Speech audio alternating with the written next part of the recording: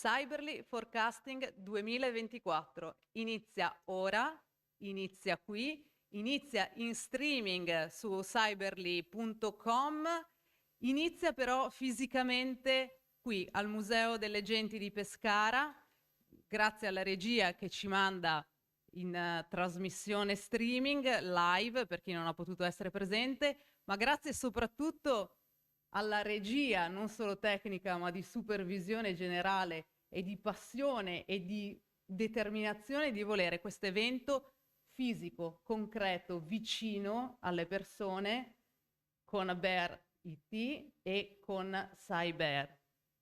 Qui abbiamo sul palco i soci, ve li vado a presentare velocemente. Alla mia destra Gaspare Silvestri, CEO, e poi Dario Di Toro, Software Foundry Manager e socio appunto di Bear IT, e poi ancora Francesco Tiberi, Antonio Petrocelli e Paolo Gallenga. Benvenuti a voi, ma soprattutto grazie per ospitarci in questo magnifico posto, dove però non potrete stare tanto comodi sulle vostre poltrone perché siamo sotto attacco. Tranquilli, perché la Cyber Security Challenge vede dei difensori al piano di sopra, li salutiamo, sono i ragazzi che si stanno preparando, che da oggi pomeriggio affronteranno questa challenge per arrivare a essere i protagonisti poi di un anno intero di preparazione grazie alla piattaforma Traimi e grazie a questo evento di oggi. Chiudo perché voglio che ci spieghi però perché siamo qui proprio Gaspare Silvestri. Si sente? Sì. Buongiorno a tutti e grazie di essere in presenza, grazie di essere collegati in streaming, insomma, per questo evento. L'idea di fondo dell'evento è molto semplice. Divulgazione, rete, networking, iniziare a sensibilizzare a differenti livelli, a differenti stadi di competenza, le persone, le istituzioni e diciamo la parte di formazione, quindi i ragazzi delle scuole superiori che si trovano al piano superiore, sulla tematica cyber security. Tematica cyber security che oggi non è una tematica esclusivamente tecnologica, ma è una tematica di approccio, di sensibilizzazione e di formazione appunto verso una problematica che è sempre più ampia. È una problematica ampia in termini di necessità di forza lavoro, su una tematica che oggi non viene, diciamo, gestita a dovere e a sufficienza, proprio perché partendo dagli apparati formativi fino a scalare poi alle aziende enterprise di settore, diciamo, non c'è collante, non c'è unione fra le varie anime. Quindi lo scopo dell'evento, e noi ci riteniamo dei facilitatori, quindi abbiamo cercato di sponsorizzare questo tipo di approfondimento, questo tipo di tematica, è di creare sempre più una rete di network, diciamo, fare da collante fra le varie anime, affinché si possa arrivare fra qualche anno ad avere, diciamo, una catena strutturata dalla scuola fino alle aziende per poter soddisfare questa richiesta, perché oggi, diciamo, è una tematica estremamente sensibile, ripeto, non solo di natura tecnologica, ma anche di singola responsabilità della persona che opera davanti a un computer. E quindi senza conoscenza, senza formazione, purtroppo non c'è grossa capacità di intervento in maniera responsabile. Vi ho detto che non potevate stare comodi perché Pasquale ha delle... Gaspare, scusami, ha delle posizioni molto dure e quindi ci metterà sotto test da questo punto di vista.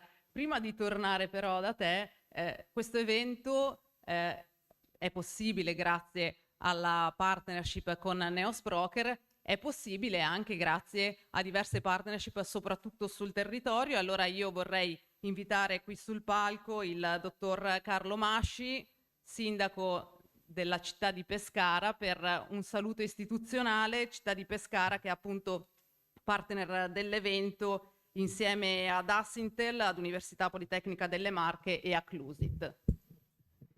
Sì, buongiorno a tutti. Io vi ringrazio per aver permesso al Comune di Pescara di partecipare a questo evento.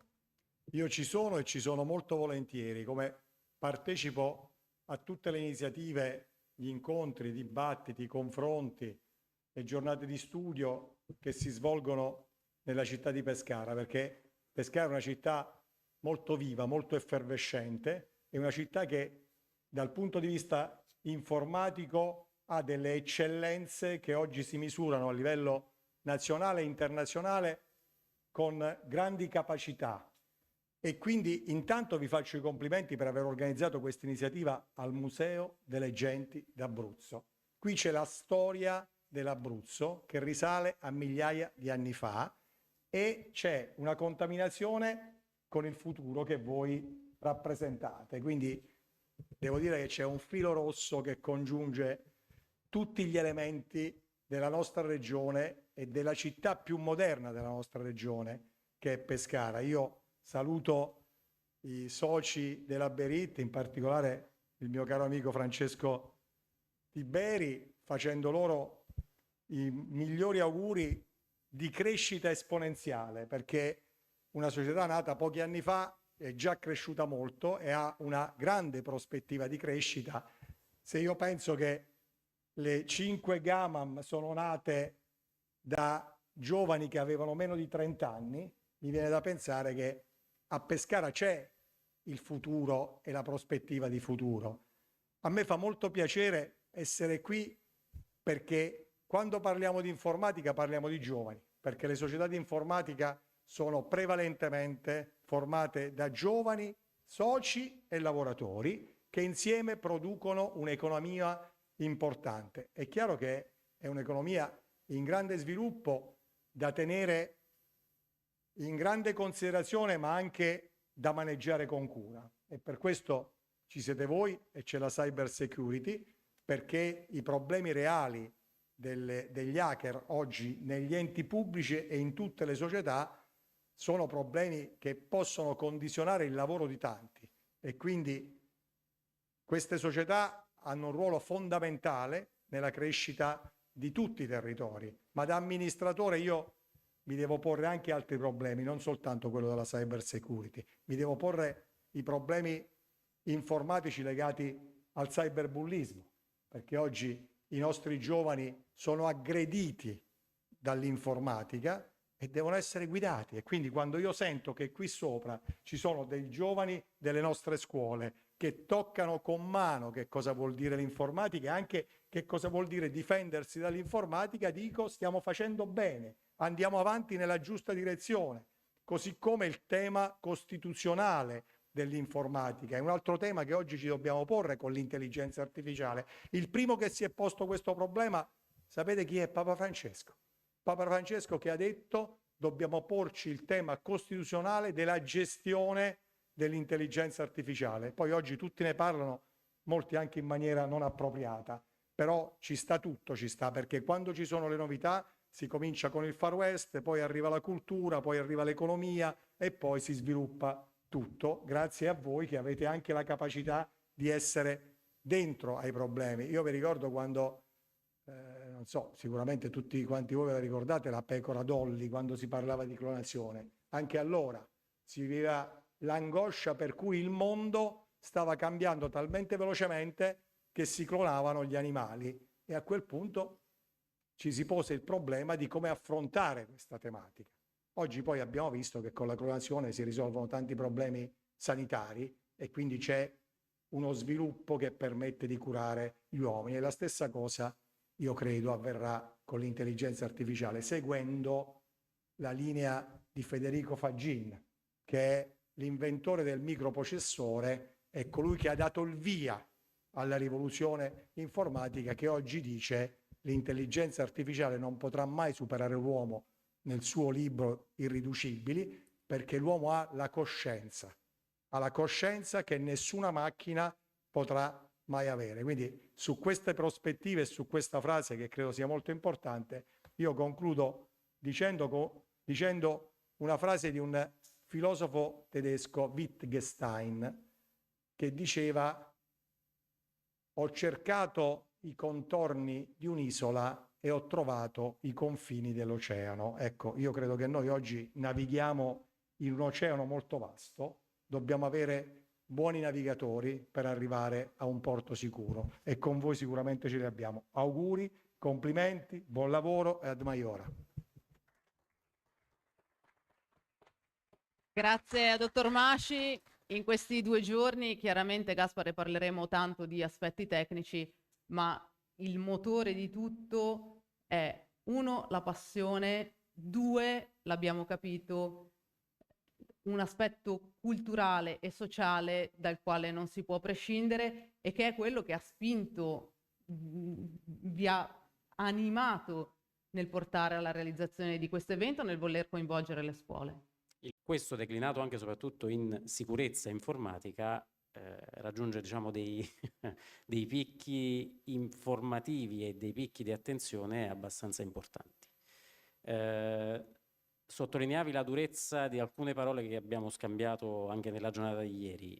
Il problema è questo: a oggi non c'è cultura, ma neanche da parte della, diciamo, del sistema scolastico, per far sì che questi ragazzi siano in grado di capire come utilizzare la tecnologia e quali sono appunto anche i risvolti negativi. Citavo il fatto che nelle nostre selezioni, nelle nostre ricerche continue, ragazzi che escono dalle scuole, anche bravi, preparati, non sanno cosa sia un log e non sanno come si possa leggere un log. E questo è indice del fatto che i percorsi formativi devono partire da una base dove innestare i vari mattoncini, che è quella di capire di fondo come funziona un sistema e come proteggerlo, declinandone poi la parte di sviluppo, la parte di sistemi, la parte di infrastrutture e così via. Oggi questo non c'è e forse l'obiettivo principale di questo evento è stimolare, se non anche provocare, quelle che sono a oggi le realtà del territorio, ma in realtà l'idea è di ampliare un po' su tutto il territorio nazionale. Inizieranno nel pomeriggio, sono l'IS Volta di Pescara, il liceo scientifico Alessandrini di Montesilvano, il liceo scientifico Da Vinci di Pescara e ancora l'ITS Sistema Meccanica e Informatica. Abbiamo però in questa giornata anche un mattone, non quanto a contenuti, nel senso che l'abbiamo definito così il magazine di Cyberly Forecasting, Dario, perché volete che questo rimanga tangibile, fisico, come promemoria del fatto che la cyber security riguarda tutti e tutti i giorni. Grazie dottor Masci, grazie per essere sui tavoli, sulle scrivanie, a ricordare che la cyber security, la cultura della sicurezza più in generale, quindi non necessariamente il sistema di difesa, il firewall, l'antivirus, ma semplicemente anche agire in modo sicuro quando si lavora, quando si sta davanti a un computer o a un telefonino, deve essere un qualcosa che deve accompagnarci tutti i giorni. Per questo abbiamo deciso anche di dare un supporto fisico al magazine. Avremmo potuto semplicemente pubblicarlo in digitale, ma interviste alle persone che partecipano all'evento, ai relatori, e a contenere gli argomenti di cui parleremo, i trend del 2024, vuole fisicamente essere lì per ricordarci ogni giorno di non commettere quell'errore, di non sottovalutare un qualcosa che andiamo a fare con il computer, una password troppo semplice, per dirla banalmente, se non cose anche più gravi. Ricordiamoci sempre un aspetto veramente fondamentale, ricordarsi ogni giorno che bisogna agire con la giusta cautela, quindi far crescere questa cultura della sicurezza in modo generalizzato, non solo ai tecnici, ma per chiunque usa un qualsiasi tipo di device. Questo magazine ha tirato la volata a Cyberly Forecasting 2024 nella forma in cui è e in cui ci troviamo in questo momento, ma vale anche viceversa, no? Sì, sicuramente. Appunto, l'idea, l'iniziativa nasce in un contesto completamente diverso, in cui di fronte a una grafica, semplicemente, ci siamo detti: questo potrebbe essere la copertina di un magazine.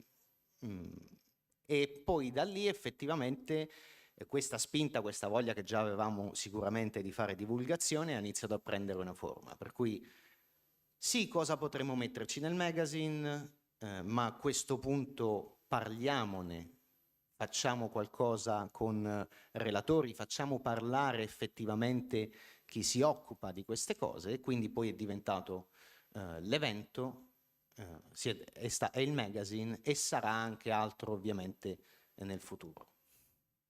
Grazie. Gaspare, vorrei chiudere un po' questa prima introduzione, la platea di possibili attacchi. Dall'altra parte però l'Europa ha anche messo con ENISA un bel sigillo, un bel timbro a questa 2 giorni di Cyberly Forecasting 2024. Assolutamente, l'ENISA ha certificato, diciamo, e validato l'evento all'interno della settimana della cyber security, fra l'altro, e quindi noi, diciamo, ufficialmente siamo patrocinati o riconosciuti come evento dall'ente europeo ENISA.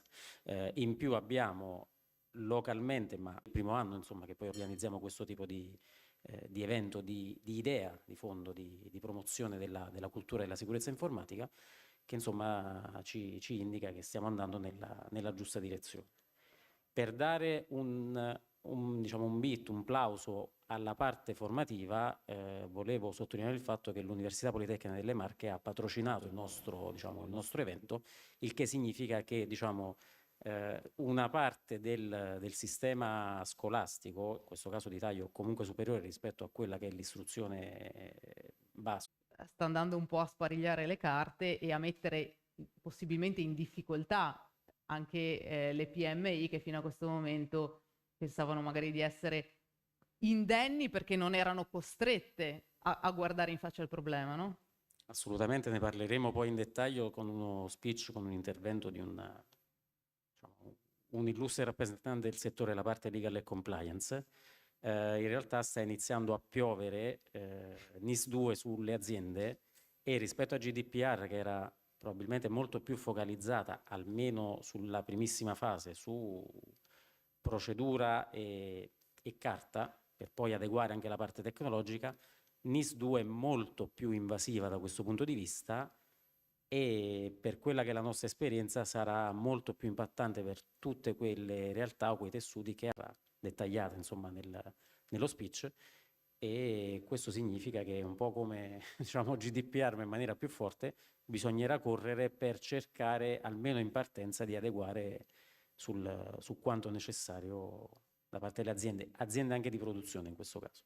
Quindi è un perimetro, un raggio molto più esteso rispetto al semplice dato, alla semplice informativa del vecchio GDPR, insomma.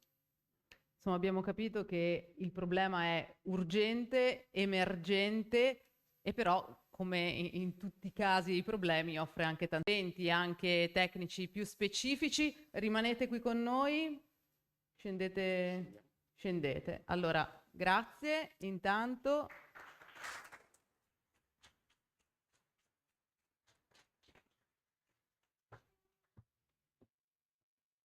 Dicevamo, è il momento di aprire agli interventi che ci portano anche dentro un po' più agli aspetti tecnici, sempre senza perdere di vista l'aspetto del servizio, l'aspetto dell'accompagnamento anche delle aziende, delle persone dedicate in azienda, a capire quale deve essere la loro postura in ambito di sicurezza. E allora il primo intervento di oggi è quello di Antonio Formato, ingegnere Cyber Security Technology Specialist di Microsoft. Ben arrivato, Antonio. Grazie dell'introduzione. Avevo detto Buongiorno. che ti avrei subito stuzzicato sul tema intelligenza artificiale. L'abbiamo accennato prima perché dicevamo con una parola tecnica di corrente, l'hype in questo momento è sull'intelligenza artificiale, ma forse noi da questa parte non abbiamo ancora ben capito che cos'è.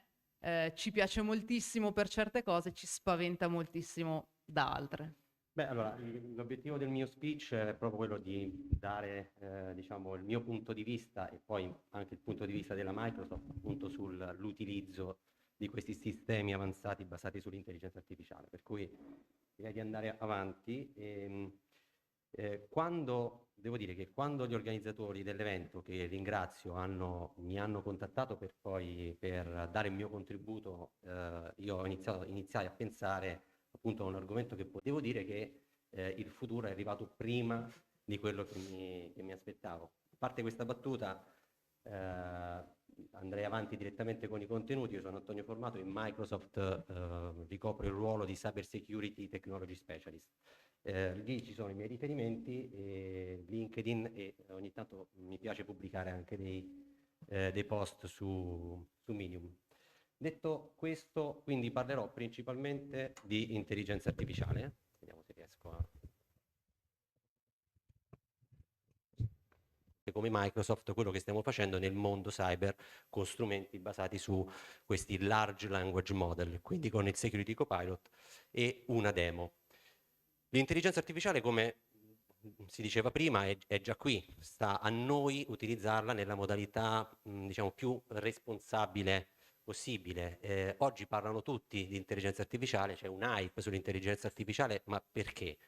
Perché sostanzialmente la utilizzano tutti, probabilmente tutti, ancora forse un termine forte, però la utilizzano in molti. Non serve più essere un'opzione dell'utilizzo di questa tipologia di strumenti. Questo non significa che prima dell'introduzione, prima di questo hype, l'intelligenza artificiale non fosse già presente, diciamo, nell'ambito cyber. Parlerò principalmente di cyber security. Ad esempio in Microsoft, le nostre soluzioni XDR, di Extended Detection and Response, ma anche sul SIEM, su Microsoft Sentinel, già da anni utilizziamo machine learning, quindi una sottoarea dell'intelligenza artificiale come elemento abilitante alla detection di particolari eventi. In futuro sempre di più a una sorta di rivoluzione anche tecnologica che in qualche modo può aiutare le aziende a proteggersi meglio, ad essere più veloci nelle risposte e anche a indirizzare tematiche legate alla carenza di competenze. Per cui questo è quello che, diciamo, vedremo oggi. Parto da un dato secondo me interessante, rimanendo sul tema dell'hype, che è appunto rappresentato da questo grafico. Questo grafico che cosa ci dice? Rappresenta il numero di mesi che, come dire, fatto impennare questo grafico. Però quello che voglio dire è che si passa dai 30 mesi di Instagram, passando ai 9 di TikTok, 2 di ChatGPT. Quindi questo a testimonianza che l'hype è anche giustificato dal fatto che questi strumenti vengono utilizzati dalle persone, vengono utilizzati quindi in ambito consumer, in ambito business, e le aziende stanno già investendo sull'intelligenza artificiale di tipo generativo, anche in modalità esplorativa, con l'obiettivo poi di andare a trasformare i propri modelli di business per erogare dei servizi. Quindi per illuminare le nostre strade, le nostre città, ad esempio. Quando l'elettricità fu introdotta nelle fabbriche, il primo caso d'uso fu quello di sostituire i motori a vapore, no? Quindi senza andare a stravolgere i processi produttivi. In una fase successiva, a partire da Ford in poi, l'elettricità invece è stata utilizzata per trasformare le fabbriche, per rivoluzionare i processi. E questo è il bello anche del possibile, anche per migliorare la vita delle persone, sotto diversi punti di vista. Poi oggi qui ci concentreremo principalmente sugli aspetti legati alla cyber security. Un breve cenno storico, per dare il contesto: l'intelligenza artificiale ha una storia, diciamo, di diverse decadi. I primi studi risalgono agli anni 50, dove si parlava di sistemi esperti, quindi cercare di produrre delle macchine che in qualche modo potessero mimare i processi decisionali umani in ambiti specifici, quindi in determinati ambiti dello scibile umano. Poi si è passato negli anni 60 e 70 a esplorare gli aspetti più legati ai modelli per compiere uno o più task. E per arrivare più vicino ai giorni nostri, parliamo anche di deep learning, quindi l'utilizzo invece di modelli matematici che si mimano in qualche modo anche la struttura del cervello umano, per arrivare all'oggetto, diciamo, della presentazione di oggi, che è la generative AI, quindi ovvero large language model, questi modelli che consentono di produrre dei contenuti, quindi di apprendere, di comprendere ciò che gli stiamo dicendo e di generare dei nuovi contenuti basati su un modello probabilistico basato sull'analisi del dataset dato come input, e questo consente di creare nuovo testo, consente di creare immagini, ci consente di creare anche voce, suoni, e si aprono quindi diversi scenari, tra cui diversi scenari applicabili anche al mondo della cyber security. In Microsoft abbiamo diversi servizi di intelligenza artificiale. Questi possono essere utilizzati come mattoncini base per consentire alle aziende di poter sviluppare le proprie applicazioni in maniera moderna, come accennavo prima, poter ridisegnare dei processi di business, dei processi produttivi. E quindi parliamo di sistemi per la comprensione del testo, della computer vision, parliamo di ambienti di machine learning dove le aziende, ma anche i ricercatori, le università possono sviluppare i propri modelli, e abbiamo iniziato anche a inserire l'utilizzo dell'intelligenza artificiale anche nei prodotti, nei servizi software as a service di Microsoft 365, Dynamics, e quindi anche nel mondo della cyber security. Mi sono divertito a utilizzare Azure OpenAI fornendogli un paio di prompt large language model. Quindi questo ci consente di, mi piaceva, come dire, dare uno spunto anche su come, sull'efficacia che poi possono avere questi tool nel produrre dei nuovi contenuti. Produrre nuovi contenuti che comunque dobbiamo comunque considerare anche degli aspetti di natura, come dire, di natura etica legati a questo. Questo non possiamo, diciamo, non citarlo. Andando più ma non solo io, mi sto riferendo, come vedete in basso a destra, anche a degli studi che sono partiti intorno al 2019 nell'ambito di un'organizzazione dell'Unione Europea, dove si affrontava appunto questa tematica, l'intelligenza artificiale per la cyber security e la cyber security per l'intelligenza artificiale. Nel primo caso, che cosa possiamo segnalare? Questo studio segnala che l'intelligenza artificiale può essere un elemento abilitante per migliorare i processi legati alla cyber security, perché proprio i propri task, definiamoli malevoli, agire per tempo è sicuramente importante. Quindi il tema della velocità, ridurre la complessità operativa e da non sottovalutare anche il tema delle competenze, quindi degli skills gaps. Sulla destra invece vediamo gli aspetti di cyber security per l'intelligenza artificiale. L'intelligenza artificiale, qualsiasi essa sia, utilizza comunque dei sistemi T per poter essere erogata da set, perché a seconda dell'input che diamo a questi modelli possiamo influenzare in maniera positiva o negativa anche l'output dei modelli stessi. E quindi questo è un punto. E poi c'è il tema dello sviluppo, questo è un tema molto caro, a me molto caro, dello sviluppo di nuove applicazioni basate su LLM, quindi sui large language model. E lo sviluppo di queste nuove applicazioni pone, come dire, al centro dell'attenzione nuovi elementi di rischio che dobbiamo considerare, perché è un qualcosa che prima non esisteva, e su questo poi ho magari una slide, diciamo un organismo no profit internazionale, poi lo vedremo. In Microsoft come utilizziamo la generative AI? Il punto importante che voglio sottolineare è che noi non utilizziamo la generative AI per sostituire le persone o per sostituire dei prodotti o dei tool esistenti. Il nostro uso dell'intelligenza artificiale è in termini di assistente in determinati domini, per cui abbiamo diversi copilot, per questo li chiamiamo copilot, appunto per sottolineare il caso d'uso di assistente. Per quanto riguarda lo sviluppo applicativo, il primo sviluppato è stato appunto sul GitHub, Microsoft 365 Copilot, per arrivare poi a quello che vi farò vedere oggi, l'ultimo della famiglia, Security Copilot. Quindi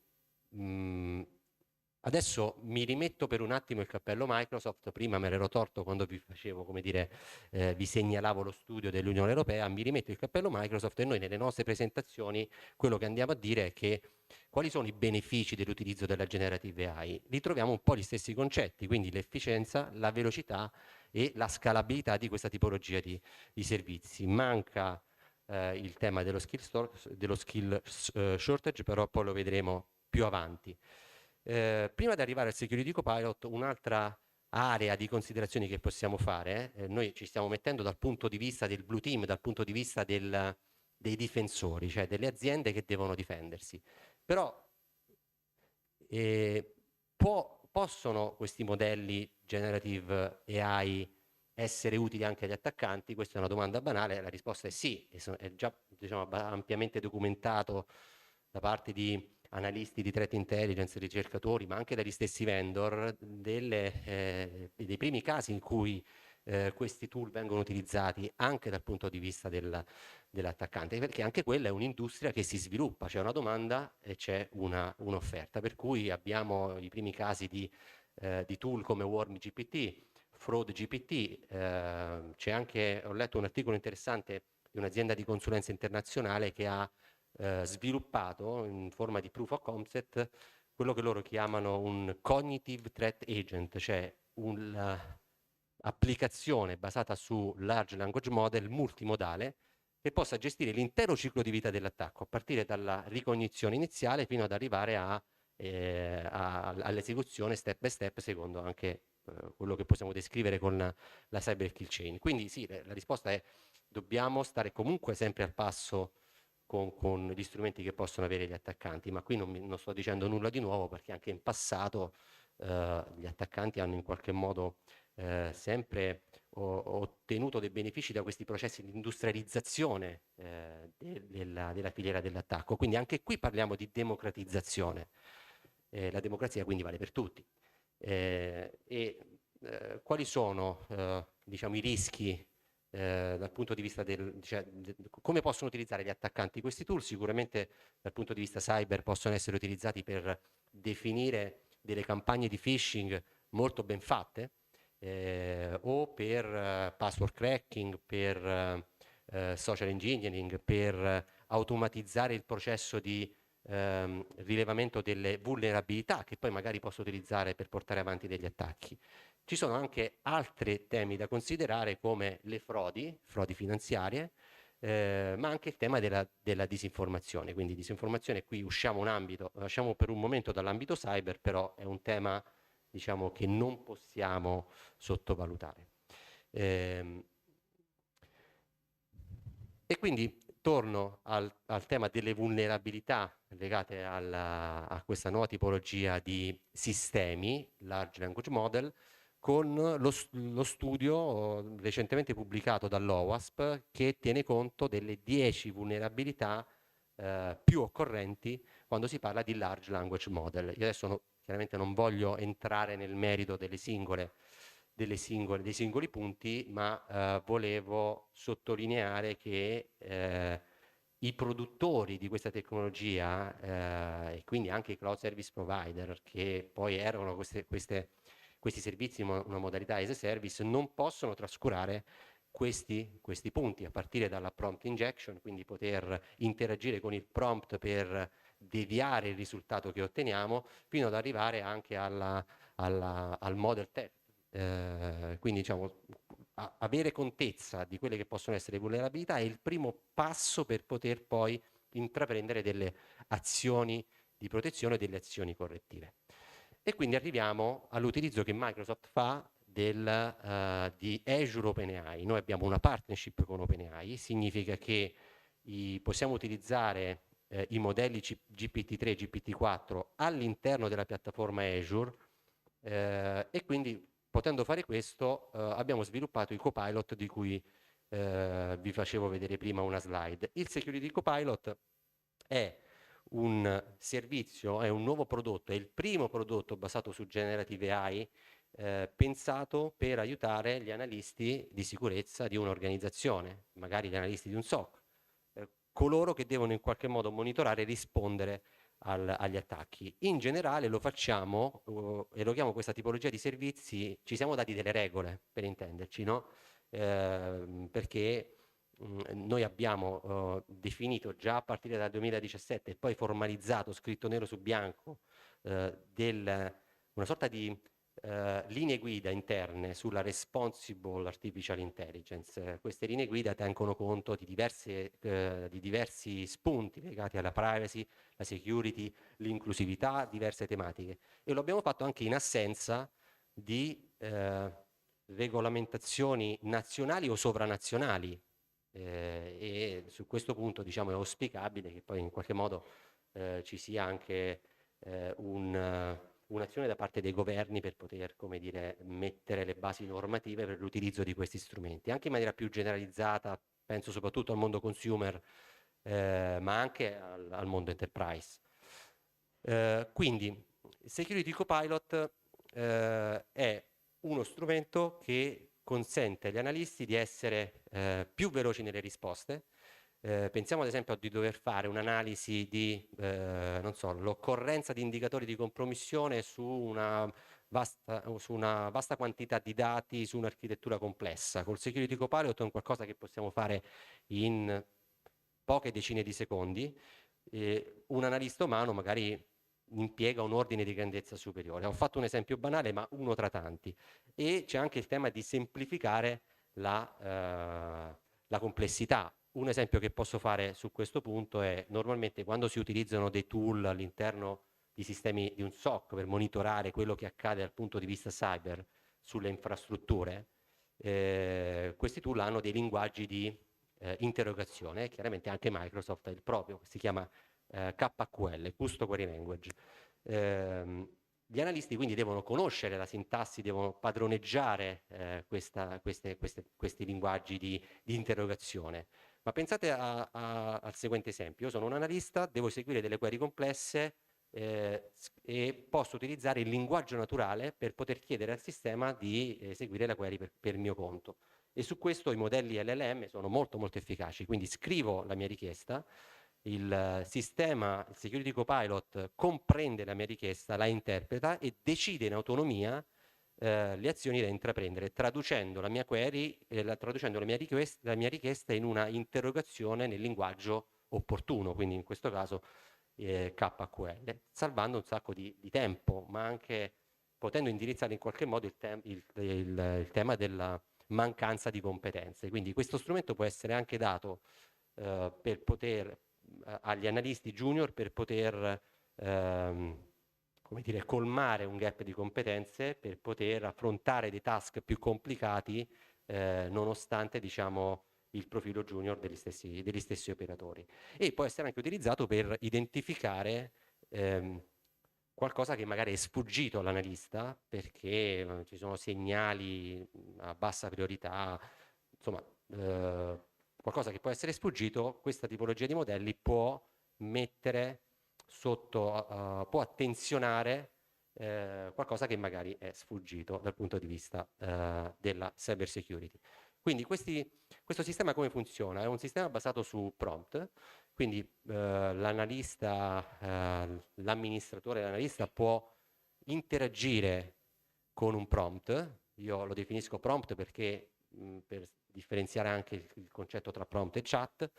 Quindi posso chiedere, dammi informazioni rispetto all'ultimo incidente, oppure fammi un summary, un report dell'analisi di questo incidente, oppure qual è il livello di esposizione alle vulnerabilità della mia infrastruttura, come posso migliorare la mia postura di sicurezza secondo questa tipologia, rispecchiando i principi di questa particolare normativa. Questi sono soltanto degli esempi, poi vedremo nella pratica anche dei casi più concreti. Security Copilot quindi funziona, vi do qualche cenno architetturale, è un servizio erogato nel nostro cloud, utilizza il modello GPT-4 OpenAI in Azure, quindi in Azure OpenAI, su infrastruttura Azure. Questo è un modello foundational, quindi un modello generico Questo modello è complementato da modelli specifici del mondo cyber sviluppati da Microsoft. È lì che vedete all'interno di quel cerchio Microsoft Security. E il tutto è su infrastruttura Azure, quindi questi servizi nel nostro cloud ereditano anche tutti gli accorgimenti e le certificazioni che abbiamo nel mondo cyber e nel mondo conformità. Quindi anche come l'accesso ai dati, la modalità con cui utilizziamo le informazioni dei clienti, il fatto che le informazioni dei clienti non vengono utilizzate per trainare i modelli.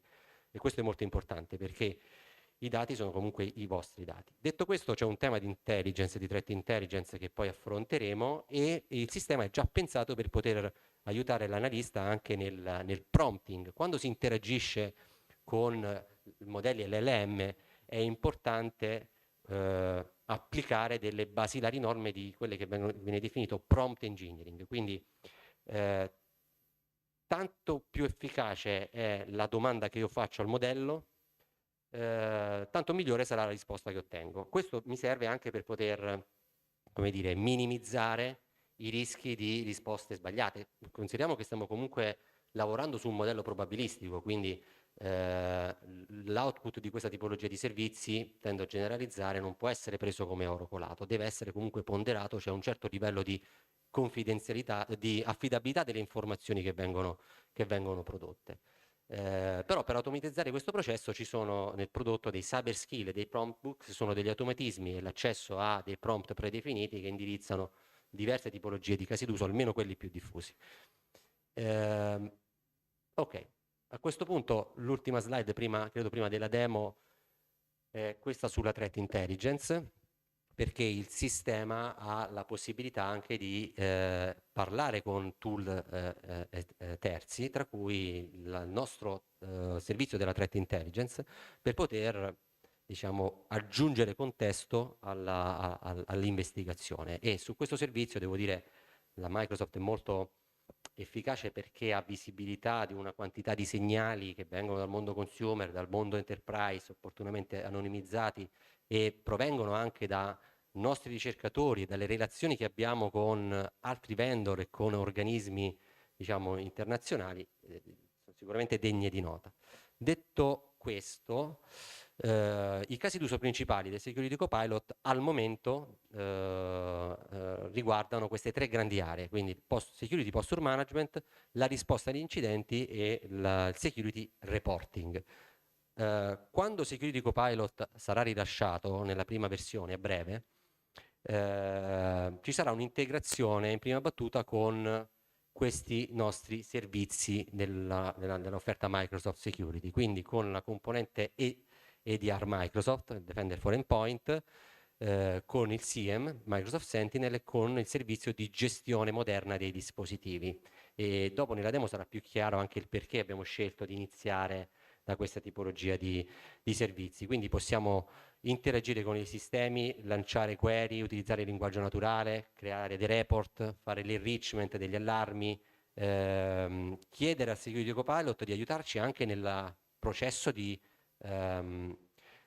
reverse engineer di malware, ad esempio, che è tipicamente un'area dove vengono richieste delle competenze sicuramente significative. Detto questo, in una fase immediatamente successiva al rilascio avremo delle integrazioni anche con altri servizi del mondo Microsoft, Purview, Priva, quindi che guardano alla data security e alla privacy, e stiamo già sviluppando delle integrazioni con terze parti, perché l'obiettivo è quello di essere aperti diciamo, a quello che i clienti hanno in casa. Quindi stiamo sviluppando un'integrazione con ServiceNow e anche con Splunk, che avverrà in futuro. E a questo punto partirei con questa demo, che è una demo pre-registrata. Il Security Copilot si presenta come un prompt, quindi un'interfaccia abbastanza snella dove il Security Analyst può interagire con linguaggio naturale. Quindi qui io gli chiedo, puoi prepararmi un summary dell'incidente che ti ho segnalato nel prompt? E a questo punto il Security Copilot comprende la mia richiesta, traduce la mia richiesta in diversi task, decide quali sono i task da implementare e le interrogazioni da fare verso i sistemi e mi produce un breve summary testuale dell'incidente che ho richiesto. Se avete visto bene durante la fase di produzione dell'informazione, il sistema evidenzia sempre tutti gli step che il modello intraprende. Questo per questioni di trasparenza, ma anche per poter dare all'analista una misura riguardo il livello di affidabilità di questa tipologia di informazione. Come vedete qui in basso c'è anche un disclaimer che dovrebbe secondo me essere presente in tutte le applicazioni che utilizzano modelli LLM, che essendo una risposta basata su AI potrebbe essere sbagliata. Quindi il punto è la trasparenza. Qui vediamo nel summary, senza entrare nei dettagli, che ci sono 3 entità che sono state censite nel nostro allarme: un indirizzo IP, un host e un'identità, un account. Quindi il punto successivo, quello che è possibile fare, è possibile chiedere nel prompt, puoi darmi maggiori informazioni sulle entità, e a questo punto il sistema elaborerà una risposta basata su delle azioni, farà delle interrogazioni e mi darà come risultato delle informazioni aggiuntive entità per entità.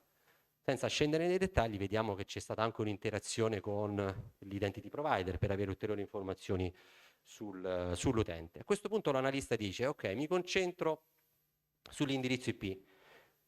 Perché questo indirizzo IP è malevolo? Mi aiuti a capire meglio, e a questo punto entra in gioco anche il ruolo della threat intelligence. Security Copilot può interrogare il servizio della threat intelligence e a questo punto arricchire l'informazione con una serie di ulteriori dettagli che adesso vedremo. Sostanzialmente qui il sistema sta elaborando la richiesta, sta decidendo le azioni da intraprendere e poi interagirà con n altri sistemi. E a questo punto l'analista sa che quell'indirizzo IP è malevolo con ogni probabilità, perché è associato a un particolare threat actor, a un autonomous system che è noto per comportamenti, diciamo, malevoli, e che è un IP sul quale abbiamo visto l'utilizzo del tool Cobalt Strike.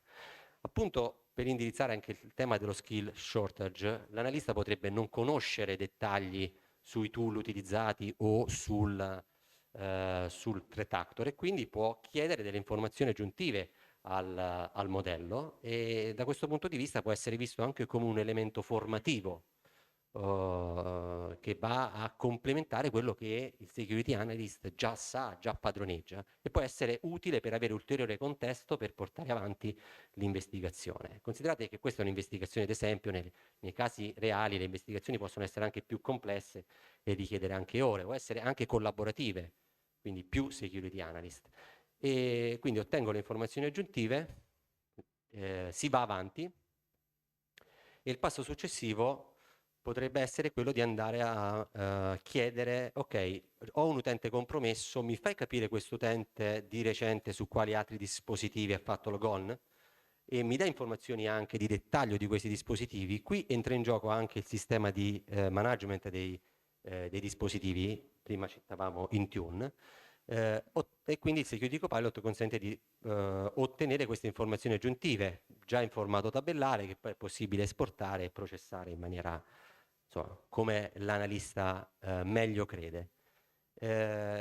A questo punto, andando verso la fase finale, diciamo, di questa breve dimostrazione, il tema dell'hunting. Quindi l'analista può dire: ok, ho bisogno di effettuare un hunting avanzato, quindi delle ricerche, quelle di cui parlavo prima, nel nostro caso KQL, rispetto ai servizi che sto monitorando. E in questo senso, diciamo, il servizio il Security Copilot può tradurre ed eseguire per conto dell'analista queste query anche complesse, come vediamo lì in alto c'è del codice, e proporre sull'interfaccia dell'analisi già i risultati, quindi senza che l'analista si debba spostare su altri tool, seppur all'interno del nostro ecosistema per ora, e poi in futuro anche su terze parti. E infine un altro task sul quale devo dire questi modelli LLM sono molto efficaci è la reportistica. Quindi Qui stiamo chiedendo al Security Copilot un report basato sull'investigazione precedente e da questo punto di vista questi modelli sono molto molto efficaci, quindi quello che vedremo qui è un summary testuale di quello che è accaduto. Quello che invece è possibile fare in aggiunta a questo, io lo trovo molto molto più efficace, è interagire con il prompt per poter dire ok, ho questo report, ho queste informazioni, forniscimi un report di 2 slide PowerPoint scritte sul layout aziendale da fornire a questi interlocutori di business, perché magari li devo portare al tavolo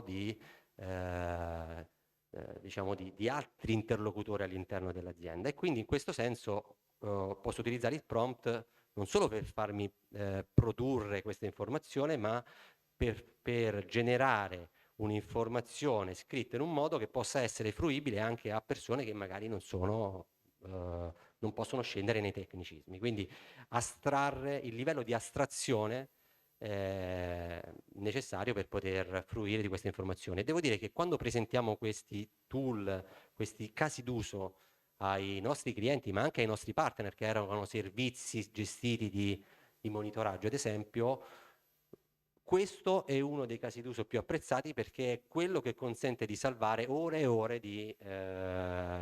diciamo, di lavoro per produrre un'informazione.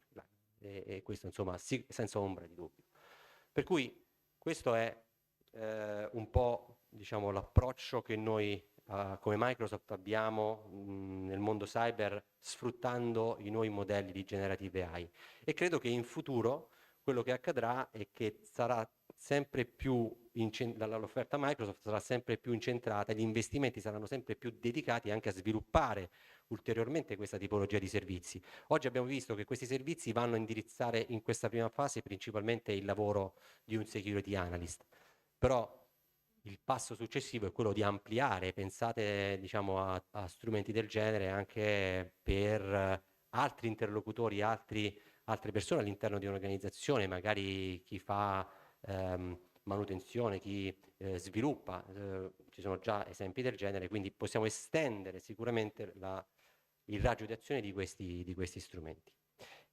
Questo però non prescinde che gli operatori in qualche modo debbano comunque avere un minimo di formazione dedicata a questo nuovo dominio della conoscenza umana, questo nuovo dominio del mondo cyber. Per cui se ci sono delle domande sono a disposizione e spero che insomma l'intervento sia stato di interesse. Prego.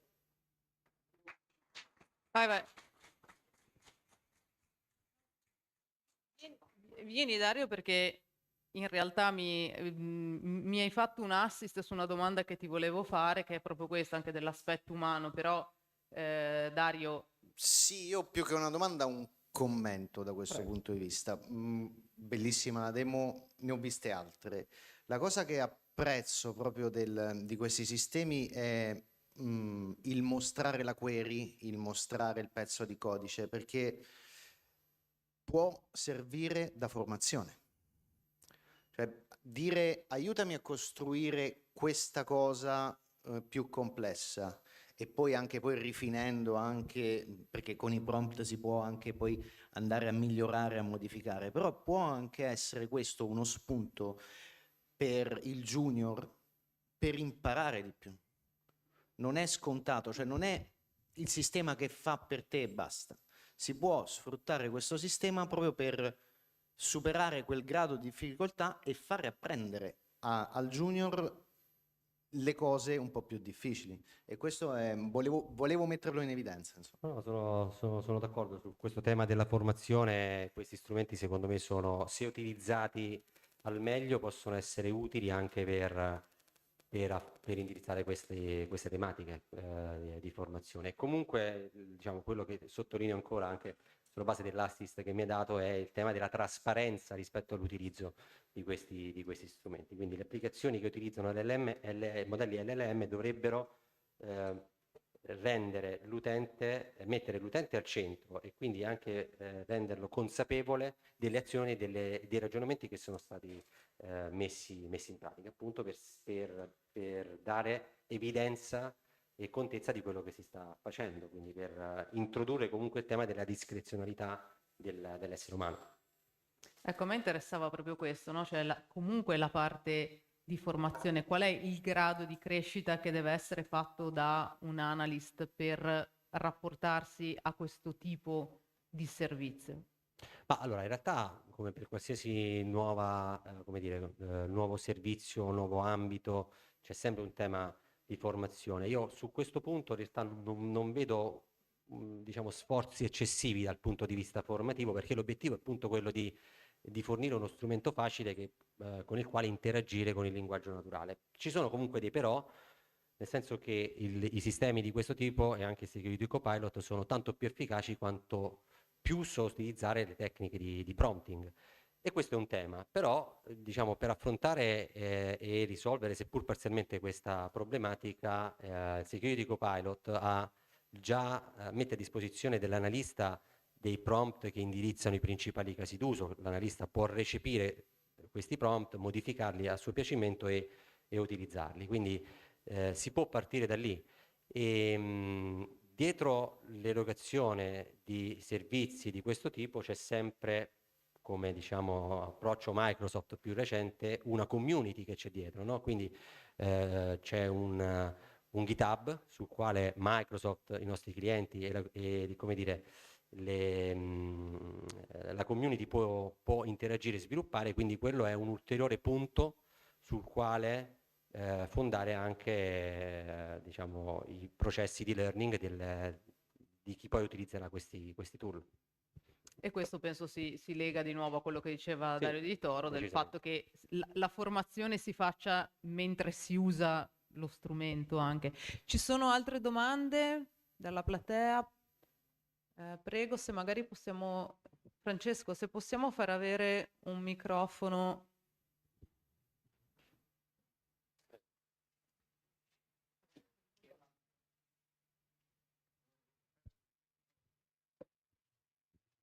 Grazie.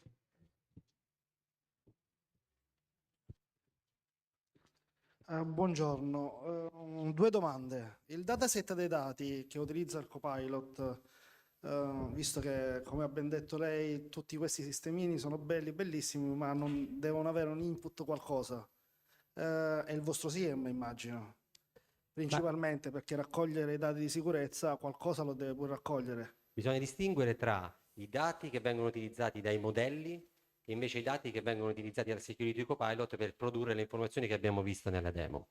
Le informazioni che abbiamo visto nella demo... Mi scusi, i modelli e i dati per quanto riguarda il prompt che abbiamo visto.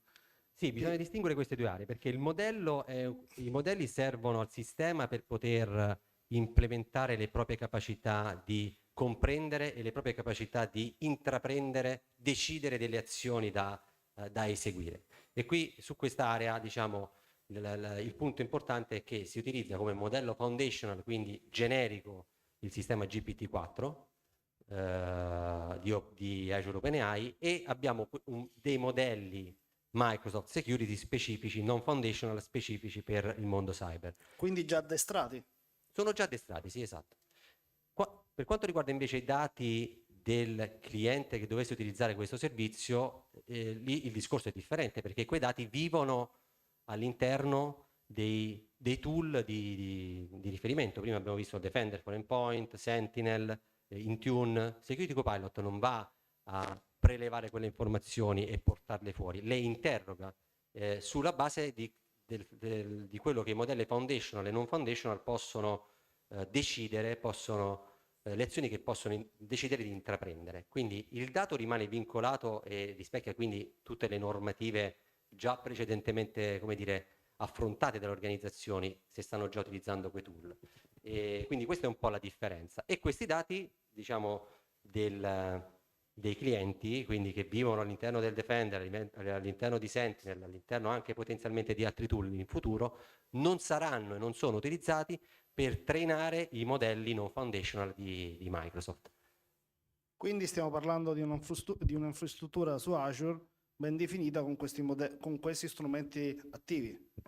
Sì, tutto il servizio è basato, è erogato in una modalità as a service utilizzando il cloud. In cloud con Azure. Perfetto. Quindi anche quando ho citato il modello GPT-4 di OpenAI, non stiamo utilizzando il modello consumer di OpenAI, stiamo utilizzando, in virtù della nostra partnership e degli investimenti che abbiamo fatto in OpenAI, il modello Azure OpenAI, quindi in Azure, e in quanto tale, in quanto diciamo eseguito su Azure, rispecchia tutta una serie di requisiti anche di tipo normativo e di conformità. Un altro punto è che nell'ottica, e con questo chiudo, nell'ottica della corresponsabilità nell'erogazione di un servizio cloud, quindi parte della responsabilità è del cloud service provider, parte è del cliente, dell'organizzazione finale, a seconda del modello operativo, ci sono dei margini, cioè se io utilizzo Azure OpenAI per lo sviluppo di un'applicazione basata su LLM che decido io, posso utilizzare Azure OpenAI in un contesto architetturale all'interno di Azure del quale io ho il controllo, quindi posso decidere come perimetrarlo, posso decidere come proteggerlo, posso decidere di come erogare il servizio nella modalità che più si avvicina alle mie esigenze. Quindi c'è questo tema comunque di questi gradi di libertà che le organizzazioni possono utilizzare per rendere il più conforme possibile l'utilizzo di questi servizi, secondo le proprie esigenze. Grazie. Qualche altra domanda dalla platea? Allora, grazie Antonio Formato. Grazie a voi. Grazie.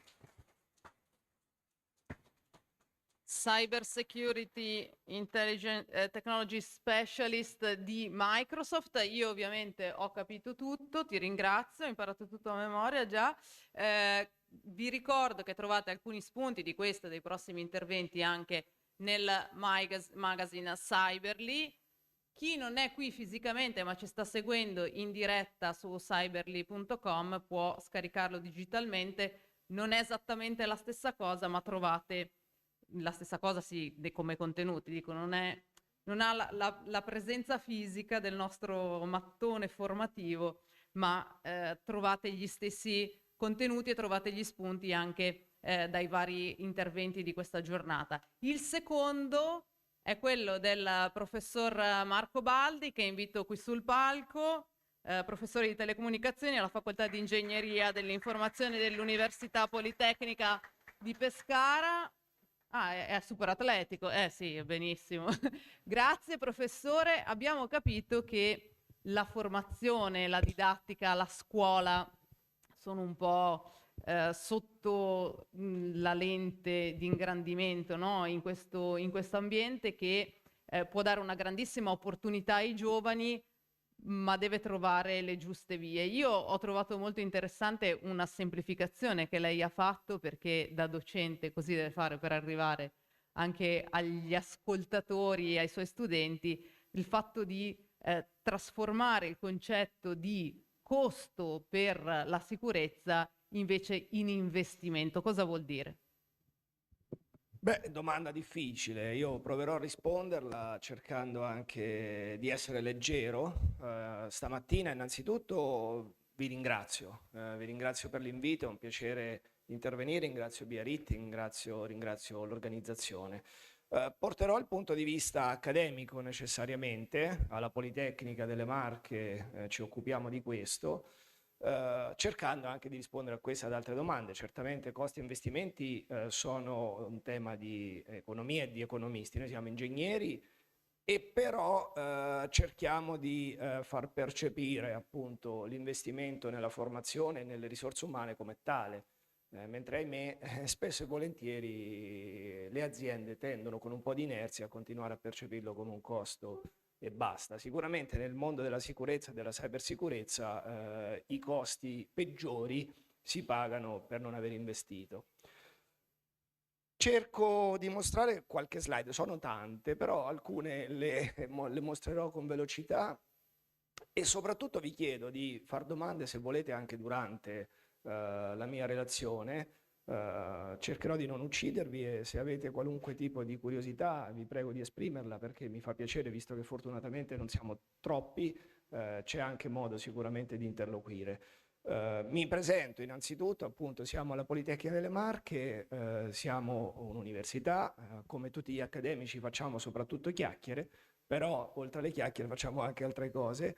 che spero servano, e la dimostrazione, grazie a Dio, ogni tanto ci torna, soprattutto in questo ambito della cyber security in cui ci siamo addentrati ormai da parecchi anni, credendoci, investendo il nostro tempo, le nostre risorse e quelle dei nostri colleghi interessati e volenterosi ad impegnarsi in questo ambito. Quella che vedete qui è una foto di una delle squadre di Ethical Hackers, visto che stamattina già si è parlato, no, di competizioni cyber e di questa disciplina che è quella dell'hacker etico, o appunto dal cappello bianco. Noi ogni anno addestriamo una squadra di Ethical Hackers aderendo a una delle iniziative, in questo caso quella del Laboratorio Nazionale di Cyber Security, che si chiama Cyber Challenge, e che è volta proprio a intercettare questi talenti che hanno tra i 16 e i 24 anni, quindi sono giovanissimi, e che si misurano competendo tra di loro, poi su scala regionale, poi su scala nazionale, poi su scala internazionale, andando alle competizioni europee. Abbiamo allestito un gruppo di cyber security che si occupa di queste cose, vede soprattutto colleghi dell'ingegneria dell'informazione, noi siamo appunto ingegneri, quindi ingegneria informatica, ingegneria elettronica, telecomunicazioni, ma coinvolge anche colleghi di altre discipline che sono necessariamente invocate quando si parla di cyber security, come ad esempio la giurisprudenza, come ad esempio le materie della medicina, dove i dati sanitari sono diventati un elemento di criticità. Abbiamo fondato, qui non si vede la scritta, ma CRISPI sta per Centro di Ricerca e Servizio per la Privacy e la Cyber Security della nostra università. Aderiamo a delle reti nazionali molto importanti, di cui siamo stati anche cofondatori: il Laboratorio Nazionale di Cyber Security del CINI e la recentemente istituzionalizzata Associazione Nazionale di Crittologia, De Componendis Cifris. Ci occupiamo infatti molto di crittografia e di applicazioni della crittografia. Oltre a questo abbiamo anche ricadute extra accademiche, ad esempio l'avvio di società spin-off. Qui ad esempio oggi c'è l'ingegner Valenti che da ricercatore della nostra università ha diciamo, deciso e intrapreso l'avventura di diventare imprenditore fondando un'azienda spin-off dell'università che si occupa di cyber security e che poi si mette a disposizione delle aziende, perché ovviamente le metodologie dell'università sono tipiche dell'università, quelle delle aziende a volte sono diverse sotto alcuni aspetti. Allora, quello che il titolo del mio intervento oggi è parla, no, di cyber security IT, IoT o IoT e OT, sembra uno scioglilingua. Il sottotitolo vuole essere: dal mondo cyber, la cyber security è una cosa cyber per definizione, al mondo fisico. Quindi IT normalmente per noi significa information technology, OT significa operation technology, cioè macchine. In mezzo che cosa c'è? Sicuramente nel mondo fisico ci sono dei problemi con cui tutti i giorni ci troviamo a confrontarci, no? Il territorio è sotto attacco, spesso è un titolo che risuona. Questa è una fotografia fatta con uno dei motori che permettono di verificare l'esposizione cyber, no? Andando a guardare com'è il territorio oggi sotto tanti punti di vista, questo è uno dei tanti punti di vista, viene fuori una fotografia spesso sorprendente negativamente. Qui parliamo di una vulnerabilità, per chi è un po' più addentro, che si chiama Heartbleed, che riguarda i server OpenSSL, una vulnerabilità nota dal 2014, quindi non è una cosa accaduta ieri. Se noi fotografiamo l'esposizione dei sistemi collegati a internet a questa vulnerabilità, viene fuori qualcosa di questo tipo. L'Italia ha un bollino rosso, non a caso diciamo, ma di testimonianze di impatto della cyber security nel territorio, nel mondo reale, ce ne sono tantissime. Qui vedete alcune rivendicazioni di un gruppo hacker che si chiama di hacker criminali, cioè di quelli col cappello nero, che si chiama Conti, risalenti all'autunno del 2021, dove ci sono le aziende che sono state compromesse, e questo è il cosiddetto data leak site, no? Dove loro rivendicano l'attacco e chiedono normalmente dei riscatti. Ce ne sono 2 lombarde e noi marchigiani non ci facciamo mancare nulla, perché ce n'è una marchigiana colpita nell'autunno 2021, cosa che poi è andata su tutti i giornali, eccetera, eccetera. Aziende sotto attacco. istituzioni sotto attacco. Questo è un cimelio che io conservo, sono 2 articoli di giornale del Resto del Carlino che riguardano ancora le Marche. Un piccolo ospedale delle Marche a Iesi fu colpito da un ransomware nel 2015. Stiamo parlando di un'era geologica fa dal punto di vista della cyber security. Ecco, un anno dopo, ad esempio, fu colpito l'Hollywood Presbyterian Medical Center, un grandissimo ospedale californiano, con articoli dappertutto dicendo siamo dovuti tornare a usare la carta e la penna per fare i referti, i pazienti del pronto soccorso li abbiamo dovuti mandare in altri ospedali, abbiamo chiuso 2 dipartimenti nell'Hollywood Presbyterian Medical Center, è stato un putiferio dovuto a un attacco ransomware. Noi nelle nostre piccole Marche siamo stati dei pionieri da questo punto di vista, perché un anno prima il piccolo ospedale di Iesi, che pochi conoscono, era già sul giornale con un attacco analogo. Cosa dimostra questo? Beh, innanzitutto, quando lo dico anche ai miei studenti, dimostra che la distanza tra un attaccante e un attaccato è la stessa in tutto il mondo. No, uno potrebbe dire a Hollywood, no, fanno le cose in grande, per cui dici quelle cose lì a noi perché dovrebbero accadere? Ma un attaccante spesso muove un attacco su scala massiva tramite internet, la distanza tramite internet è la stessa e quando trova una vittima la colpisce, sia che stia a Hollywood sia che stia a Iesi. E come questo di testimonianze ne abbiamo tante. Perché? Da dove nasce questa situazione? Ma nasce sicuramente da una miscela esplosiva che si è andata realizzando negli anni ed è andata peggiorando negli anni. Quali sono gli ingredienti di questa miscela esplosiva? Ma il primo è abbastanza stucchevole, diciamo, però bisogna rendersene conto. Si chiama Internet Everywhere ed è quello che tutti noi desideriamo, no? Sia nel mondo personale sia nel mondo produttivo, cioè iperconnettività. Noi siamo iperconnessi, noi stessi, lo sono le nostre case, lo sono le nostre fabbriche, lo sono le nostre aziende. Tante volte agli studenti propongo un giochetto, uno scherzo, dicendo contate i dispositivi che avete connessi a internet. Non è un giochetto, perché se uno guarda il framework nazionale di cyber security, ad esempio, uno dei primi controlli che vengono suggeriti è il censimento dei dispositivi connessi a internet. Uno dice, ma sembra un esercizio abbastanza stupido, no? Io l'ho sbagliato sistematicamente, i miei studenti sistematicamente lo sbagliano. C'è chi tende a rispondere meno di 3, da 1 a 3, e questa è una risposta che vale per lo 0% della popolazione. Tra 3 e 6, 5% forse. Tutti noi abbiamo più di 6 dispositivi connessi a internet e nelle nostre case normalmente ce ne sono tra 10 e 20. Magari anche voi potreste dire no, in casa mia no, contateli bene, senza dimenticare nulla, perché ci vuole poco a connettere un dispositivo a internet. Compresi giochi dei bambini, comprese televisioni, comprese chiavette di Amazon, Google, chi che sia, compresi elettrodomestici, compresa la domotica e tutto il resto, la videosorveglianza, gli allarmi e così via. Si arriva tranquillamente a una ventina di dispositivi a casa. Dati, secondo ingrediente della miscela esplosiva.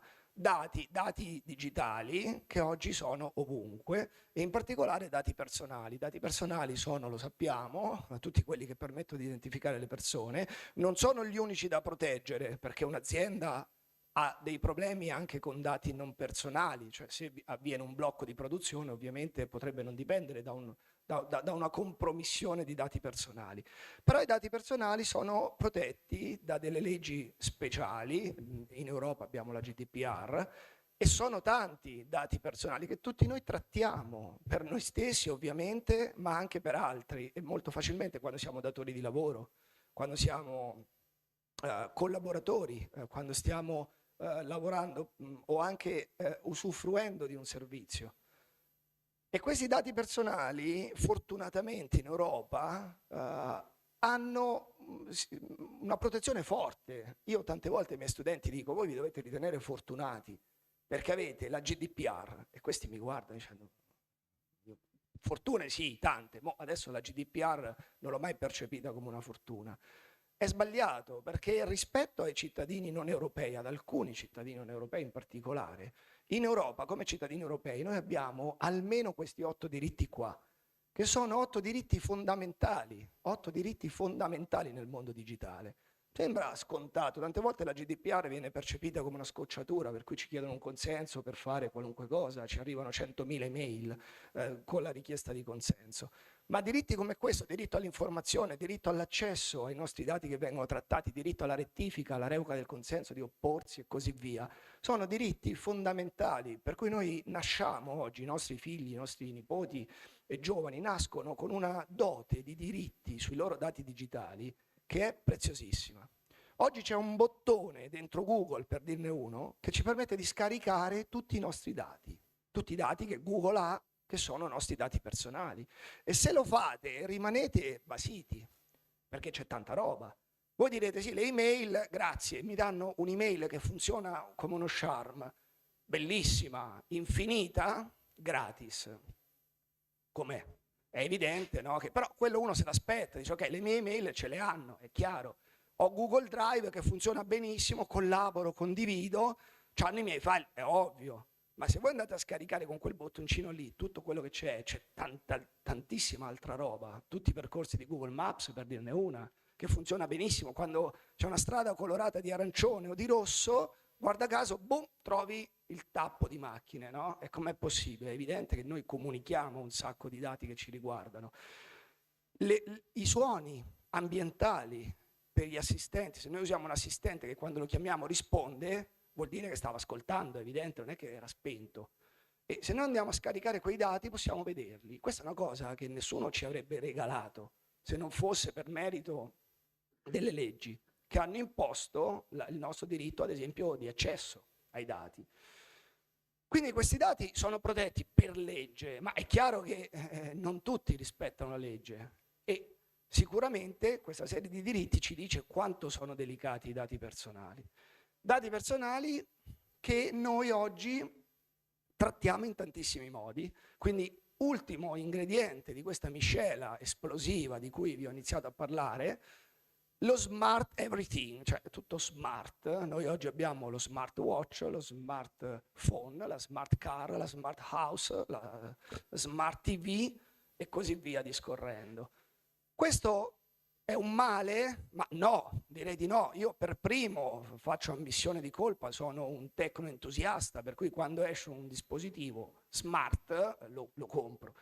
Anche in maniera abbastanza inopinata, io ho comprato degli oggetti che mi vergogno di ammettere, insomma, però esistono dei gadget tecnologici che fanno delle cose, no, inaspettate. Adesso ve ne dico uno così per scherzare. C'è uno scatolino che è un comando infrarosso universale, per cui voi mettete quell'oggettino lì nel vostro salone di casa e quello impara tutti i telecomandi, per cui se vi dimenticate dove avete messo il telecomando del condizionatore, no? Che uno magari d'inverno non lo usa, poi a primavera va a cercarlo e dice, lui ha imparato tutti i telecomandi, quindi lui può comandare tutti i dispositivi infrarossi della stanza, che magari sono parecchi perché c'è il televisore, il condizionatore, ci può stare dell'altro. Si collega a internet dall'altro lato, perché vi dà una bella app con la quale voi potete decidere adesso accendo il condizionatore, spengo il condizionatore, accendo il televisore, accendo tutto il resto. È un oggetto smart che diventa anche importante in quel locale, perché può attivare e disattivare i controlli. È un oggetto smart che usa una tecnologia cloud, che ha un produttore non ben identificato e che manda e riceve dati. Da una parte però semplifica un po' la nostra vita, oppure, non lo so, lo percepiamo come necessario, anche se magari non lo è. E quindi così ci riempiamo l'esistenza di oggetti smart nella vita personale. Adesso stiamo ancora parlando della vita personale, poi mi affaccerò, diciamo, nel mondo produttivo. Quindi mescolando tutto questo, che è bello ovviamente, no? È un'evoluzione del nostro mondo, del mondo digitale, dell'era digitale, otteniamo questa miscela esplosiva. Questa miscela esplosiva come la possiamo chiamare? Ma allora chi si occupa di cyber security la chiama aumento della superficie di attacco. Che vuol dire? Vuol dire che se io devo difendermi da un'intrusione domestica, da un tentativo, no, di accesso non autorizzato a casa, una questione è se ho una casa di quelle di una volta con le finestrine piccole, poche, una porta e basta. Diversa è la questione se io ho 4 porte, 20 finestre enormi E la superficie da difendere, chiaramente, se chiamo un installatore di allarmi anti-intrusione, è ben diversa, il preventivo che mi farà sarà ben diverso.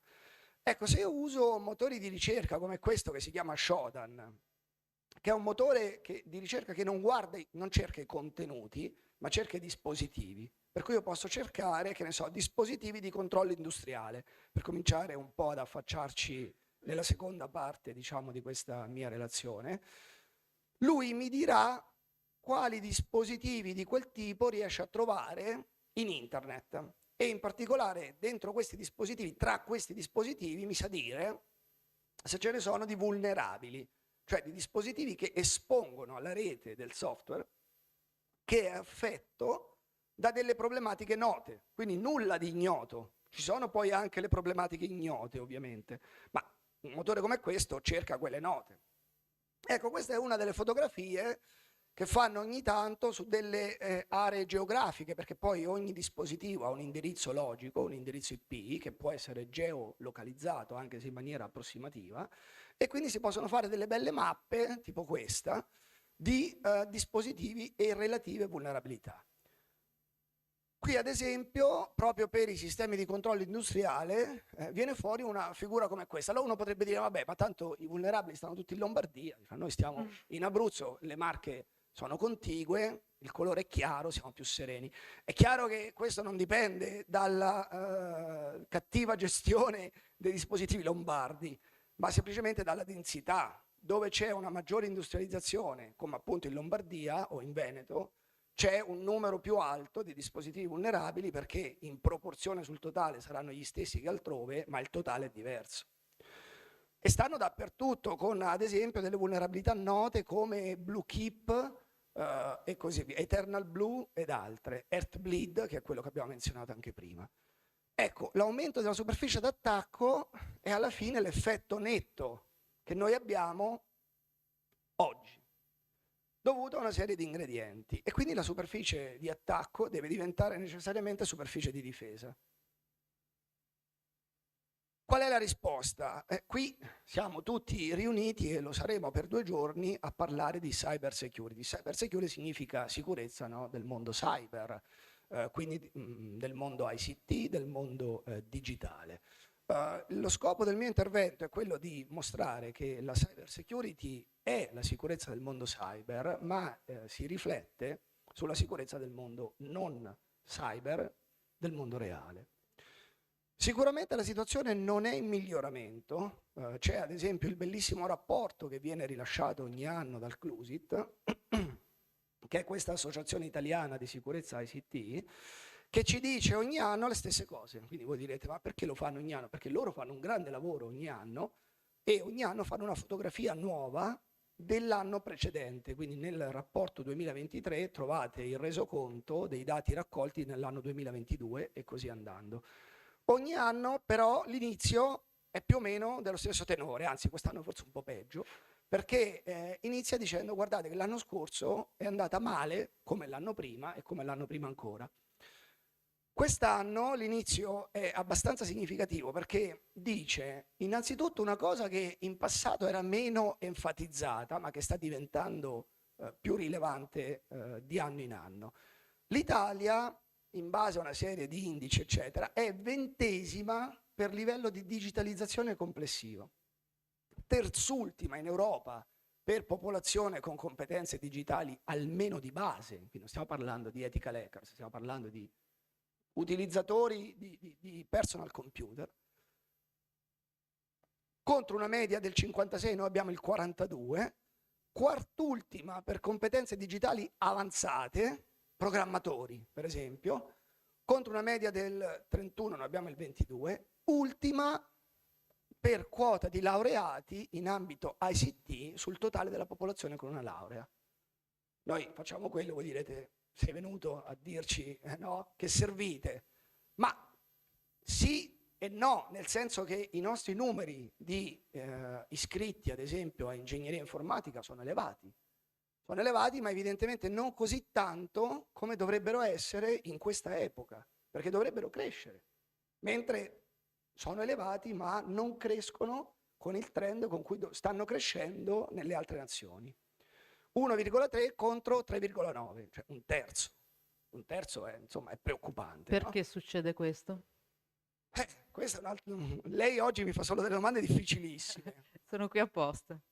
Allora, ci sono tante risposte. Questa cosa è successa negli Stati Uniti tanti anni fa. E qualcuno dice che le discipline STEM, cioè scientifiche, tecniche, mediche, diventano meno attrattive col passare del tempo per via di questioni sociologiche. Cioè lo studente giovane sceglie delle discipline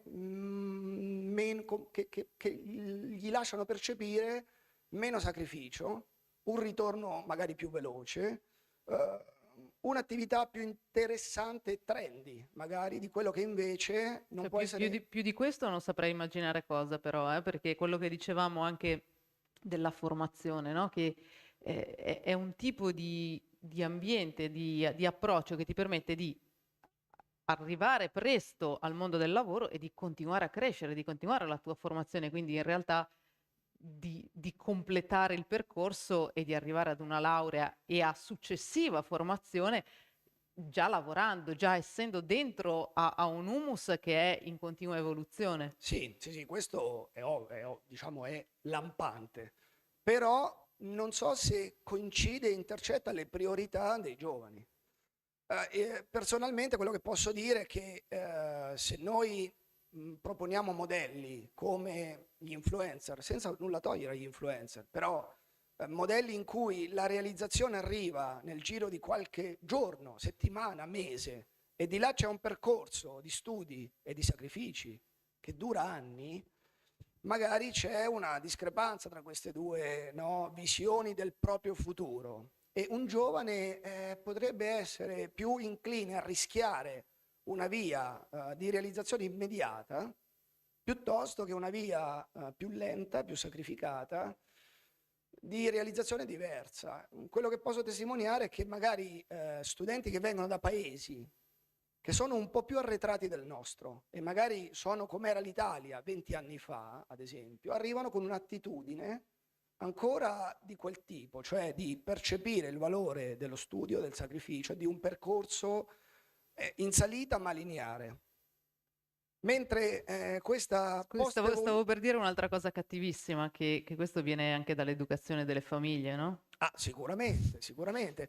Poi c'è anche, come dire, il retroscena. Io onestamente non ho gli strumenti per analizzare questo, però ad esempio c'è qualcuno che dice: guardate, se voi vedete i contenuti di TikTok, non so se è vera questa cosa, potrebbe essere verificata, se voi vedete i contenuti che suggerisce TikTok in Italia e in Europa e li confrontate con quelli che suggerisce in Cina, perché TikTok li sceglie lui, no? I contenuti ovviamente, perché uno scrolla e va avanti da solo.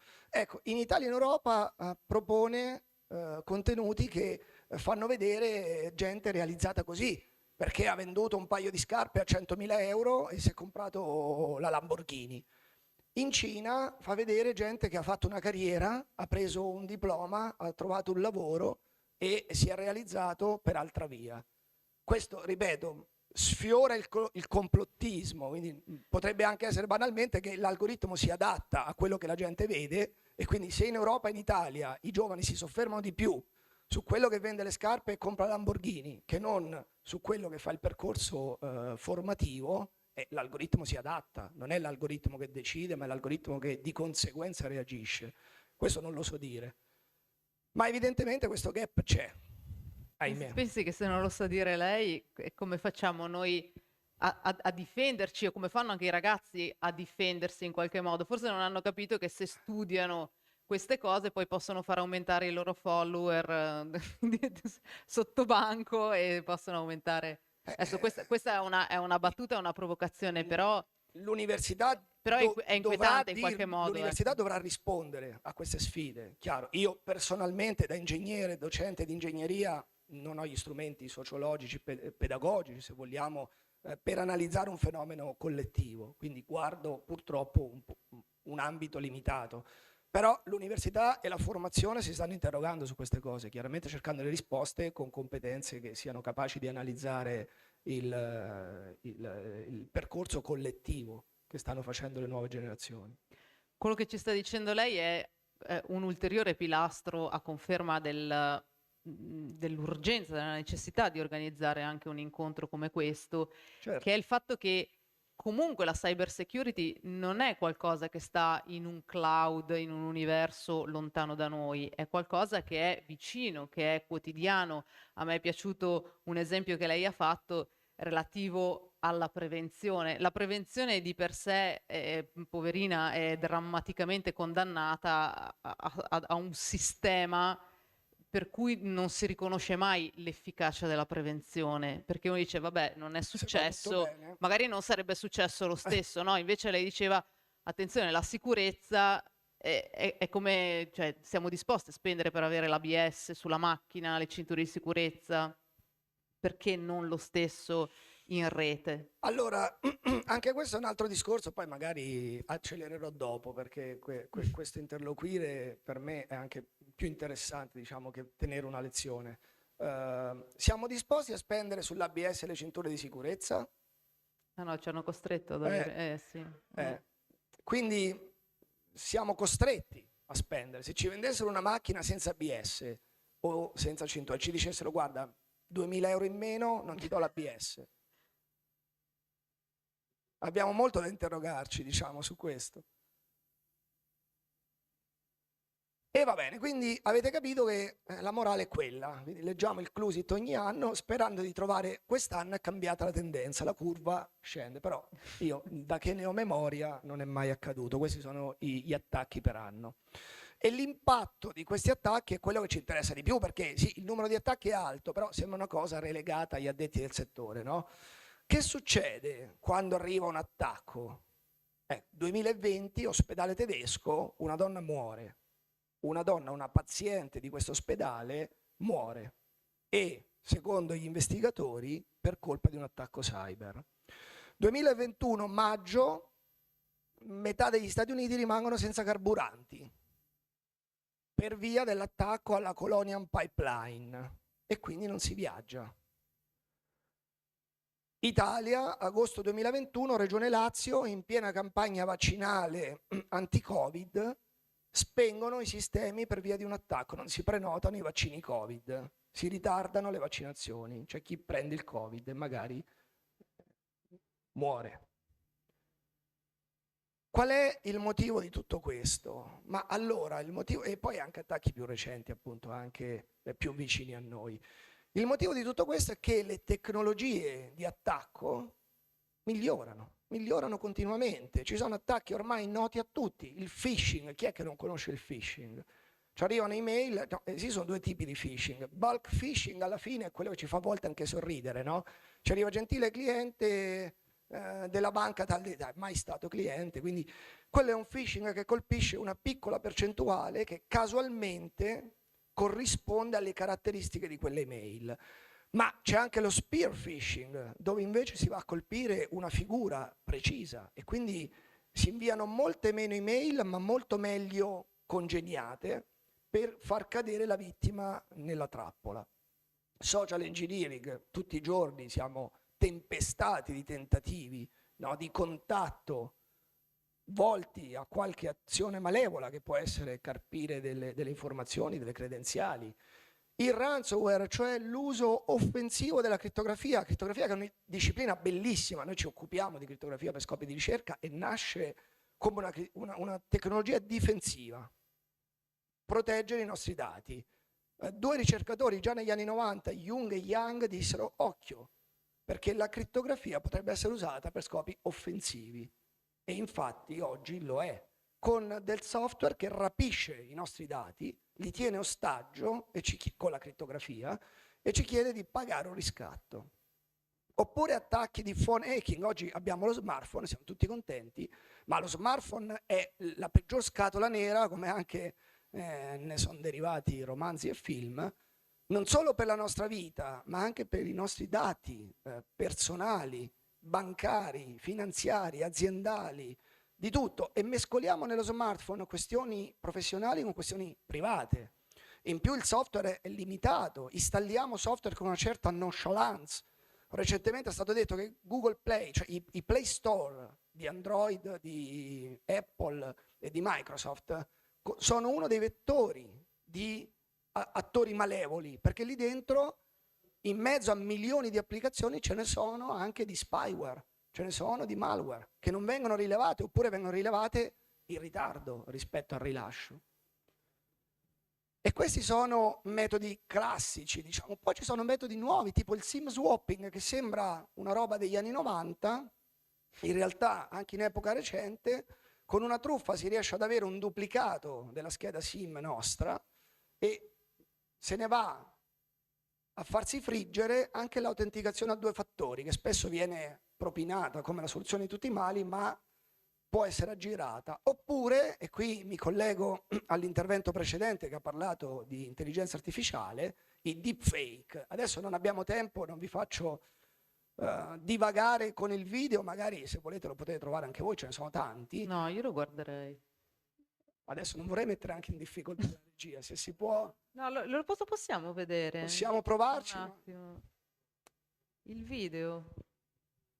C'è un link lì sopra, se si può aprire lo possiamo vedere, altrimenti non succede nulla. Vabbè, adesso io ho incasinato la regia, No. mi malediranno. No, è che questa cosa del deepfake è... Sì, ma- Allora, io produco una serie televisiva e mi dico, magari c'è una responsabilità, no? Anche nella narrazione del cyber terrorista, della cyber security in generale, che sembra una cosa sempre estremamente complicata, molto lontana da noi. C'è una serie britannica sì, magnifica proprio sui deepfake in cui questo membro del Parlamento viene non vi faccio troppo spoiling, però è bellissima, ve la consiglio, viene rapito e va in onda alla BBC un contenuto dove c'è lui e lui si vede e dice ma non sono io ed è scioccante, un fake. è scioccante Sì, anche perché sì. lui si ritrova in un'altra situazione in cui è stato drogato e viene arrestato e gli fanno vedere i video delle camere di sorveglianza ed è lui. Sì, sì, ormai nella fiction è diventato prassi, per cui come qualche anno fa, no, Però in ecco, All questo Bits- dico magari è una cosa che allontana ancora di più dalla realtà. Adesso non che questo ci possa capitare di essere oppure magari anche sì, magari spero non a me, ma di essere rapiti e di venire ricattati facendoci vedere un video in cui facciamo delle cose sbagliate. Però ecco che non sia anche un po' di cultura dell'entertainment che ci fa vedere questa realtà estremamente lontana da noi. Allora, sicuramente nella fiction bisogna sorprendere e quindi sì, nella realtà magari non accadranno esattamente quelle cose, ma ve ne sono di più semplici. Questo, ad esempio, che ve lo racconto io, è un video di Alison Brie, che è un'attrice americana, che ha fatto un'intervista che si trova su YouTube tranquillamente, con un motore di deepfake, di intelligenza artificiale, le hanno applicato il volto di Jim Carrey.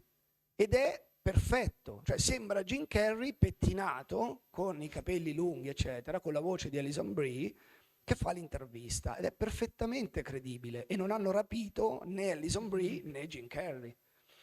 Per la voce si può fare altrettanto, quindi si può alterare la voce di una persona e farla diventare quella di un altro. Quindi, anche senza atti di forza, rapimenti o cose scenografiche, un domani noi potremmo ricevere una videochiamata del nostro datore di lavoro che ci dice: guarda, sono bloccato all'aeroporto di Istanbul, mi hanno rubato il portafoglio, per dire una roba semplice, fammi 5.000 euro di bonifico immediato su questa carta di credito che ho preso qui ricaricabile, per dire una banalità.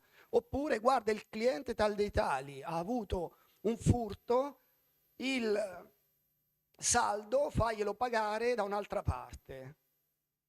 Non ci vuole tanto, no? Con la fantasia ad arrivare. Nel momento in cui questi strumenti diventano accessibili e utilizzabili da un teenager o poco più, basta prendere materiale già disponibile e metterlo insieme.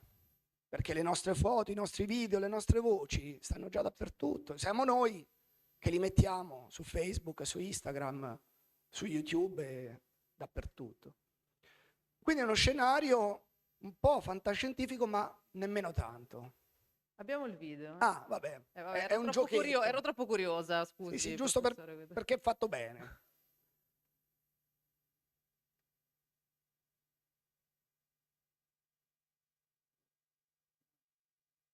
No, era una finta.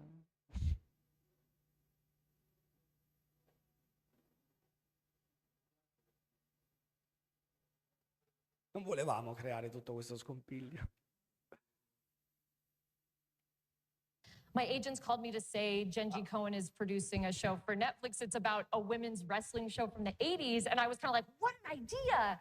And they were like, no, it's a real thing. And I started Googling it, and the videos are crazy. It's the most bizarre thing because it wasn't just wrestling. It was like a real outlier from what wrestling was at the 80s. And it's like Hulk Hogan and the Iron Sheik and stuff like that. And then these are like women of all shapes and sizes, like on our show. They were actresses and models who got cast on this show and learned how to wrestle. And they don't just wrestle on the show. They do sketches and they rap. Yeah. They rap. Chi potrebbe dire che è un fake? No? È talmente palese che è una chimera tra un Sì, uomo e una sì, donna, ma è fatto apposta. Ma se fosse stato fatto in maniera più credibile, sarebbe credibilissimo. E nessuno ha collaborato dei due soggetti coinvolti. Pertanto è pericoloso e lo diventerà indubbiamente. Questo è un esempio di ransomware, appunto i tuoi file sono stati rapiti, tra l'altro Lockbit 3.0 è diventato una multinazionale, non è un malware, è un'associazione criminale che fa anche proselitismo, per cui ti dice anche ma vuoi guadagnare qualcosina? Affiliati. Ti diamo noi gli strumenti, ti diamo la valigetta del perfetto hacker e tu mieti le tue vittime e prendi la percentuale, senza dover fare nulla di veramente tecnico, perché è già preconfezionato. È anche un'estetica, vedete, anche un marketing ormai. Soluzioni, perché all'inizio uno si spaventa, poi dice, vabbè, allora dici dove dobbiamo andare a parare. Allora, questa è la slide che uso sempre. Se volete la cyber security perfetta, questa è l'unica soluzione che io conosca. Per cui abbandonare il digitale, comunicare con la bottiglia con dentro il messaggetto scritto a penna, questa è l'unica soluzione. Quindi se qualcuno vi chiama dicendo mi metti in sicurezza la mia azienda, il personale suggerimento che do ai miei studenti è scappate, scappate. Perché non esiste mettere in sicurezza l'azienda e già questa domanda è pericolosa e fuorviante. Non si tratta di mettere in sicurezza alcunché, si tratta di portare la curva del rischio al di sotto della tollerabilità. Questa è la nostra vita di tutti i giorni. Quando noi prendiamo la macchina, abbiamo certezza di non avere incidenti e di non avere conseguenze da incidenti. Quando noi andiamo all'ospedale a fare una terapia, un intervento chirurgico, abbiamo certezza di uscire sani e salvi? Quando prendiamo un aereo e così via. Quando stiamo a casa in un edificio di 30 piani, qui ahimè Abruzzo e Marche conoscono bene il rischio sismico, si tratta di gestire il rischio, misurare il rischio e portare il rischio al di sotto della soglia di accettabilità, non a zero. Non esiste rischio zero. In macchina non esiste rischio zero. In ospedale non esiste. A casa non esiste. Quindi dimentichiamo la sicurezza 100, totale. Altro atteggiamento che non ci fa bene è, vabbè, ma tanto succede a Hollywood, Presbyterian Medical Center, i film, Mr. Rob, vuoi che, se andiamo in un sito come questo, ce ne sono tanti, possiamo capire, sapere, almeno con certezza se siamo già stati oggetto di fughe di dati personali. Se mettete la vostra email o il vostro numero di telefono qui, cliccate quel bottone, vi dicono se nel dark web, adesso vi dirò che cos'è, ci sono già i vostri dati personali. I miei è pieno.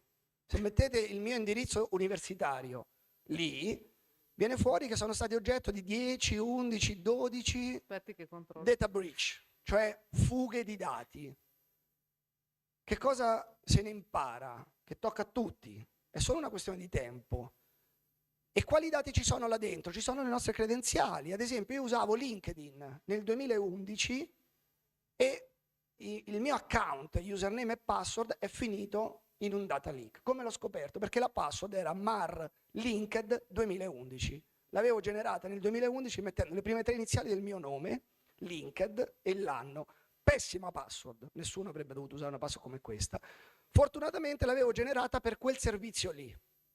Facendo un giretto nel dark web, ogni tanto un'occhiata bisogna darcela, anche se poi non lo mettiamo agli atti, c'era questa mia password che mi ha fatto capire che era stata trafugata da LinkedIn nel 2011, quando ancora LinkedIn era una startup e quindi forse sviluppato con un po' di disinvoltura. E infatti questo sito dice: guarda che i tuoi dati sono stati trafugati da LinkedIn nel 2011, e io ho potuto confermare che era vero. Fortunatamente quella password era solo per quel servizio lì. Se io ci avessi messo il nome del mio cane e lo stesso per la banca, per l'email, per tutto, chiunque avesse intercettato quella mia password trafugata l'avrebbe potuta usare per tutti i miei altri servizi, oltre che per LinkedIn.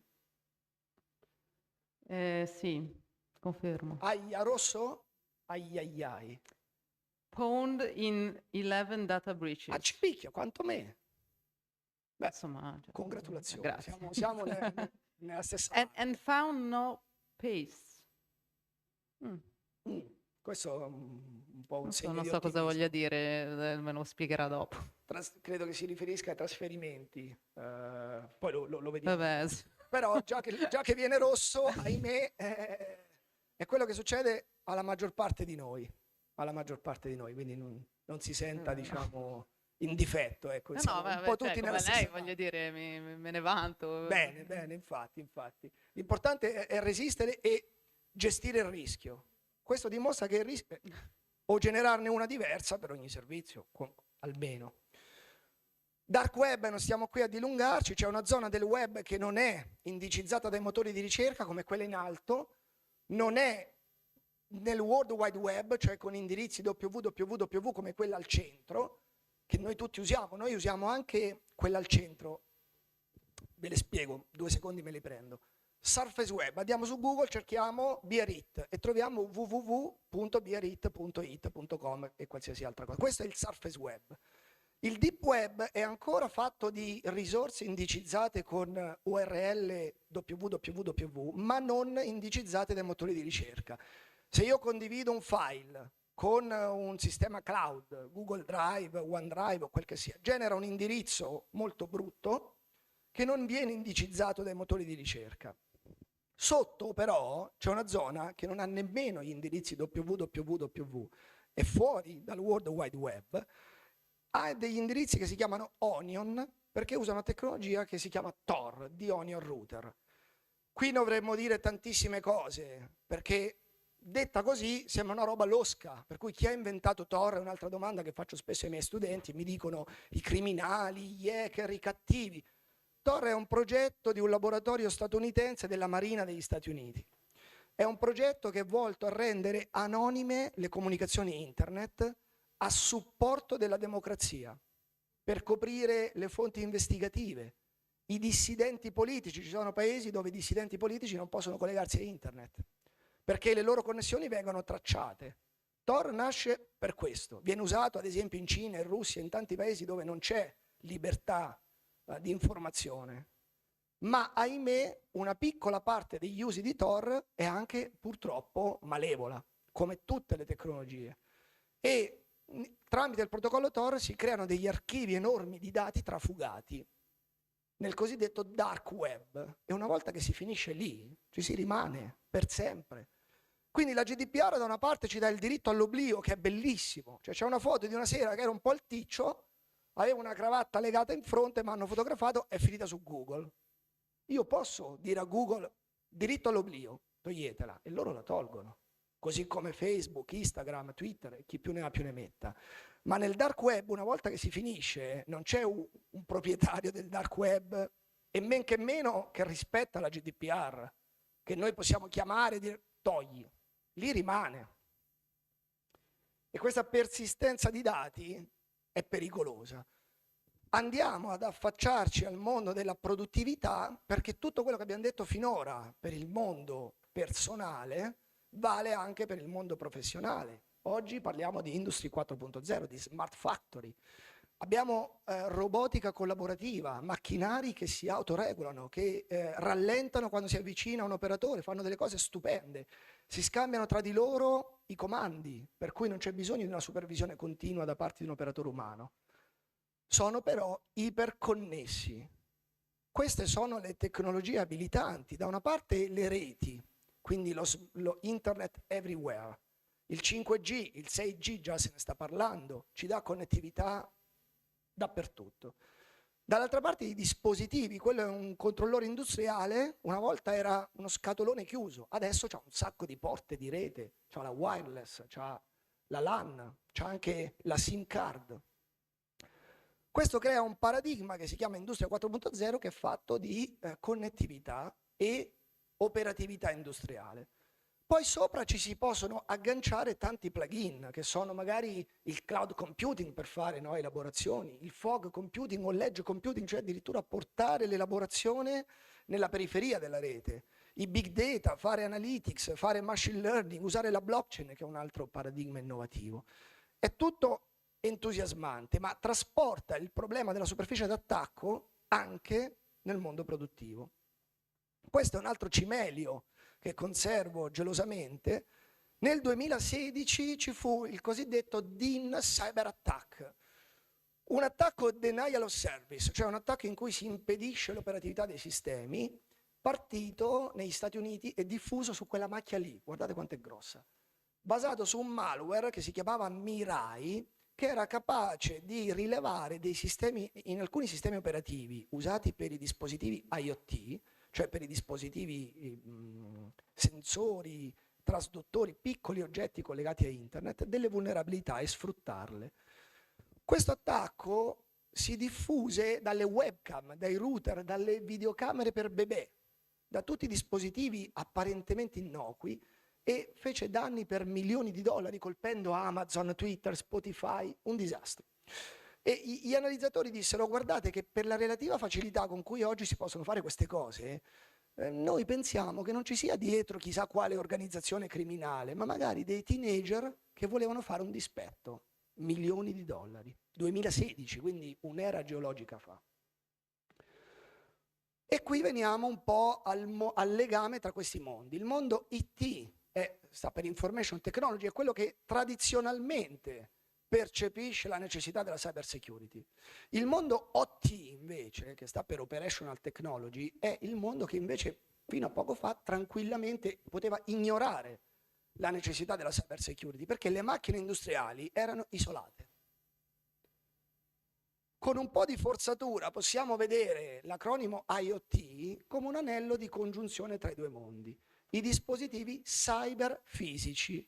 Nel momento in cui noi mettiamo un attuatore che attua quindi dei comandi, ma è connesso a internet, o un sensore che misura delle quantità, ma è connesso a internet, ci mettiamo in una condizione che collega questi due mondi. Quindi da una parte il mondo delle informazioni digitali, dall'altra il mondo delle macchine, le linee di assemblaggio, i PLC, i robot SCADA, che erano prima serenamente distinti questi due mondi, serenamente nella misura in cui non si potevano fare tante cose, servivano operatori umani, serviva un anello di congiunzione spesso umano, che magari caricava con una chiavetta USB, non che sia sicuro, le centrali nucleari iraniane furono colpite proprio con delle chiavette USB, con un malware che si chiama Stuxnet, però erano air gapped, cioè esisteva un confine, una divisione di area, cioè di non connettività, tra il mondo OT e il mondo IT.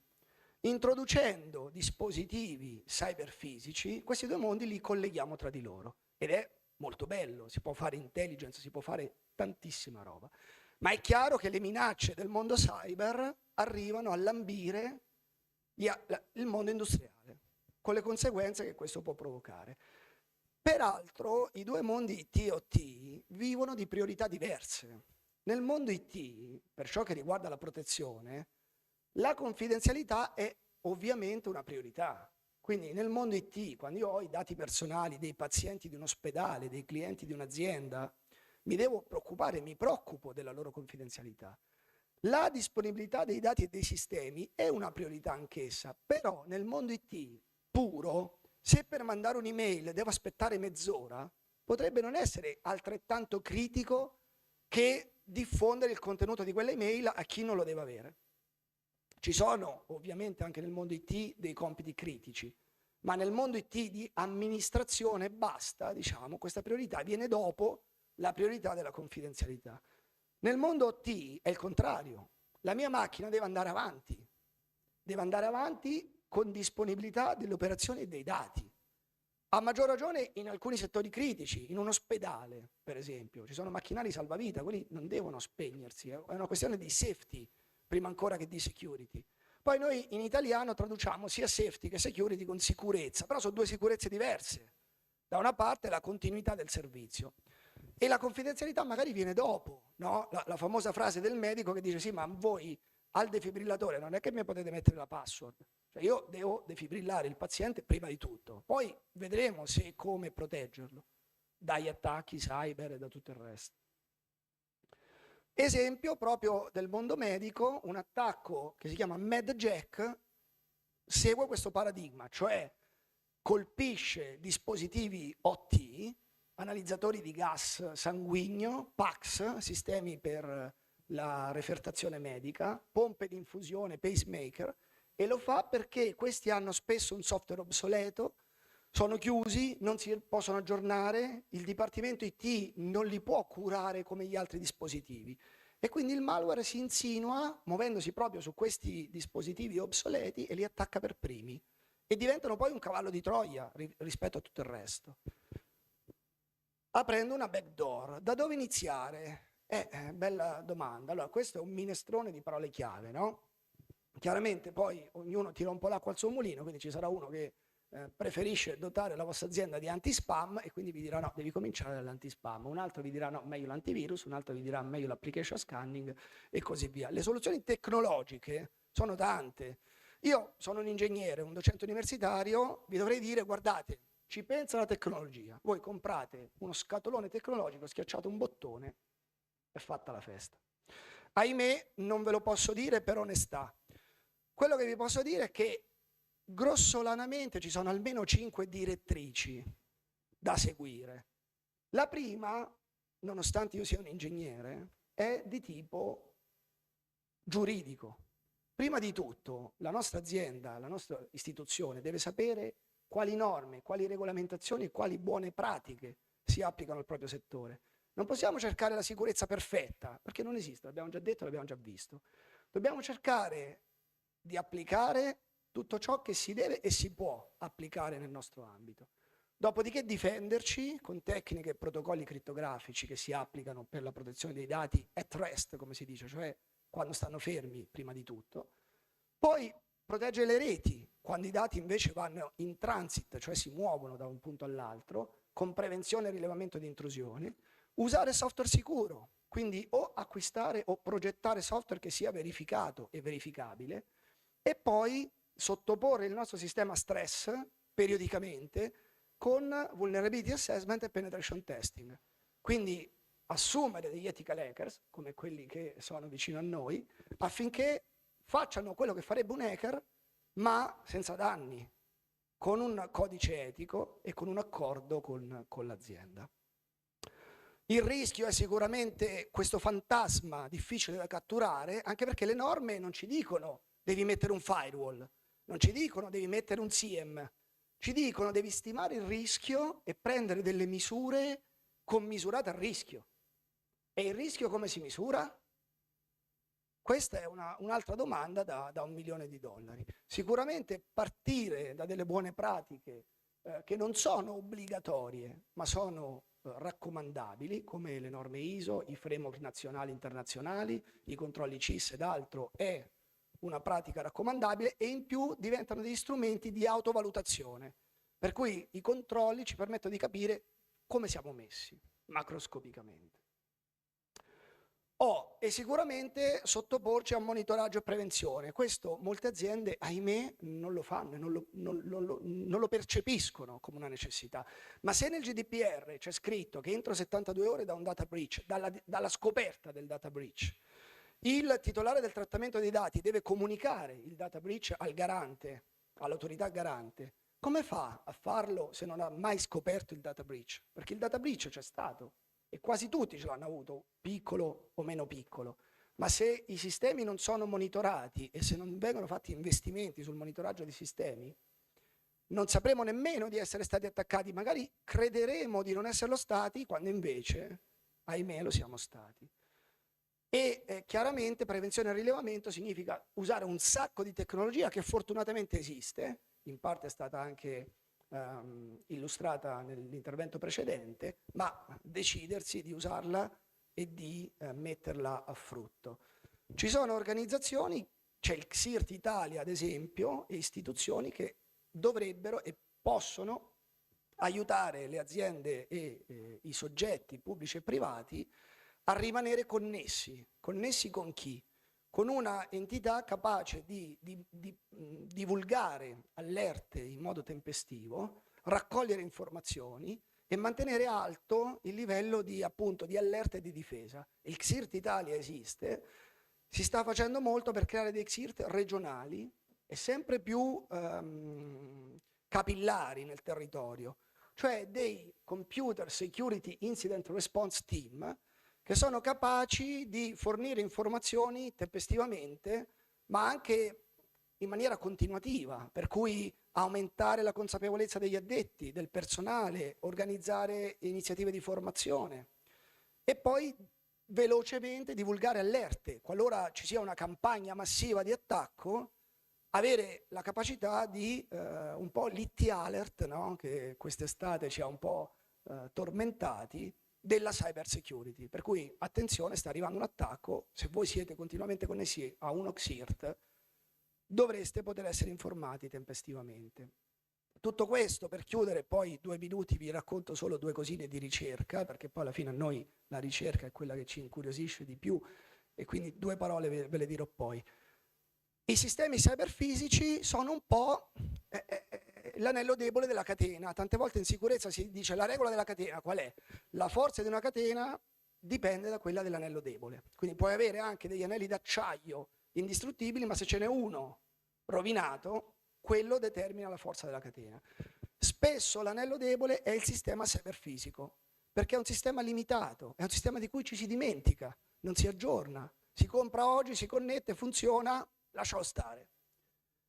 Ma quelli sono sistemi che trattano dati, eseguono comandi, hanno bisogno di confidenzialità, di integrità, di autenticazione, altrimenti sono soggetti ad attacchi. E servono protocolli crittografici, serve protezione di questi dispositivi, ma spesso questi dispositivi non hanno memoria, non hanno processori adeguati, non hanno connettività sufficiente e non si possono aggiornare.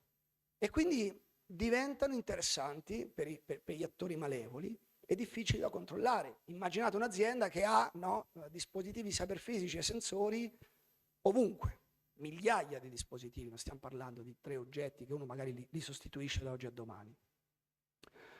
Chiudo con una veloce panoramica di ciò che, visto che si chiama forecasting l'evento di oggi, ho pensato anche di portarvi 3 assaggi veloci di ricerca e di futuro auspicabile, diciamo, all'interno di questo ambito.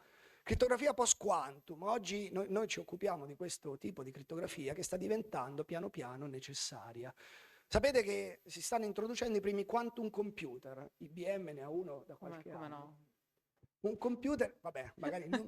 È una notizia che però è diventata mainstream, poi certo nemmeno io saprei come è fatto un quantum computer, che è un oggetto che usa la meccanica quantistica per fare i calcoli, ma li fa ordini di grandezza più velocemente di un computer normale. Ecco, se quello va in mano a un attaccante, e Edward Snowden per esempio già parecchi anni fa ci ha detto che c'era un quantum computer in fase di costruzione per scopi cryptanalitici, cioè per attaccare i sistemi crittografici. Se va in mano a un attaccante spazza via tutti i sistemi crittografici che usiamo oggi, perché non sono capaci di difendersi.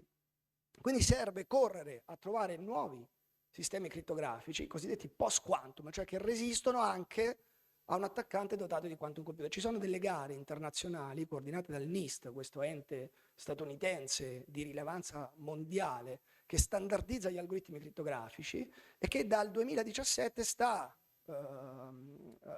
ha avviato nel 2017, sta mantenendo una competizione aperta alla quale anche noi stiamo partecipando per derivare i nuovi algoritmi che sostituiranno tutti quelli vulnerabili. È una rivoluzione silenziosa ma necessaria.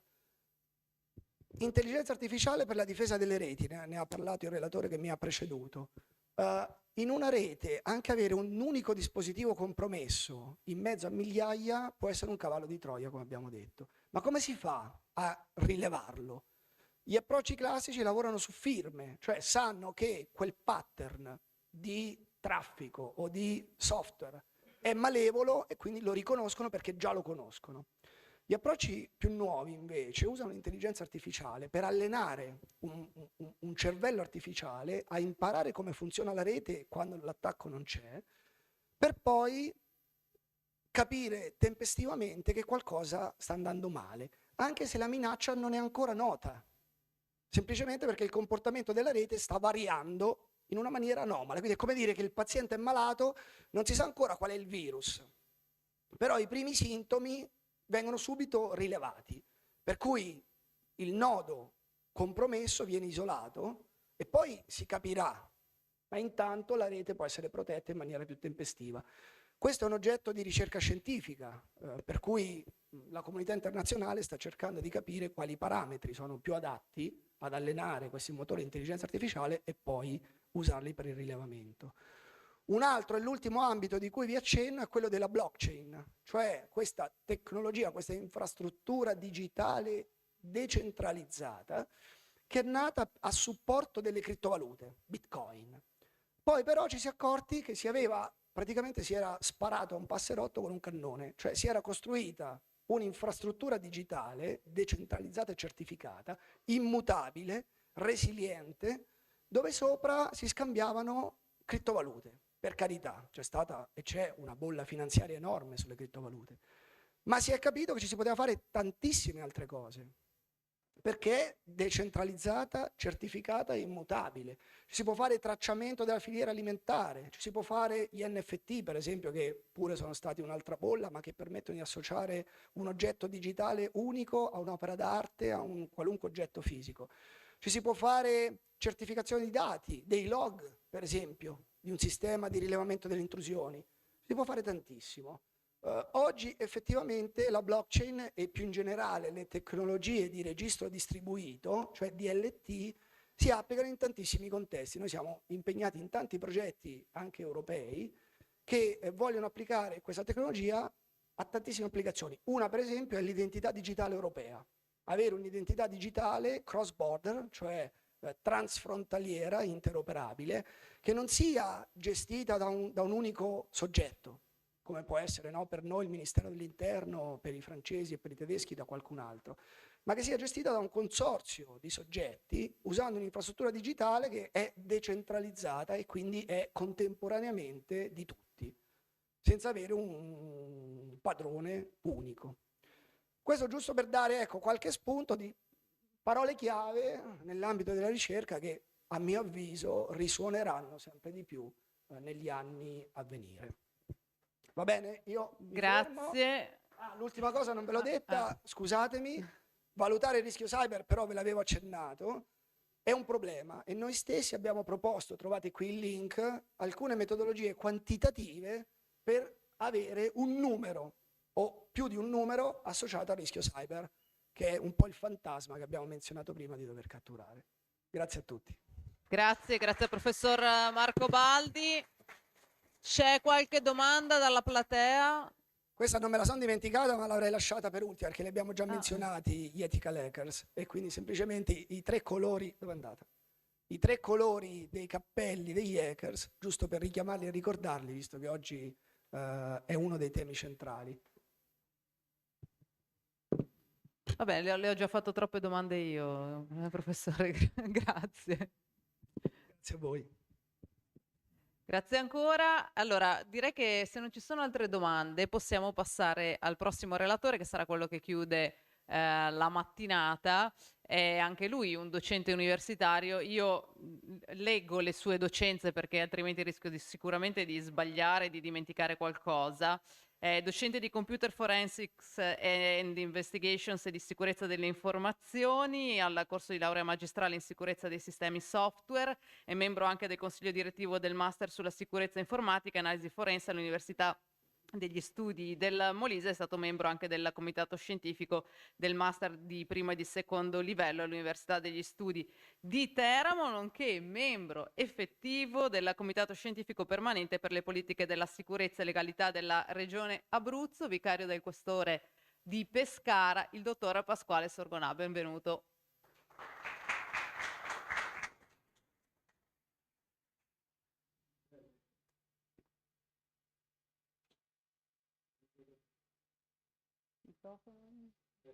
Ah, Mi sì, sentite? ok, Sì, molto bene perfetto. adesso. Dottor Sorgonà, prima l'ho stuzzicata un po' dicendo che appunto un po' nell'immaginario generale, no? Cyber security, ci vengono in mente i film, gli attacchi terroristici, 24 per chi guardava la serie, insomma gli hacker, e ci sembra tutto molto lontano. E invece lei ci parla di qualcosa che è molto vicino ed è quotidiano ed è costante nella nostra vita. Sì, assolutamente sì. Cercherò di parlare dei fenomeni che sono più, diciamo così, di carattere quotidiano, che molto spesso, diciamo, ci vengono a dare fastidio nella nostra vita di tutti i giorni. E a dire la verità, mi riallaccerò anche per tanti aspetti a quello che ha appena detto il professor Baldi, perché mi ha dato parecchi spunti da approfondire, quindi mi ha fatto molto piacere seguire la sua presentazione, come anche quella dell'ingegnere che l'ha preceduto, e perché insomma, oltretutto lui è stato molto brillante, capace di tenere testa all'attenzione per più di un'ora, quindi è stato veramente bravo. Sì, io cercherò di parlare insomma di qualcosa che affligge la nostra vita di tutti i giorni, perché le nostre formazioni sono diverse. Entrambi i relatori che mi hanno preceduto sono due ingegneri, io invece sono un giurista, quindi ho un'impostazione di tipo diverso. Però questa è la mia presentazione, è stato già detto tutto quanto, scusate per la foto, mi rendo conto che è particolarmente inquietante, dico però quando Francesco Brancone mi ha chiesto di inviare una foto, come hanno fatto tutti quanti, mi sono fatto un selfie che è pessimo perché sono un pessimo fotografo e vengo male in fotografia, però nella presentazione, come ci diceva prima la nostra moderatrice Daniela, ha elencato tutte le nostre, sono tutte le mie docenze in stampo, diciamo così, di carattere universitario. A dire la verità, però, insomma, la mia professione primaria non è quella. Io sono un dirigente della Polizia di Stato, insomma, ho lavorato tanti anni nella Polizia Postale, adesso faccio il questore vicario di Pescara, anzi, a proposito, ecco, questa è la dimostrazione proprio tipica, insomma. Se non ci credete dopo questa foto che faccio il poliziotto, insomma, è finito tutto quanto. Va bene, scherzi a parte. Cyber security. Allora, che cosa significa cyber security? A voi sembrerà una domanda stupida. In realtà, quando io faccio la docenza, io, come dicevamo prima, insegno al corso di laurea magistrale in sicurezza dei sistemi software, cioè più cyber security di questo non c'è niente. Eppure io inizio le mie lezioni chiedendo che cos'è la cyber security. La gente rimane a bocca aperta. Vabbè, sono ragazzi di 22-23 anni, per carità. Ma quando io chiedo che cos'è la cyber security, mi rispondono in maniera a dir poco approssimativa, perché non esiste una definizione precisa e sicura di cyber security, perché prima il sindaco di Pescara ha usato l'espressione di Wittgenstein, che cercavo i confini dell'isola e ho trovato un oceano. La cyber security è un oceano, è vero, è proprio così. La cyber security è un vero oceano e quindi trovare una definizione è effettivamente difficile, però andiamo a vedere, in base all'indagine Censis del 2023, che cosa dichiarano di sapere gli italiani per quanto riguarda la cyber security. Il 28,8% dice sì, io so precisamente che cos'è la cyber security. Il 50,4% invece dice sì, a grandi linee. A grandi linee, secondo me, equivale a non sapere assolutamente niente. Il 20,8%, un quinto degli italiani, anzi più di un quinto degli italiani, dice di non sapere che cosa sia la cyber security. Ora vi prego di tenere un attimo a mente questi dati perché poi ci torneremo più avanti, perché mi servirà poi per introdurre un discorso che secondo me sarà particolarmente interessante. Vi voglio far vedere adesso un'altra cosa.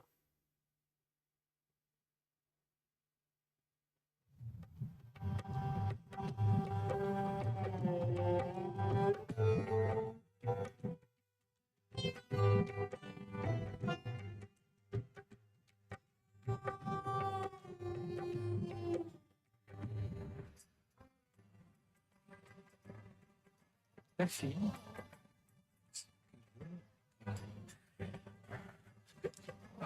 Zie je school tegen Antwerpen. Ja, Insecten.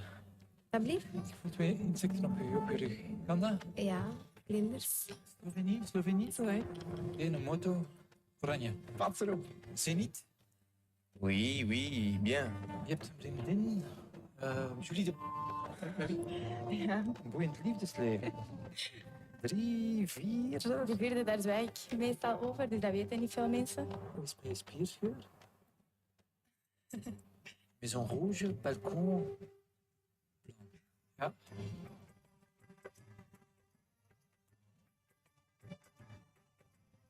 Ik zie geld, ik zie transacties. Maar kent je je rekeningnummer van buiten? Ik denk dat ik het wel weet. Die staat wel negatief op je bankrekening. Ja? 7. Last month, you spent €200 on alcohol. Vorige maand €300 aan kleding gespendeerd. 8. Ja. 5. Voor een huis dat van eigenaar gaat veranderen. €750.000. Ja, eigenlijk. 41. Ja. Serieus? Ja, dat is juist.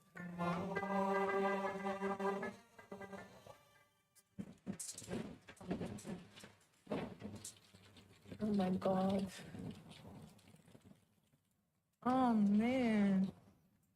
Ik vind je eng.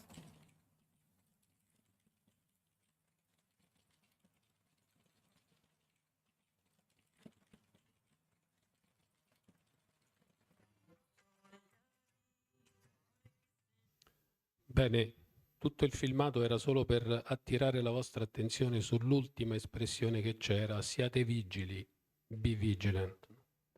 Adesso però il filmato è importante perché mi permette di introdurre un altro concetto che è quello dell'identità digitale. A proposito dell'identità digitale, io vi volevo far fare una riflessione perché se noi prendiamo in considerazione la legge sui reati informatici, è la prima legge sui reati informatici è la legge 547 del 93, ovvero sia di 30 anni fa, che è andata a modificare il codice penale che invece è di più di 90 anni fa.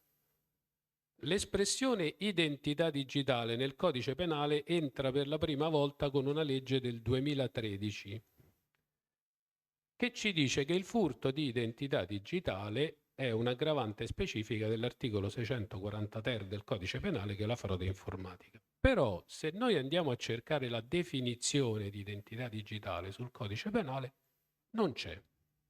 E quindi io ogni volta mi diverto a chiedere che cos'è l'identità digitale? Il 99% il 99% delle persone mi risponde lo SPID. Grazie, lo SPID. Ma che cos'è lo SPID? Allora, se noi andiamo a cercare la definizione di identità digitale, noi non troveremo una fonte normativa che ci spieghi esattamente che cos'è. Quindi andando su Wikipedia troveremo che l'identità digitale, troveremo diverse definizioni. La prima che ci può interessare è l'identità che un utente della rete determina attraverso website e social network. Determina vuol dire che ognuno di noi decide di chiamarsi come gli pare. Quindi questo è il motivo per il quale voi trovate diversi Cristiano Ronaldo sui social, anche se poi il profilo vero non è non sono tutti quelli, ne trovate diversi. Però la definizione che a noi interessa più di tutto è quella di carattere tecnico-giuridico, ovvero sia l'insieme delle informazioni concesse da un sistema informatico ad un utilizzatore per la sua identificazione, che tradotto in poche parole vuol dire credenziali di accesso. Quindi l'identità digitale altro non è che le credenziali di accesso. Ora però credenziali di accesso non è un'espressione semplice, voi direte fino a qui non hai detto niente di nuovo. Sì, però le credenziali di accesso dipende questo accesso a quale sistema ci permette di accedere, perché credenziali di accesso potrebbe significare un nome utente e password per un'email, o potrebbe significare anche un insieme di informazioni che ci permettono di accedere al sistema di banking online. Quindi, ad esempio, per le carte di credito, la nostra identità digitale, le nostre credenziali di accesso non saranno soltanto nome utente e password, saranno nome e cognome dell'intestatario della carta, scadenza, numero della carta e codice di sicurezza. Tutte queste informazioni vanno a completare il concetto di identità digitale. E dal mio punto di vista come poliziotto, la caccia che viene fatta a queste identità digitali sulla rete è veramente spropositata, perché ovviamente nel furto di identità digitale si nascondono tutta una serie di reati e soprattutto montagne di soldi ai quali i criminali sulla rete vanno a caccia. E quindi io adesso, con il vostro consenso, vi volevo dare qualche piccolo esempio di quello che succede tutti i giorni sui nostri computer, ma soprattutto sui nostri telefoni, tutte cose che ho vissuto insomma in questo periodo di lavoro nel corso degli anni. Allora, il phishing. Vabbè, ovviamente non vi devo spiegare che cos'è il phishing, anche prima Marco Baldi ha fatto l'esempio del phishing dicendo che è una cosa ormai considerata antidiluviana, siamo al medioevo della sicurezza informatica, non è questo né il luogo né il momento per spiegare come funzioni. Io però volevo attirare la vostra attenzione per quanto riguarda il phishing su questo. 2006, cioè questa email di phishing risale al 2006, che sono 17 anni fa. Cioè 17 anni fa attraverso l'email vi arrivava una cosa del genere, che era per tutto e per tutto identica a quella di Poste Italiane, vi dava un link sul quale cliccare, voi cliccavate sul link e si apriva questa pagina web che era identica precisamente a quella reale di Poste Italiane, con in più c'è il puntatore laser qui? No, se c'è, ah sì, eccolo qua, sul quale in più c'era soltanto questa piccola parte, questa del codice dispositivo. Il codice dispositivo era il cosiddetto PIN che serviva per validare l'operazione, quindi noi accedevamo al conto corrente online con nome utente e password, con il codice dispositivo poi si validava l'operazione. In realtà nella pagina originale la parte del codice dispositivo non c'era, perché doveva essere inserito soltanto al momento dell'operazione, però ovviamente i criminali, per farselo dare prima, avevano replicato la pagina in questo modo, aggiungendo questa voce. Nel corso degli anni adesso le cose sono cambiate, adesso i sistemi di banking online si sono molto evoluti, non si tratta più di nome utente e password e un PIN che serve per validare l'operazione. Adesso esistono chiavette dongle che generano dei codici in maniera random, oppure esistono delle OTP che vi arrivano con un SMS sul telefono, esistono delle delle banche che ad esempio vi chiedono di fare una telefonata di riscontro da un numero di cellulare che voi avete comunicato e che è certificato, e deve essere fatta da un telefono, quindi da un dispositivo che è stato certificato, quindi per assicurarsi della effettiva, quantomeno più possibile, diciamo, possibilità che sia la persona a fare quell'operazione, proprio perché si tratta di una cosa che avviene tutti i giorni. Però guardate la slide successiva. Qua ovviamente stiamo sempre parlando di phishing. Guardate un attimo qua sotto, 2020. Ora, io ho portato questa slide perché parlava della pandemia. Il governo del nostro paese offre un rimborso di 800 euro ai clienti della nostra istituzione.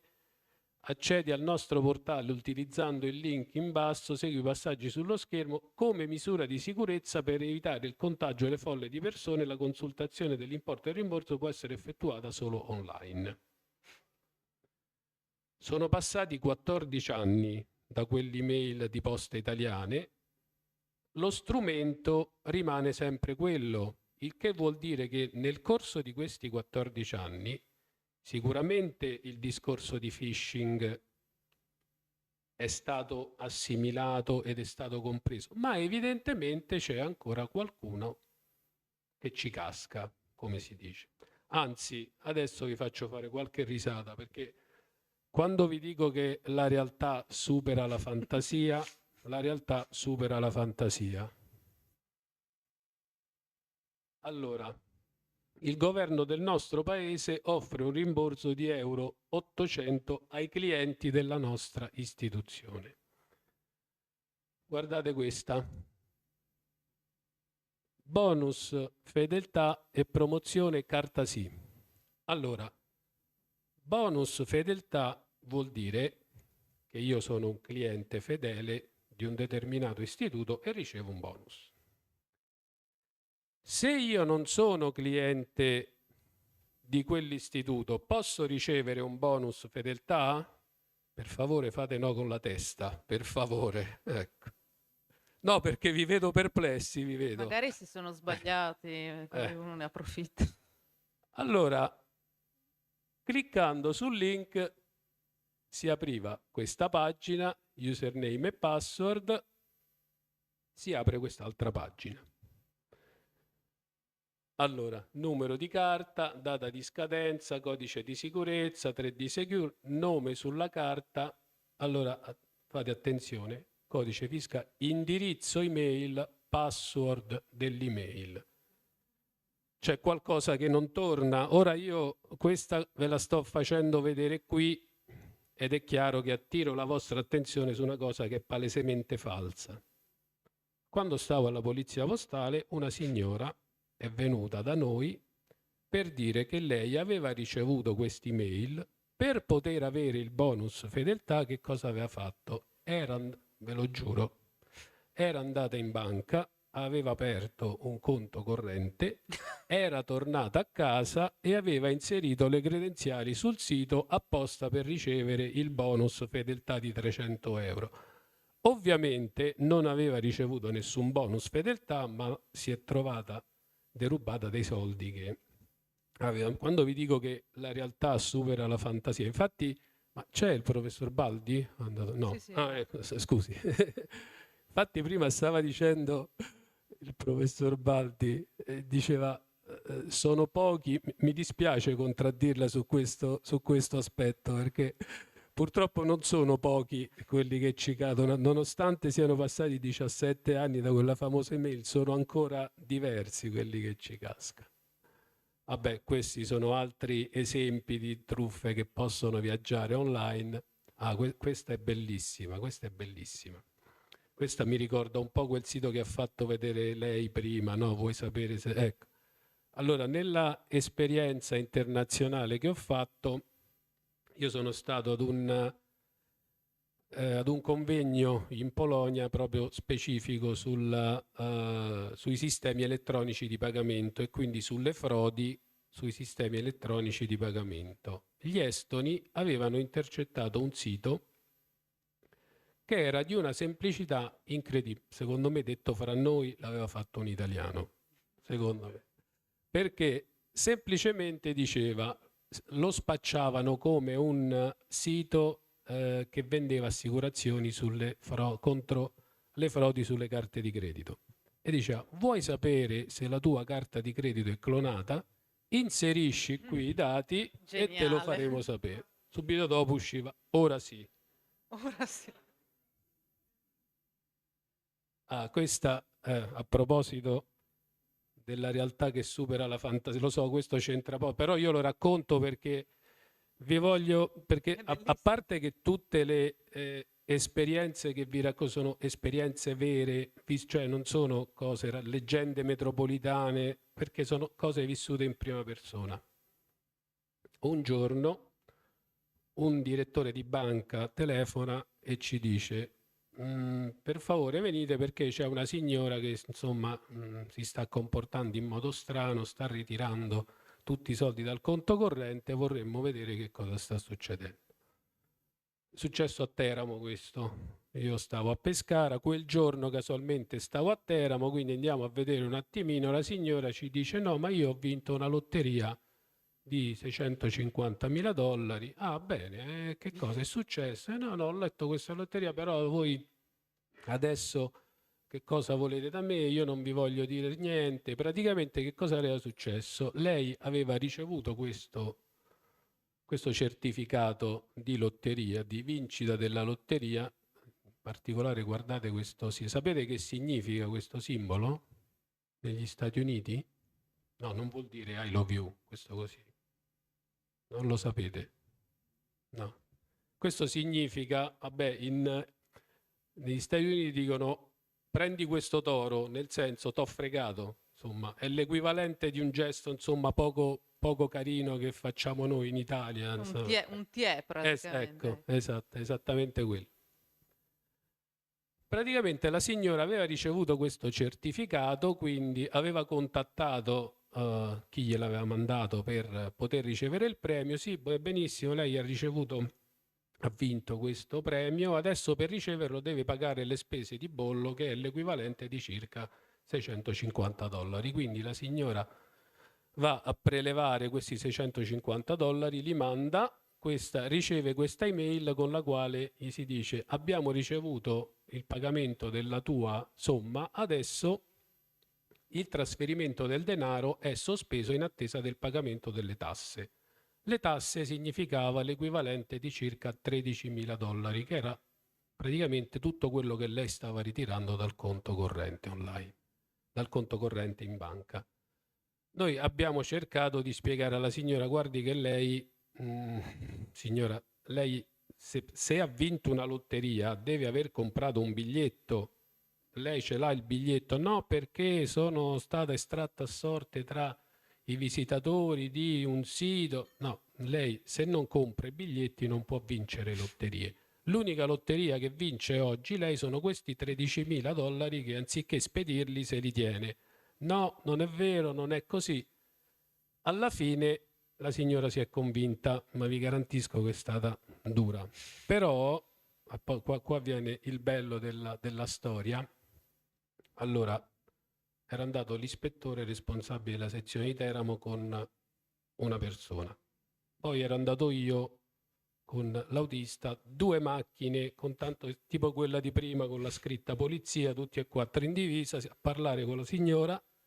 Quando siamo andati via, la signora, ve lo giuro, la signora di nascosto ha preso i numeri di targa delle macchine, ha telefonato in questura per sapere se eravamo veramente poliziotti.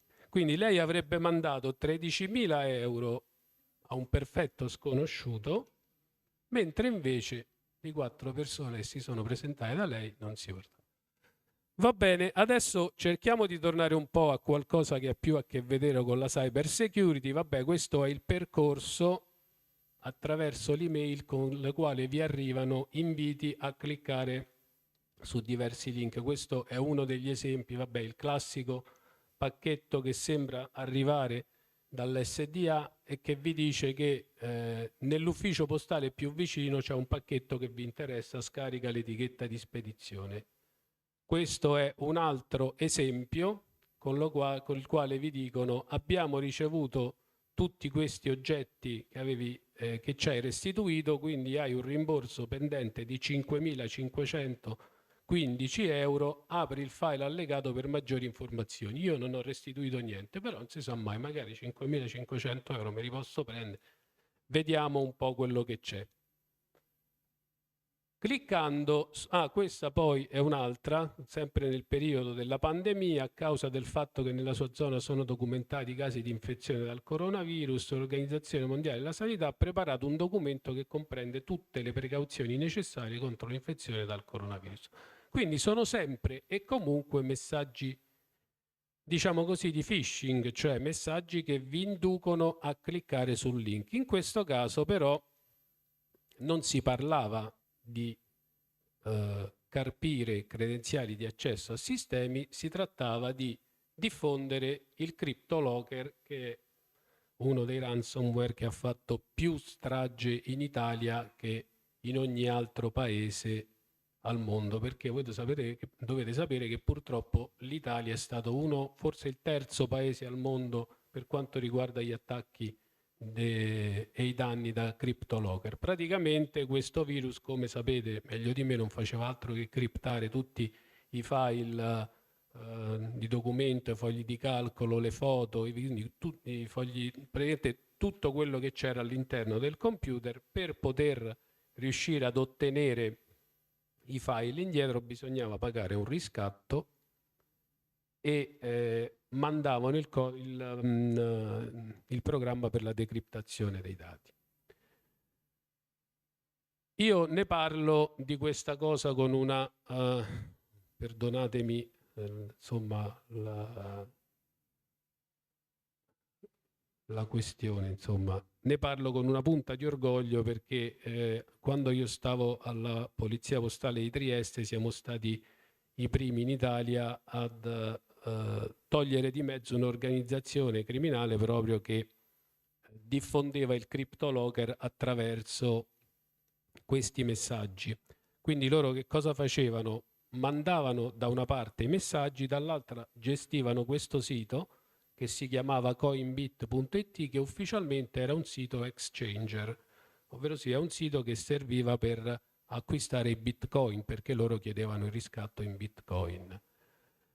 Però qual è stato il punto debole della loro attività criminale? Il punto debole è stato che c'era una persona che era un industriale del Friuli Venezia Giulia che non era tanto avvezzo all'informatica, quindi aveva chiesto un modo di pagamento più comune rispetto al bitcoin. Ha insistito particolarmente, loro si sono fatti prendere dall'avidità e gli hanno dato un numero di carta postpay. Numero di carta postpay, intestatario, decreto di perquisizione, andiamo a casa, troviamo sul telefono della persona una chat Telegram che si chiamava Bitcoin Vendors, con 7 persone che cioè c'era proprio tutta l'associazione descritta. Loro non facevano altro che diffondere il CryptoLocker e chiedere il riscatto ed incassare tutto quanto attraverso questo sito col quale vendevano i bitcoin. Abbiamo sequestrato il sito. Adesso se andate su coinbit.it, è una prova che ho fatto anche stamattina, il sito adesso è disponibile. Quindi se ve lo volete comprare, non si sa, magari decidete di avviare un'attività di exchanger. Questi sono ultimi esempi di diffusione di virus CryptoLocker, la classica bolletta Enel, vabbè che adesso 648 euro di corrente non è che sembrano più tanto particolarmente pesanti, o la classica bolletta Telecom. Se voi andate a cliccare su dati fornitura o riepilogo importi fattura, ovviamente vi riesce la schermata del CryptoLocker.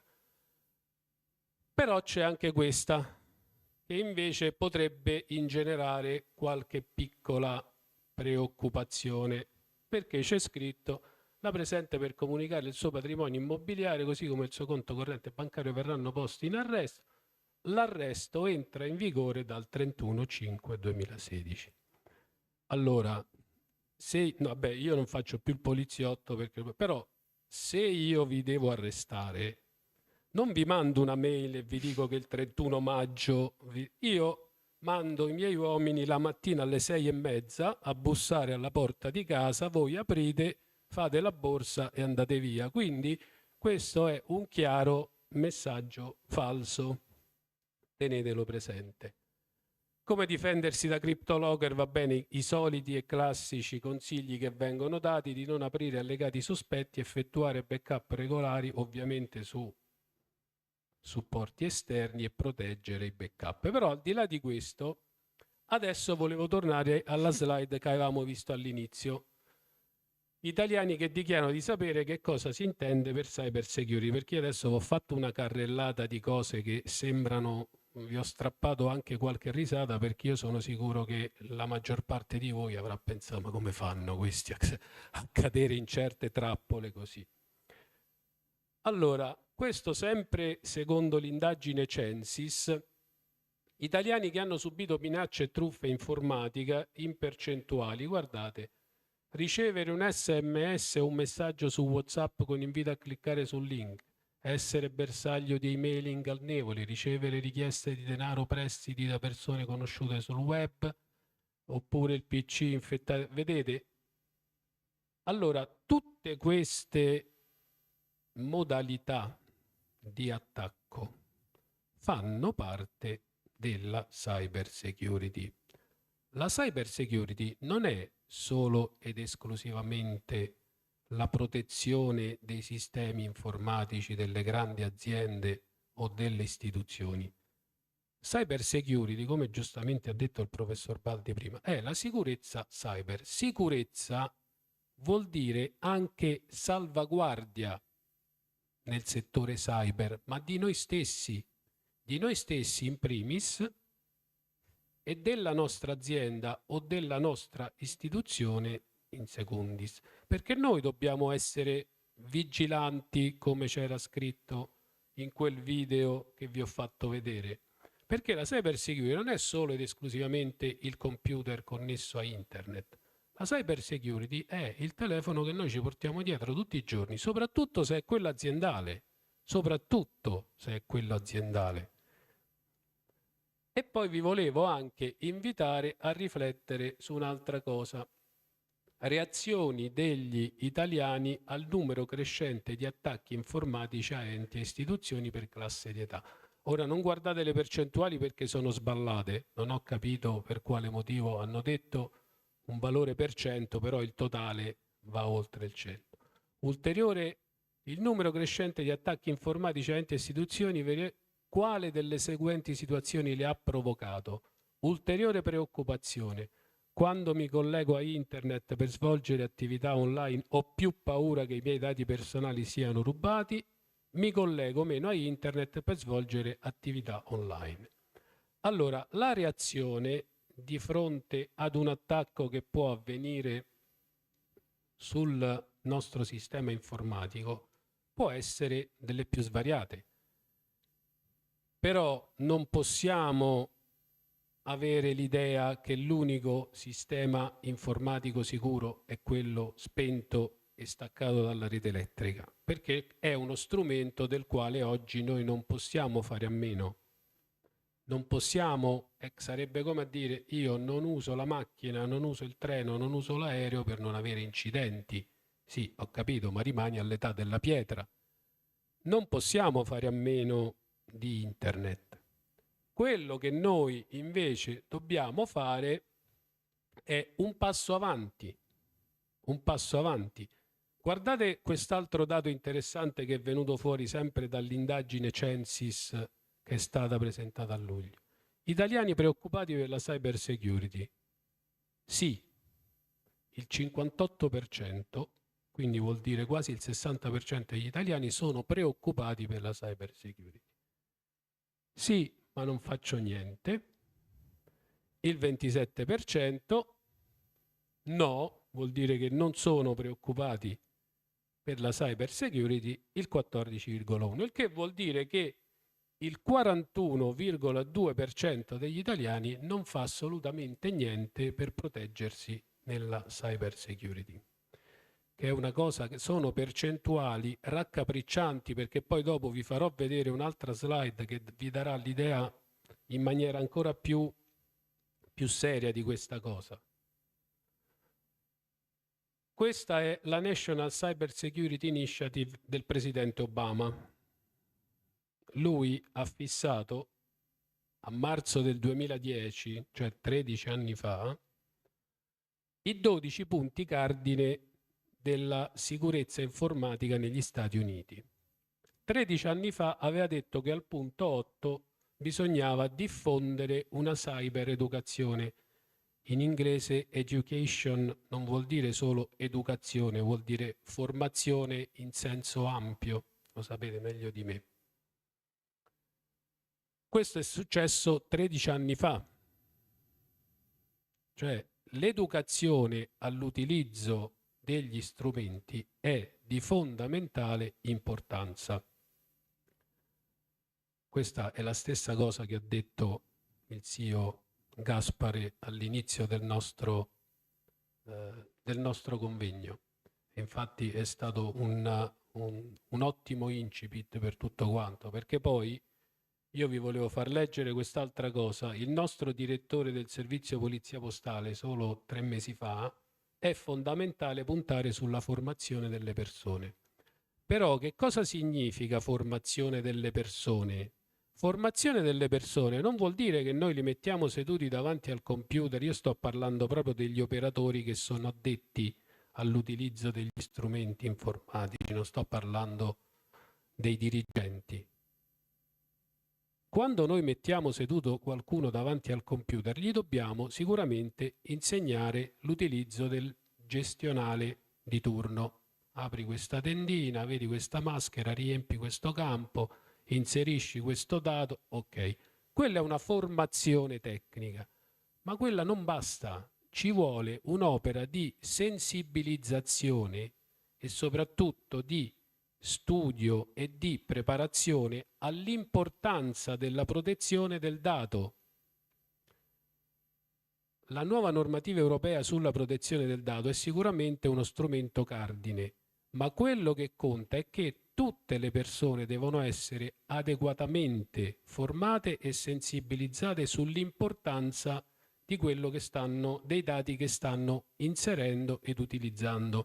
Prima il professor Baldi ha parlato dell'esempio della Regione Lazio del 2021, di quell'attacco hacker. Allora, quell'attacco hacker, sapete come è venuto fuori?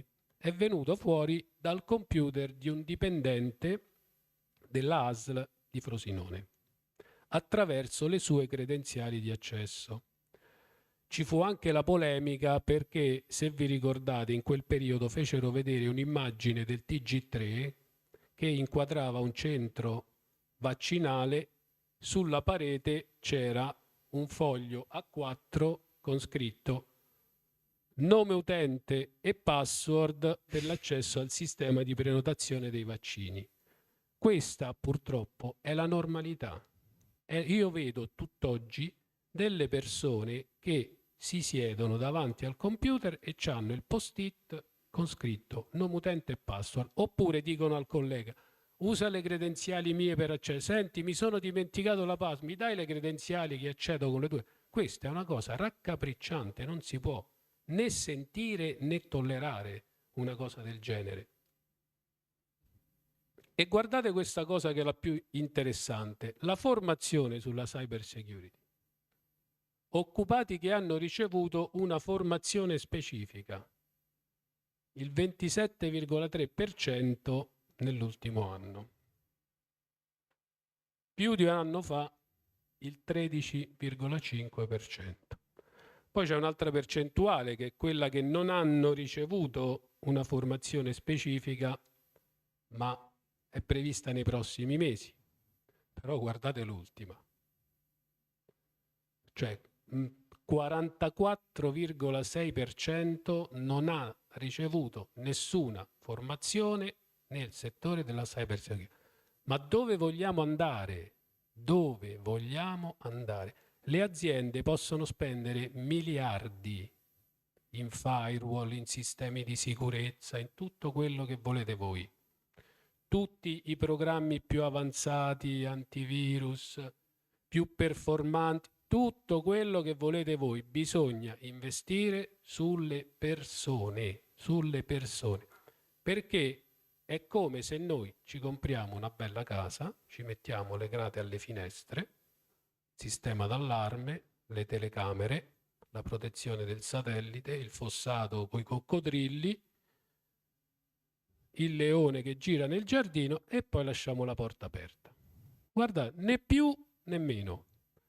L'elemento fondamentale della cyber security, e qui torniamo al discorso che vi ho fatto all'inizio, che cos'è la cyber security? La cyber security è un insieme di metodologie e processi che comprendono i sistemi informativi e soprattutto l'uomo. Cioè la cyber security è fondamentalmente l'uomo o la donna, ovviamente. Ecco. Quindi l'essere umano è alla base della cyber security. Se noi non abbiamo un essere umano adeguatamente preparato, non avremo mai un sistema di cyber security abbastanza qualificato. Vi lascio con questo motto che penso che dica tutto quanto. L'arma che causa i maggiori danni a internet è la tastiera. E con questo vi ringrazio per l'attenzione e se avete domande sono a vostra disposizione, altrimenti spero di non avervi annoiato troppo. Grazie. Grazie al dottor Pasquale Sorgonà, vicario del questore della questura di Pescara. C'è qualche domanda? Allora direi di no, possiamo chiudere i lavori della nostra mattinata, ci ritroveremo nel pomeriggio con una tavola rotonda a cui inviteremo anche la signora della lotteria a questo punto perché vogliamo capire come ha fatto a vincere $650.000.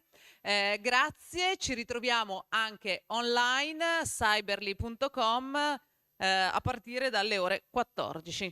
A tra poco.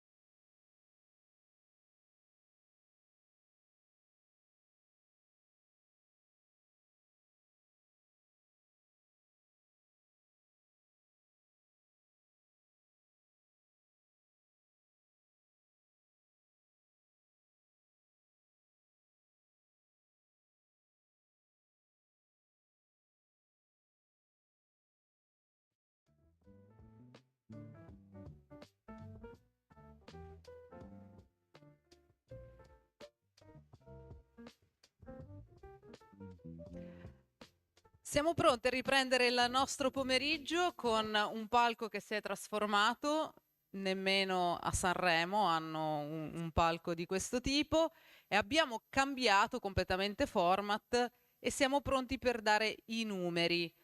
Lo facciamo con i nostri 4 relatori, ve li presento, a partire dall'estrema destra l'ingegnere Francesco Pisacane, Group Cyber Security Manager di TOTS, benvenuto. E poi l'ingegnere Luigi Cavucci, Information Security Officer di Grimaldi Lines. Sofia Scozzari, CEO di Acamak e board member di Clusit. Benvenuta Sofia, che hai fatto un lungo viaggio. E poi il dottor Gianni Cipriani, analista di intelligence, già membro della Commissione parlamentare sul terrorismo e le stragi e della Commissione Mitrokin. E qui andiamo a toccare dei temi molto delicati, però stiamo al centro del nostro tavolo. L'ho detto in maniera scherzosa, vero? Ma me l'ha data Sofia l'idea, no? I numeri. Perché? Perché parliamo dello stato dell'arte specifico e globale della cyber security, e il tuo lavoro specifico, Sofia, è proprio questo, quello di tradurre in numeri che sono comprensibili da tutti quello che succede nel mondo della cyber security e soprattutto dei cyber attacchi.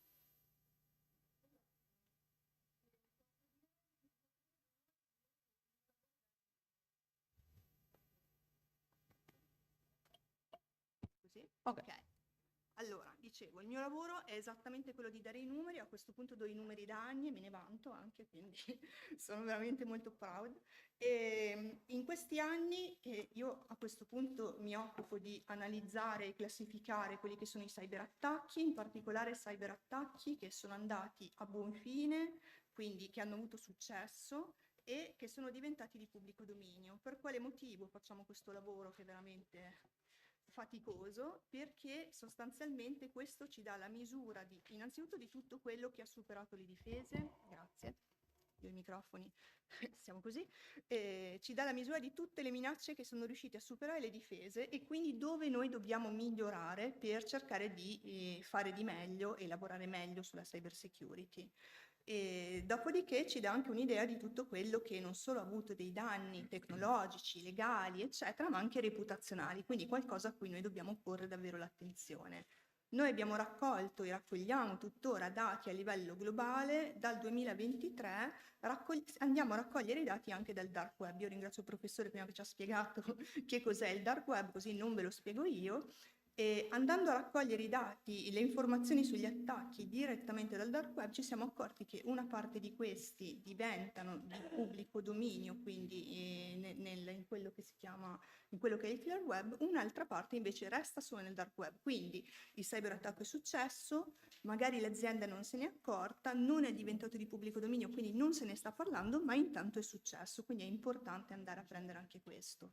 Quello che noi abbiamo visto nel tempo, io adesso lo faccio a questo punto dal 2011, però in particolare dal 2018 al 2023 noi confrontiamo questo slot di tempo perché ha più senso, insomma non ha più senso a questo punto andare più indietro. Sempre io i microfoni, ok? Quello che noi abbiamo visto è che sostanzialmente i cyberattacchi continuano a crescere in numeri, ma soprattutto l'aspetto che a noi preoccupa di più è che continuano a crescere anche negli effetti, negli impatti, che è la cosa più preoccupante. Per farvi capire la situazione, nel 2020, quando c'è stata la problematica della pandemia Covid, noi abbiamo iniziato a vedere attacchi a tema Covid già da marzo praticamente, qualcosa anche da febbraio in America, però da marzo abbiamo iniziato a vedere in tutto il mondo cose del genere, quando si iniziava a preoccuparsi di questa problematica senza capire se era effettivamente grave o meno. Quindi in realtà i cybercriminali lavorano costantemente per evolvere le minacce, quindi le minacce sono continuamente in evoluzione, aumentano sempre di più, se ne parla anche di più, per fortuna dico io, perché in questo modo da una parte io ne trovo di più ovviamente di attacchi, ma dall'altra parlandone di più capiamo meglio che cosa è successo e cosa dobbiamo fare e come dobbiamo migliorare. Il problema, dal mio punto di vista, è sempre quello che noi, dalla parte della difesa, collaboriamo meno di quanto invece collaborino gli attaccanti, che tra di loro collaborano, lo vedremo, ve lo racconterò anche dopo, collaborano con una modalità, diciamo, di collaborazione as a service, quindi mettono a disposizione di altri gruppi cybercriminali le competenze oppure gli asset. Noi invece, dal punto di vista dei difensori, non collaboriamo, non parliamo se abbiamo subito un cyberattacco, anzi lo nascondiamo, possibilmente lo neghiamo fino a che non è possibile negare l'evidenza. E questo è un atteggiamento sbagliato, perché ci toglie la possibilità di capire come invece abbiamo potuto sistemare le cose, come invece avremmo potuto evitarlo, e quindi potremmo aiutare qualcun altro ad evitare di avere lo stesso problema. Quindi dovremmo certamente parlarne molto di più, ma soprattutto preoccuparci appunto di questo andamento continuo, in particolare per quanto questa evoluzione continua, in particolare anche per quanto riguarda gli impatti.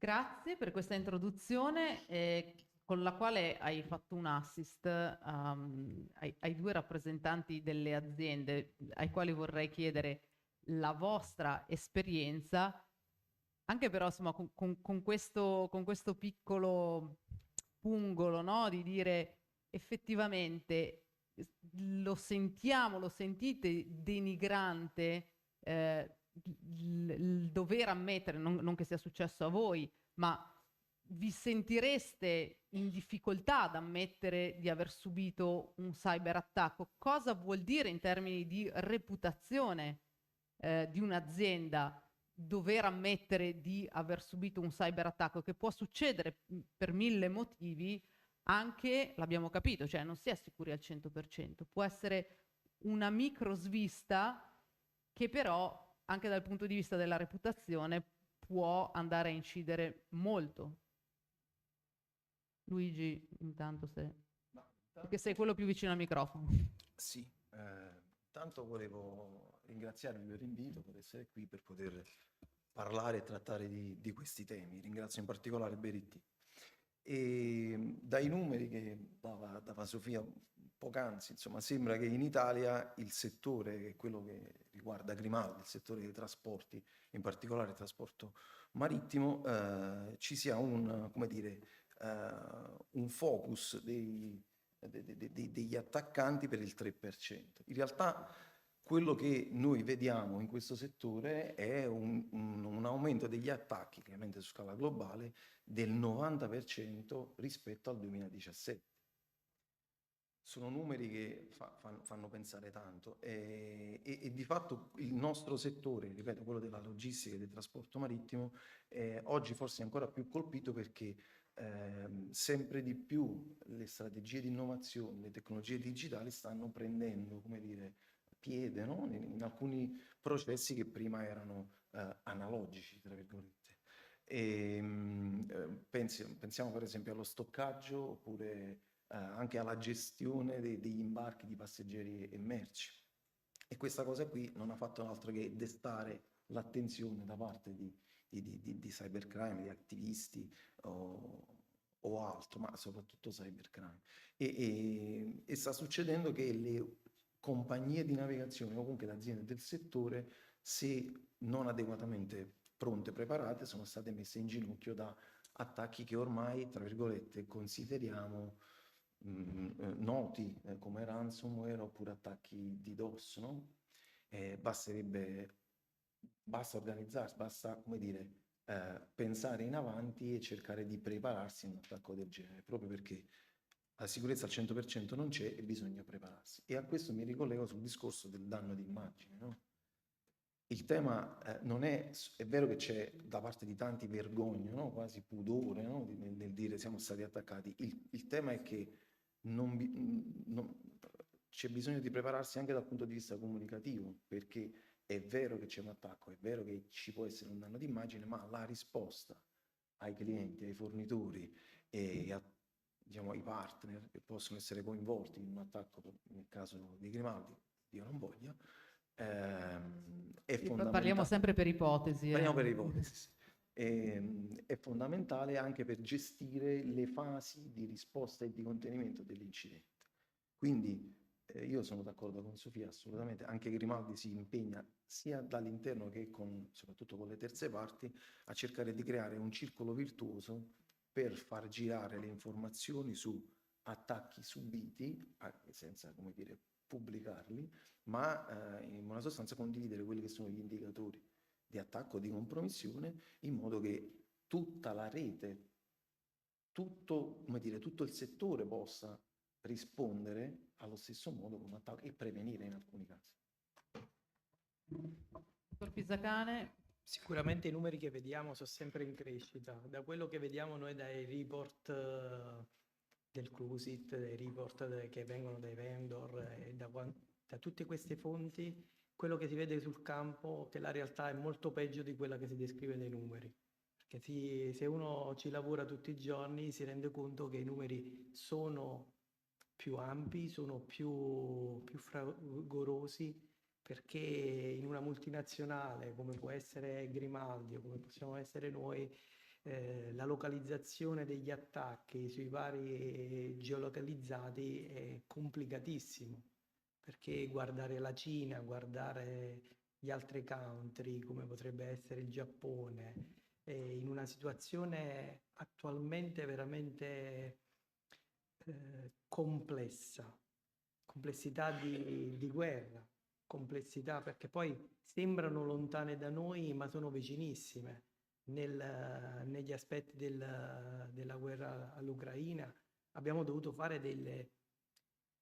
mettere delle misure in atto di sicurezza legate alla navigazione, ad esempio. Personale che avevamo fuori, localizzati in paesi come dell'est, abbiamo dovuto fare del filtering del traffico, l'impossibilità di farli lavorare perché a quel punto non sapevi dove erano. È bellissimo lavorare da remoto, però alcune volte in alcuni posti del mondo diventa complicato e quindi per le realtà multinazionali questi numeri sono sempre più grandi e con gli ambiti, parlavamo stamattina dell'esposizione, un'esposizione sempre maggiore che va dall'OT a OT, quindi con la fabbrica digitale, con l'esposizione digitale, quindi nuovi tipi di attacco, nuovi tipi di superfici di attacco, ed è complicato gestirle perché manca proprio la cultura dei fornitori, ad esempio, su prodotti che fanno macchine da taglio, che fanno impianti elettrici, sono tutti ormai all'interno del nostro perimetro, bisogna governarle, ma questo perimetro diventa sempre più ampio. La domanda che io mi faccio al mattino ma conosco veramente l'infrastruttura della mia realtà aziendale? E la risposta che mi do è sempre no, perché in sincerità ognuno di noi che lavora in quest'ambito della security ad oggi, siccome talmente la customizzazione dell'IT è proprio polverizzata, il business può comprare un servizio e tu neppure lo sai, te ne accorgi dopo aver fatto il vulnerability assessment o il penetration test, ti rendi conto che tu per difendere qualcosa la devi conoscere. Noi ci svegliamo al mattino e molte volte siamo in dubbio se conosciamo realmente l'entità della nostra infrastruttura, perché diventa ogni giorno più grande, ogni giorno con servizi di 1000 tipologie, dal SaaS, as a service, e soprattutto localizzate in parti del mondo che semmai non ti aspetti. Un servizio che acquista il marketing nella region cinese, di cui tu a chilometri di distanza non ne hai proprio la contezza, te ne accorgi dopo un po' che è stato messo sul servizio. Quindi security by design, un sogno per chi lavora nella security. Si sente parlare, si sente molto questo desiderio, ma siamo ancora nell'ambito dei desideri, perché veramente la cultura, credo che siamo arrivati a un momento di awareness della sicurezza che ci ha dato anche con i numeri, nel senso che se ne parla molto, ma ho la contezza che se ne fa ancora tanto poco, nel senso che l'awareness è migliorata perché se ne parla in giro, ma la cultura, che è un'altra cosa, è ancora molto bassa. Penso che questo sia però un ritorno a quello che si diceva proprio in apertura di giornata, cioè no, l'importanza del coinvolgimento umano, personale, la coscienza, perché se uno non si pone questo dubbio e non si dà una risposta tante volte negativa, come dice lei, poi non va a cercare nemmeno la crescita.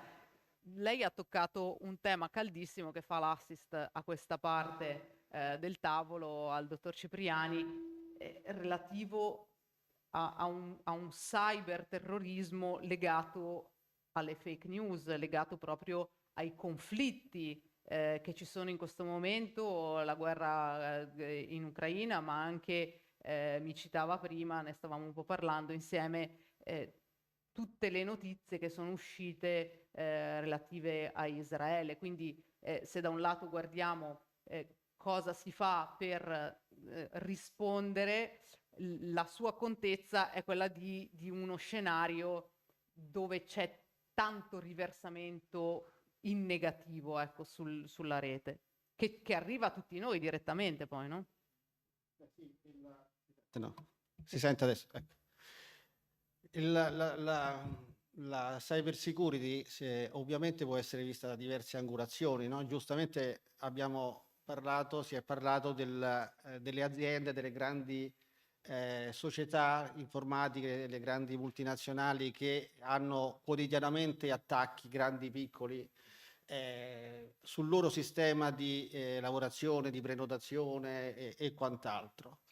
C'è questo aspetto è anche utilizzato da un punto di vista in quella che si chiama tecnicamente la guerra ibrida, no? La guerra ibrida è quella che tecnicamente non è dichiarata, perché nel mondo non ci sono guerre dichiarate, ma sappiamo che ci sono almeno 40-50 conflitti. Anche l'Ucraina non è una guerra dichiarata, no?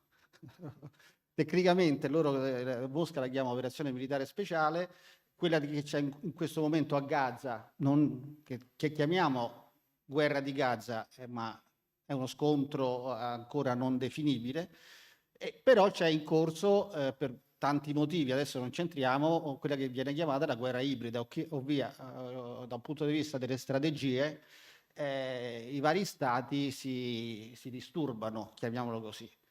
E quindi questa guerra ibrida, che non è una guerra dichiarata, passa attraverso tanti canali.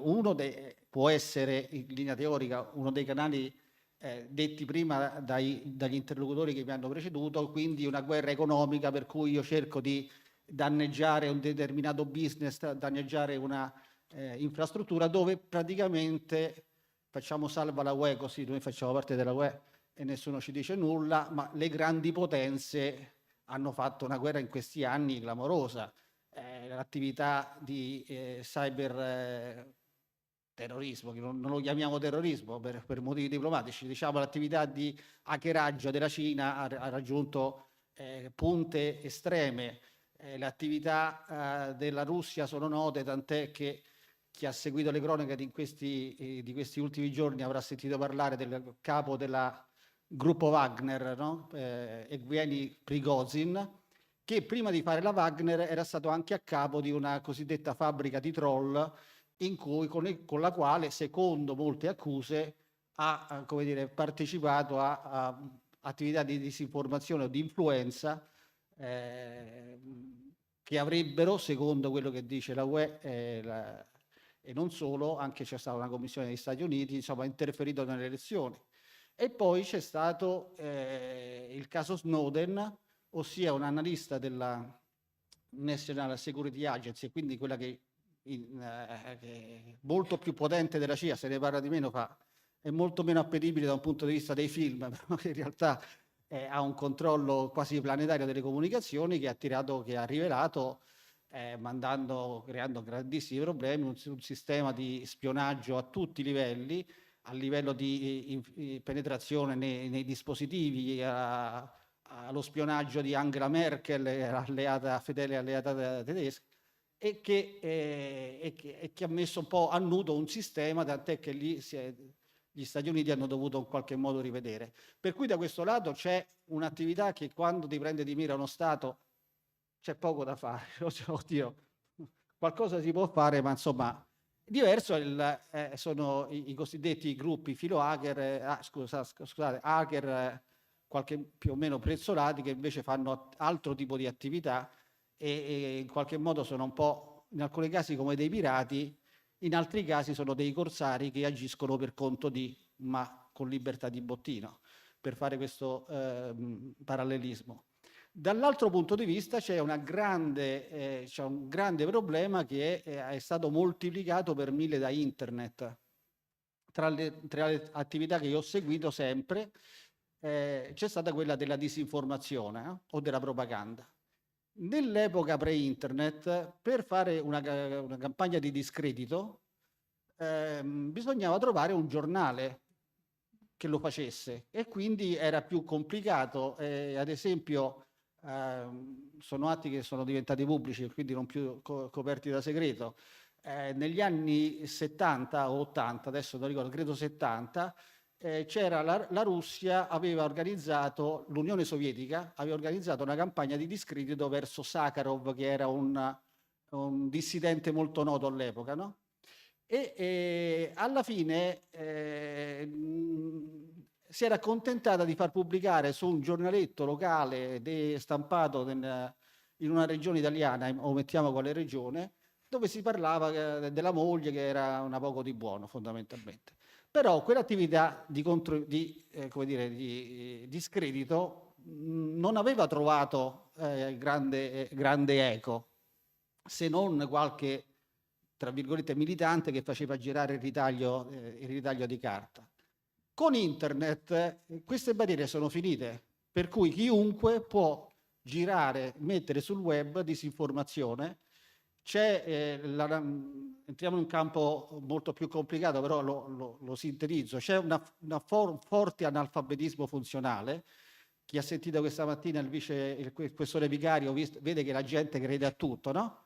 E quindi immaginiamoci se sulla grande questione diceva no, questo non è vero così perché è così, e ti citano il blog X per Y, vattenapesca.it, che ha detto la verità, mentre quindi c'è questa mentalità anche complottista molto diffusa in rete, che fa sì che una fake news praticamente trova valanghe di persone che la rilanciano. In più mettiamo i falsi profili, quindi da questo lato c'è quest'altro tipo di guerra di discredito, che poi ha anche ripercussioni da un punto di vista commerciale, perché se cominciamo a dire che la navigazione italiana è fatta male, perché qua, perché là, perché non sono sicuri, eccetera, c'è chi lo fa di mestiere, no? Ci sono i cosiddetti agenti provocatori. Adesso non voglio aprire scenari inquietanti, però come dicevano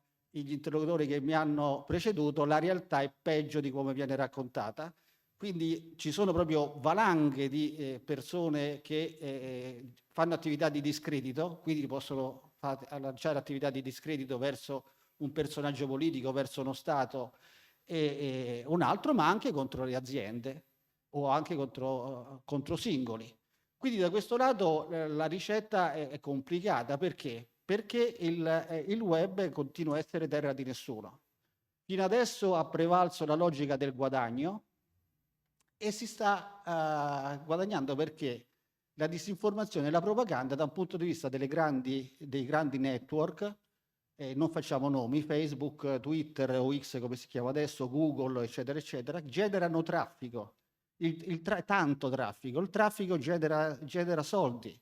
E solo oggi, anzi ieri, visto che rimaniamo in tema, l'Unione Europea ha dovuto fare una protesta formale contro X, quindi l'ex Twitter, contestando tutta una serie di disinformazione sulla guerra di Gaza di questi giorni, e anche contestando che un algoritmo in funzione in qualche modo favoriva il diffondersi di queste notizie. Perché? Perché Twitter, in grande crisi, che non si sa se rimane, se chiude, è chiaro che approfitta di queste cavalcato. cose. Oggi, e chiudo, si sono, tra virgolette, scusati, la delegata ha detto che non è vero, che stanno mettendo, però in realtà qua parliamo veramente in questo momento di un mondo assolutamente incontrollato, dove da un punto di vista della sicurezza le aziende fanno tutto quello che è il loro potere. Lo stesso Stato italiano, gli Stati fanno quello che è in potere, salvo poi vedere che il sito del Viminale viene hackerato, per cui siamo ai massimi livelli. E da un punto di vista dell'informazione siamo molto in balia delle fake news e purtroppo con internet fatichiamo molto a capire la differenza tra il vero e il falso, ed è un rischio soprattutto per la tenuta degli Stati democratici. Dottor Cipriani, grazie. Io la assumo come consulente per la mia serie TV, gliel'ho già detto prima. Ci ha fatto un assist ad una parentesi più ampia che apriremo sempre insieme a lui domani mattina, perché queste cose sono veramente calde e attuali. Sofia, riprenderei un attimo il giro da te, tornando ancora sul tema della collaborazione. Perché si collabora così poco? Cosa si può fare in più? Perché abbiamo capito che dall'altra parte il fare rete invece dei cattivi è un punto di forza, è forse il punto di forza, perché gli aspetti tecnologici e la tecnologia a disposizione è quella. Assolutamente. Allora, i criminali certamente collaborano molto di più tra di loro e sono molto più motivati nei loro investimenti, perché innanzitutto conoscono la tecnologia meglio di noi. Questo è uno dei gravissimi problemi che noi abbiamo. Il digitale si è diffuso molto in fretta, molto rapidamente. Ne parlavamo anche stamattina, giustamente. Noi abbiamo tantissimi device in casa, non sappiamo nemmeno quanti ne abbiamo, figuriamoci quanti ne abbiamo in azienda. E la tecnologia si è diffusa in modo tale che noi la usiamo senza conoscerla. Si è diffusa apposta in questo modo. Invece i cybercriminali hanno iniziato ad utilizzarla contro di noi, conoscendola meglio di noi, e a questo punto, per allargare il più possibile il giro, collaborano tra di loro anche per scambiarsi appunto queste competenze tecniche, in modo tale che anche criminali che non sono cyber, quindi che non hanno competenze tecniche, possono entrare nel giro. Il cybercrime rende più del mercato della droga, questo lo dirò anche nell'intervento dopo, però è una cosa che devo ribadire, perché è un concetto molto, molto forte. A questo punto il cybercrime rende più del mercato della droga. Questo dato, che fa abbastanza impressione, però è molto più significativo di quello che sembra, perché vuol dire che anche la criminalità organizzata, che normalmente investe nel mercato della droga, se non rende più, allora si butta nel cybercrime. Questo vuol dire che il cybercrime, che adesso magari è responsabile per l'80% e passa dei cyberattacchi che io vedo, diventerà sempre di più, magari diventerà il 90%, magari diventerà il 99%, perché ce ne saranno sempre di più gruppi che si occupano di questo business, tra virgolette. Noi che cosa facciamo dal nostro punto di vista? Collaboriamo poco, innanzitutto, nel senso che appunto parliamo poco di quello che ci succede. Se ne parliamo in silenzio, neghiamo i cyberattacchi. Oggi è stato fatto un esempio di un'azienda italiana, che non rinomino, che ha ricevuto un cyberattacco durante il periodo Covid ed è rimasta paralizzata. Quella stessa azienda italiana inizialmente aveva negato che ci fosse stato un attacco. Inizialmente ha negato, poi ha iniziato a parlare di attacco terroristico dall'estero, quindi ne ha parlato in modo anche bizzarro. Quindi anche il modo in cui se ne parla è importante. Come diceva giustamente il collega prima, è importante parlarne nel modo giusto, non negare, spiegare cosa sta succedendo. Ovvio, ci sono cose che non si possono dire perché magari ci sono le indagini in corso, quindi non è che si può dire tutto, però parlarne nel modo corretto e soprattutto far sì che chi è interessato lo sappia, perché anche questo è molto importante, perché a questo punto un'azienda non protegge più soltanto i propri dati, però sta proteggendo anche gli asset dei propri clienti. Pensiamo ad esempio a un'azienda sanitaria, a quel punto la maggior parte di quello che l'azienda sanitaria deve proteggere sono asset che non sono suoi, sono tutti dati importantissimi, delicatissimi dei pazienti, quindi c'è tantissimo a cui pensare. Quindi sicuramente si può collaborare molto di più, se ne può parlare di più, ma anche eventi di questo tipo dove se ne parla è molto importante perché ci aiuta a capire come il problema evolve e anche come riuscire a rincorrerlo, e soprattutto dobbiamo renderci conto che quello che avviene nella realtà poi si riflette nel mondo cyber. Abbiamo visto la problematica Covid che poi si è trasformata in attacchi a sfondo Covid, abbiamo visto il conflitto Russia-Ucraina che nel 2022 è diventato un aumento degli attacchi ovviamente di tipo information warfare, perché ovviamente c'erano più attacchi in Europa di quel tipo che si affiancano diciamo poi agli attacchi militari, però abbiamo visto anche più operazioni di activism, perché i vari gruppi attivisti prendevano le parti di una o dell'altra fazione e iniziavano a portare avanti le loro operazioni. Quindi adesso con la problematica appunto di Israele, che non è una novità ovviamente, però insomma non è neanche piacevole, vediamo anche lì, vediamo molto movimento dal punto di vista degli attacchi cyber, quindi quello che succede nella realtà poi si ripercuote costantemente anche nel mondo cyber, che a questo punto è collegato, quindi dobbiamo renderci conto che non possiamo più non interessarci alla faccenda, perché se noi non ce ne interessiamo la problematica cyber security continua ad andare avanti e comunque ci travolge. Noi in questo momento dovremmo considerarci come se stessimo camminando all'interno di un alveare. Se non siamo stati punti, lo saremo prima o poi, e magari lo siamo già stati e non ce ne siamo accorti. Ingegner Cavucci, ingegner Pisacane, lascio a voi la chiusura su un altro tema delicato, che è quello che come aziende vi riguarda, che è quello delle terze parti, no? Quindi l'importanza di essere, diciamo, allineati a posto voi, ma di non potersi permettere di lasciare indietro gli altri, perché altrimenti poi il danno per osmosi passa da una parte o dall'altra. Intanto volevo aggiungere che è vero che il cybercrime come dire, rende molto di più del traffico di droga, anche perché è meno rischioso, tra le altre cose. Sicuramente sono coinvolte persone diverse, ma molte meno persone, molte meno entità, ed è vero, anche noi rileviamo, no? Un innalzamento di questo tipo di attacchi. Ormai cercano profitto, è chiaro, se non sono gruppi piuttosto organizzati che usano attacchi come ci hanno fatto vedere stamattina, il tipo Lockbit o simili, mirano, come dire, sui grandi numeri per poi avere anche un minimo di ritorno. Quello che riguarda le terze parti è molto molto importante, anche perché una cosa è doverosa, le cose non cambiano fino a che qualcuno non dice che bisogna cambiarle per legge. Sostanzialmente succede così, è successo, è inutile girarci intorno. È successo nel 2018 con il GDPR, abbiamo fatto tutti la corsa, ci siamo adeguati, sicuramente è molto importante difendere il diritto, no? di gestire i nostri dati da parte di terzi.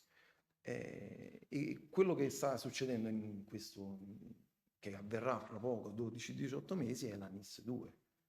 Che a mio avviso corregge un po' il tiro della NIS, ma introduce una grande novità, che è quella di includere indirettamente le terze parti.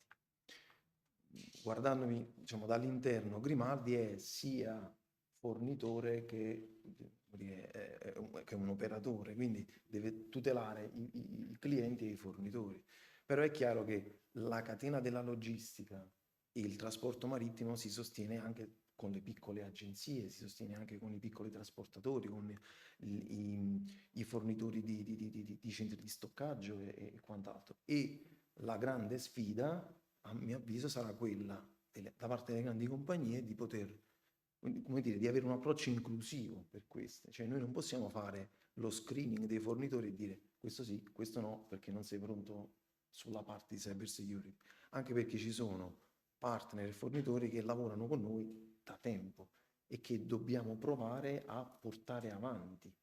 E non si possono sciogliere accordi commerciali duraturi che danno anche soddisfazione e profitto a entrambe le parti, perché c'è un gap da colmare, bisogna colmarlo insieme, e questa cosa passa sicuramente per la NIS2, ma passa anche per la condivisione delle informazioni, dal fatto che bisogna collaborare in questi casi.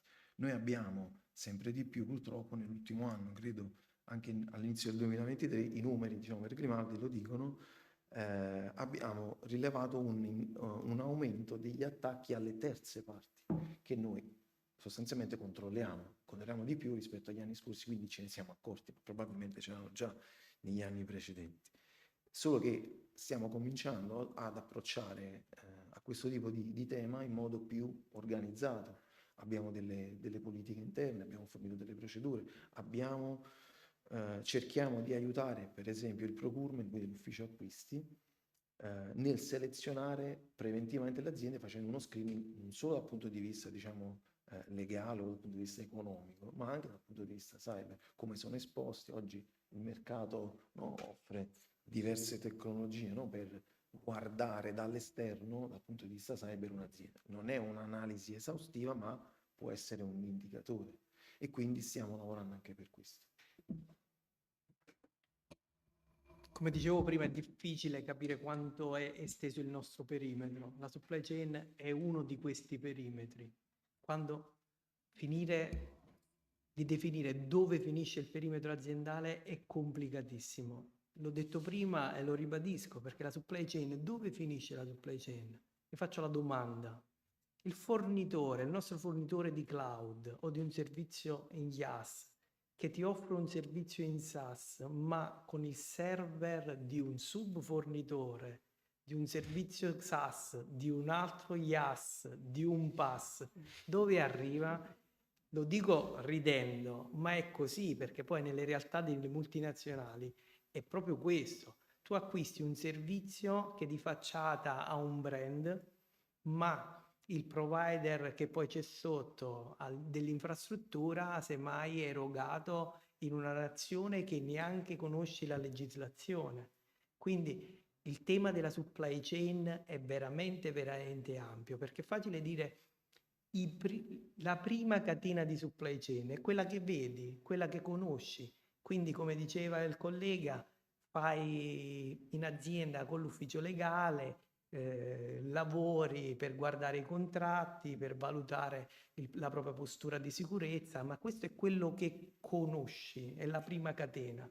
Ce ne sono anche altre che tu è difficile proprio da intercettare, perché acquisti un servizio SaaS e ti rendi conto, o un pseudo SaaS, te lo vendono come SaaS e poi vai a capire che sono il data center di qualcun altro.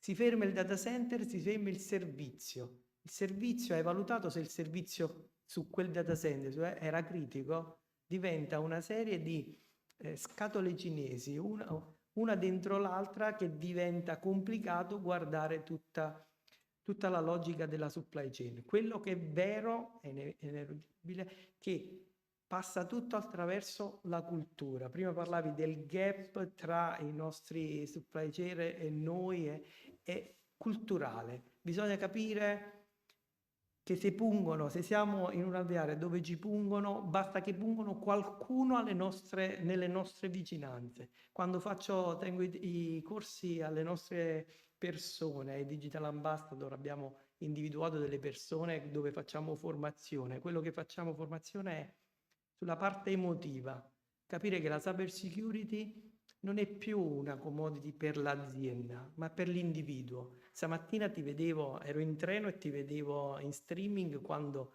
cercavi il tuo nome della tua mail che era diventata rossa. Io ci avrei scommesso che diventava rossa, perché siamo tutti un po' all'interno di questo perimetro. Dobbiamo combatterla con la cultura, far crescere i nostri figli con la consapevolezza che chi è nato digitalmente deve tenere in considerazione l'aspetto di security, le fake news di cui parlavamo, dobbiamo tenere presente i nostri anziani, le truffe che stanno continuando ad essere sulle persone più deboli della catena, i nostri figli, i nostri anziani. Noi in azienda diciamo, se proteggete i vostri cari, vuol dire che state proteggendo anche i beni dell'azienda. Perché? Perché ormai il veicolo di contatto per una fake news, per un contatto, ti può venire dal genitore, ti può venire dal capo dell'azienda, che è più facile, più diretto, te l'aspetti, ma anche da il figlio con una voce modificata, diceva stamattina il professore, con una voce modificata ti fa una richiesta, sì, ti può richiedere dei soldi, ma ti può richiedere anche la password dell'azienda oppure qualcosa legato alla proprietà intellettuale dell'azienda, e tu in quel momento sei toccato in un sentimento e quindi sei, proprio il fatto di essere umano, sei debole, quindi sei più vulnerabile a questi attacchi. Quindi ci sono molti attacchi ad oggi e una delle le supply chain per me sono multiple. Secondo me capire che questo perimetro è veramente ampio e che va individuato anche nelle singole persone della supply chain, dei nostri dipendenti, amplia ancora di più il perimetro, ma la forza è... Questo è un aspetto di forza, non lo vedo come un aspetto di debolezza, il fatto che la catena sia lunga, perché se ne parliamo, oggi l'evento è uno spunto per parlarne, ci facciamo community tra di noi per parlare di questo, ne parliamo a casa, ne parliamo in famiglia, capiamo che questo è un problema che va risolto alle radici, perché quando arriva un nuovo assunto in azienda deve avere già una cultura cyber, ma perché viene da un mondo digitale che l'ha condizionato con il cyberbullismo, si parlava stamattina, con tante cose, e questa è la nostra realtà. La realtà di oggi è una realtà complessa che non la si può chiudere in confini aziendali, supply chain, governi, è tutto correlato. C'è bisogno di una cultura a 360 gradi, di un ambito che è quello della cyber security. E quindi dico, bello che sia ormai diventato una buzzword dove si discute in convegni di persona, one to one, in famiglia. Lo dobbiamo fare più spesso perché i rischi sono veramente tanti. Nei corsi che facciamo io parlo anche della depressione dei nostri adolescenti, del canale che utilizzano, i social che ti fanno comparire, se tu hai una problematica, ti fanno salire contenuti legati a quella problematica, quindi invece di supportarti ti rovinano, le cause stanno andando avanti, qualcuno hanno già condannato per questo. Quindi vuol dire che è un aspetto che non è solo per gli addetti ai lavori, è per noi in quanto padri, in quanto madri, in quanto generatori di coscienza critica nell'oggi. Grazie, ci siamo presi qualche minuto in più, però ci avete dato tanti spunti per capire, per dare ancora più umanità e più prossimità, no? Prima con Sofia dicevo, non è solo per smanettoni, no? Servono gli smanettoni, i nostri ragazzi hanno iniziato la loro Cyber Challenge, li scopriremo domani chi avrà vinto tra le 4 scuole, i 4 istituti superiori. Dicevamo, se succede, ci sono gli strumenti anche in questo senso, e allora uno di questi è il partner, lo sponsor di questa edizione di Cyberly Forecast 2024, vale a dire Neos Broker, partner generali assicurazioni. Come lo fa? Lo fa con una forma di risk assessment che entra direttamente in azienda, perché non sono qui al tavolo, perché vi aspettano sopra e la personalizzazione va oltre, non è nemmeno un dimmi quali sono i tuoi problemi, dimmi qual è la tua situazione, la tua postura di sicurezza, ma è veniamo nella tua azienda, simuliamo un attacco e vediamo qual è il tuo livello di sicurezza. E questo trovo che sia anche un tipo di approccio che mette ancora più tranquille quelle persone che magari non vogliono ammettere di non sapere un tubo di cyber security, oppure in quei momenti di transizione generazionale delle aziende, che soprattutto per quello che riguarda le PMI, insomma, può creare un po' di scompensi, no? Cioè il vecchio Paron che non vuole farsi dire quello che deve fare, che non vuole ammettere di non sapere che ci possono essere dei problemi di tipo informatico, banalmente perché non sa nemmeno inserire una chiavetta USB nel computer. Quindi questo è quello che fa Neos Broker, che ringrazio ancora perché ci ha permesso insieme a Verity e a Cyber di essere qui in questi 2 giorni, che insomma ci sta dando davvero tanti spunti. E appunto Alex Di Giovanni, Neos Broker, vi aspetta di sopra per farsi conoscere e per conoscervi. Grazie ancora al nostro tavolo, vi ritroviamo. Ah no, Ingegner Pisacane, lei ha finito? Sì, basta. No, dico perché gli altri tornano con degli altri interventi sui quali No, non ho interventi. li stuzzicherò ulteriormente. No, Non ho grazie interventi- Non ho perché interventi, ma resterò per tutta la durata del... molto bene. Allora la coinvolgerò di nuovo perché questa umanità che ha messo dentro, secondo me, è uno dei fili conduttori che ci aiuta in queste Io 2 dico sempre giornate. che la security parte dalle persone, i processi e poi la tecnologia. Grazie. Grazie ancora.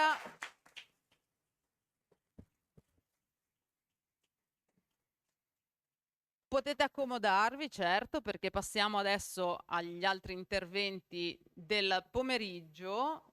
Allora, io vorrei invitare qui sul palco l'avvocato Gianluca Pomante, data... Dove lo vedo? Ah, eccolo. Data Protection Expert dello studio Pomante, perché andiamo ad aprire la pagina un po' più legale, giuridica, che abbiamo capito essere un altro aspetto significativo della questione.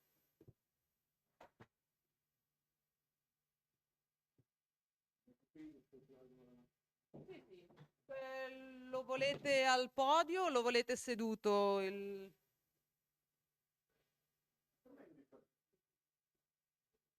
Com'è più comodo?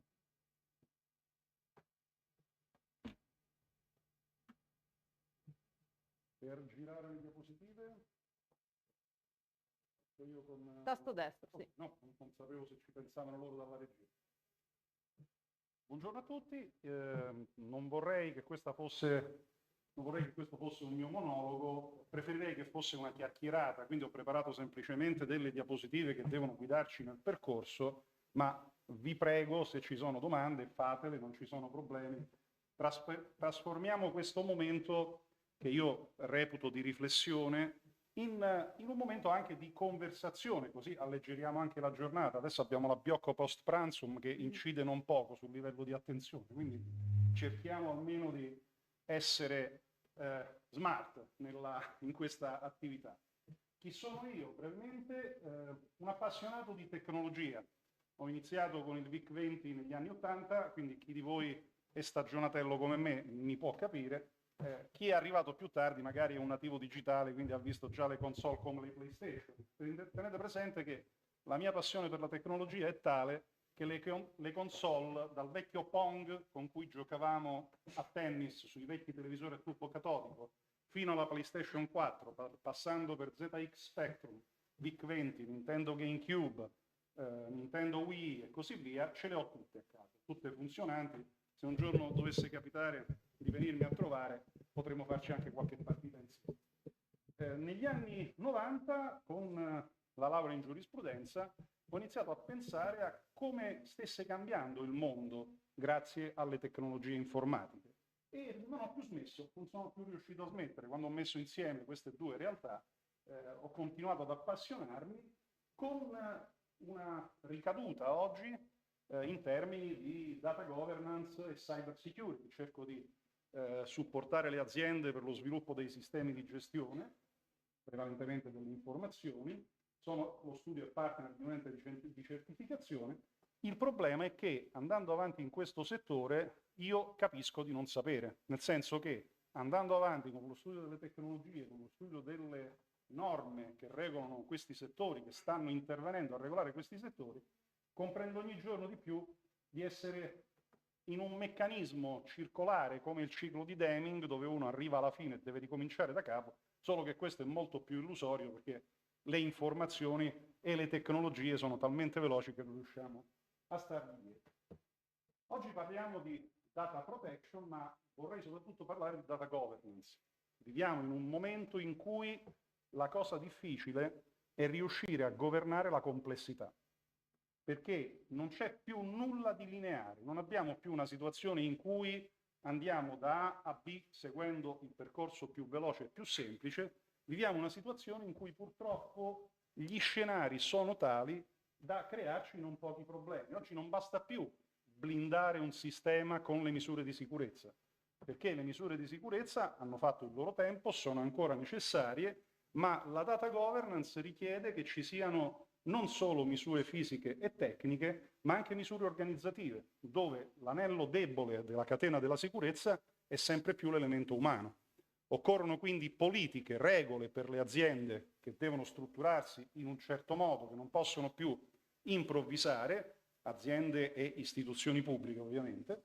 Occorre formazione per il personale dipendente, ma anche per gli stessi manager, perché diventa difficile per il manager gestire i dipendenti, organizzare i flussi di lavoro, organizzare la vita quotidiana, senza comprendere con quali tecnologie ha a che fare e quali sono i problemi legati alla tutela non solo dei dati personali che riguardano i clienti, i fornitori, i dipendenti, i visitatori, ma le informazioni riservate aziendali. Oggi anche una piccola realtà con 4-5 persone può avere informazioni riservate di altissimo livello, di altissimo valore, e quindi deve proteggerle in maniera adeguata, anche perché quelle informazioni nel 99% dei casi viaggiano sulle reti informatiche, viaggiano sui sistemi informatici, quindi sono esposte al rischio. Abbiamo poi uno scenario molto particolare oggi, uno scenario che è fatto di fonti, di eccesso di fonti, di eccesso di informazione. Lo diceva prima uno dei relatori. Il problema è che l'utente finale si beve tutto. E questo sì, ok, per quanto riguarda l'informazione, ma guardate che è un problema che sta diventando tale anche per noi giuristi, anche per gli economisti, anche per chi deve fare riferimento a fonti necessariamente affidabili.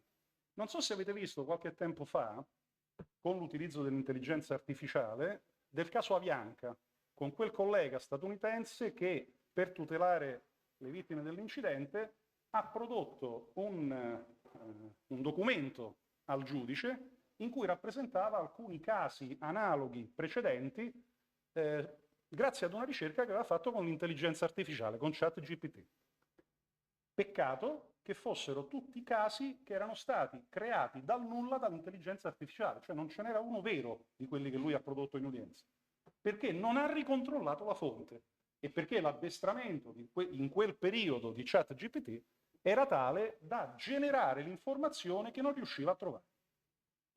Ovviamente non vi dico che putiferio può essere successo in udienza nel momento in cui si sono accorti che i casi citati non esistevano assolutamente, il collega avrà avuto i suoi problemi anche dal punto di vista disciplinare e deontologico, ma quello che ci fa riflettere è che noi oggi abbiamo un grosso problema di affidabilità delle fonti e poi vedremo quanto questo problema diventa un problema ancora più grande a cascata, in un effetto domino che arriva proprio nell'intelligenza artificiale.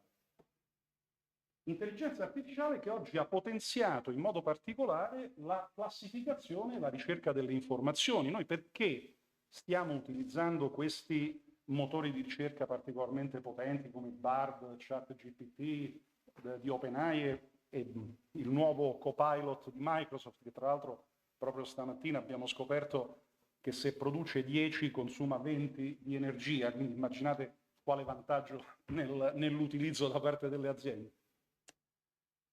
Ci stiamo affidando a questi motori perché fanno delle ricerche molto complesse, molto veloci e soprattutto ci restituiscono i risultati in un linguaggio strutturato, quindi ci fanno una relazione, non si limitano a trovarci link o a trovarci le fonti, ci fanno una relazione sintetizzando quello che hanno trovato.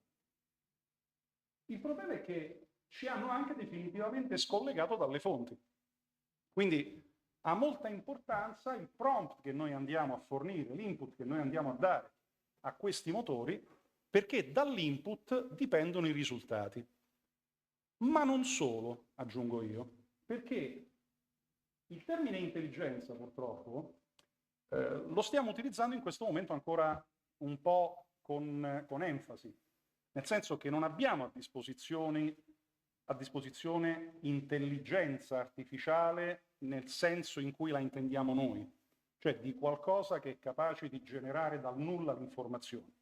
Questo i motori ancora oggi non possono farlo, almeno in ambito civile. In ambito militare non so dove siano arrivati per ovvi motivi, ma in ambito civile noi stiamo parlando di motori di ricerca molto potenti, programmi per elaboratore, quindi in sostanza, che sono in grado di reperire, classificare e sintetizzare un'enorme quantità di informazioni, selezionando quelle più rilevanti rispetto all'input che gli abbiamo dato. Quindi più preciso sarà l'input, più precisa sarà la ricerca, più puntuale sarà la risposta, fornendoci il risultato sotto forma di relazione, cioè in un linguaggio strutturato, tant'è che l'utilizzo maggiore che stiamo facendo di questi strumenti è la creazione di testi. Poi c'è chi li utilizza in ambito matematico, chi in ambito scientifico, chi sta facendo i token da vendere come NFT, ma sono situazioni marginali.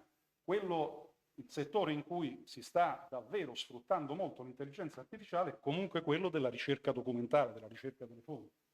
E allora ci dobbiamo porre un problema che non è di poco rilievo: l'affidabilità delle fonti e l'affidabilità di chi progetta e realizza il sistema di intelligenza artificiale, che non è affatto secondario. Perché?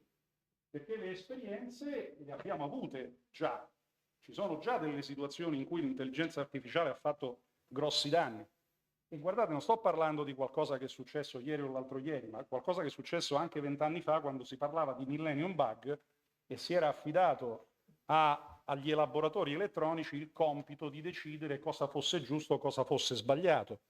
Tanti meccanismi di produzione avevano buttato via le conserve delle aziende semplicemente perché non gestivano il 2001 e quindi gli risultava, il passaggio dell'anno, gli risultava merce scaduta dal 1900. Quindi questo mi fa capire quanto devono essere affidabili i programmatori. Altri problemi che dobbiamo porci con i sistemi di intelligenza artificiale è quelli della proprietà intellettuale, proprietà industriale. A chi appartengono i risultati di un'elaborazione in cui lo strumento che io vado ad utilizzare realizza il 90% del lavoro, perché io gli do soltanto l'input iniziale? Valgono ancora le regole che sono scritte nel codice della proprietà industriale e nella legge sul diritto d'autore? Qualcuno ha ipotizzato, ma se anche Michelangelo avesse avuto un pennello eccezionale ed automatico per dipingere la Cappella Sistina, noi non avremmo mai dato la paternità della Cappella Sistina al produttore del pennello, ma sarebbe stato sempre Michelangelo l'autore. Questo è assolutamente corretto, però dobbiamo tenere presente che anche il motore che fa questo lavoro è un'opera dell'ingegno. E quindi dobbiamo disciplinare contrattualmente che fine farà l'opera che andremo a produrre sommando gli sforzi creativi di entrambi. Inoltre c'è un problema legato alla proprietà delle esperienze utenti. Come si addestra il motore dell'intelligenza artificiale? Attraverso la ricerca sul web, attraverso l'uso che gli utenti ne fanno.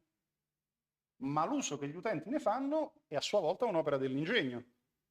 Quindi, se io utilizzo Bard in un certo modo e Bard si addestra mentre io lo utilizzo, chi è il proprietario di quell'input che do a Bard per capire meglio come deve lavorare?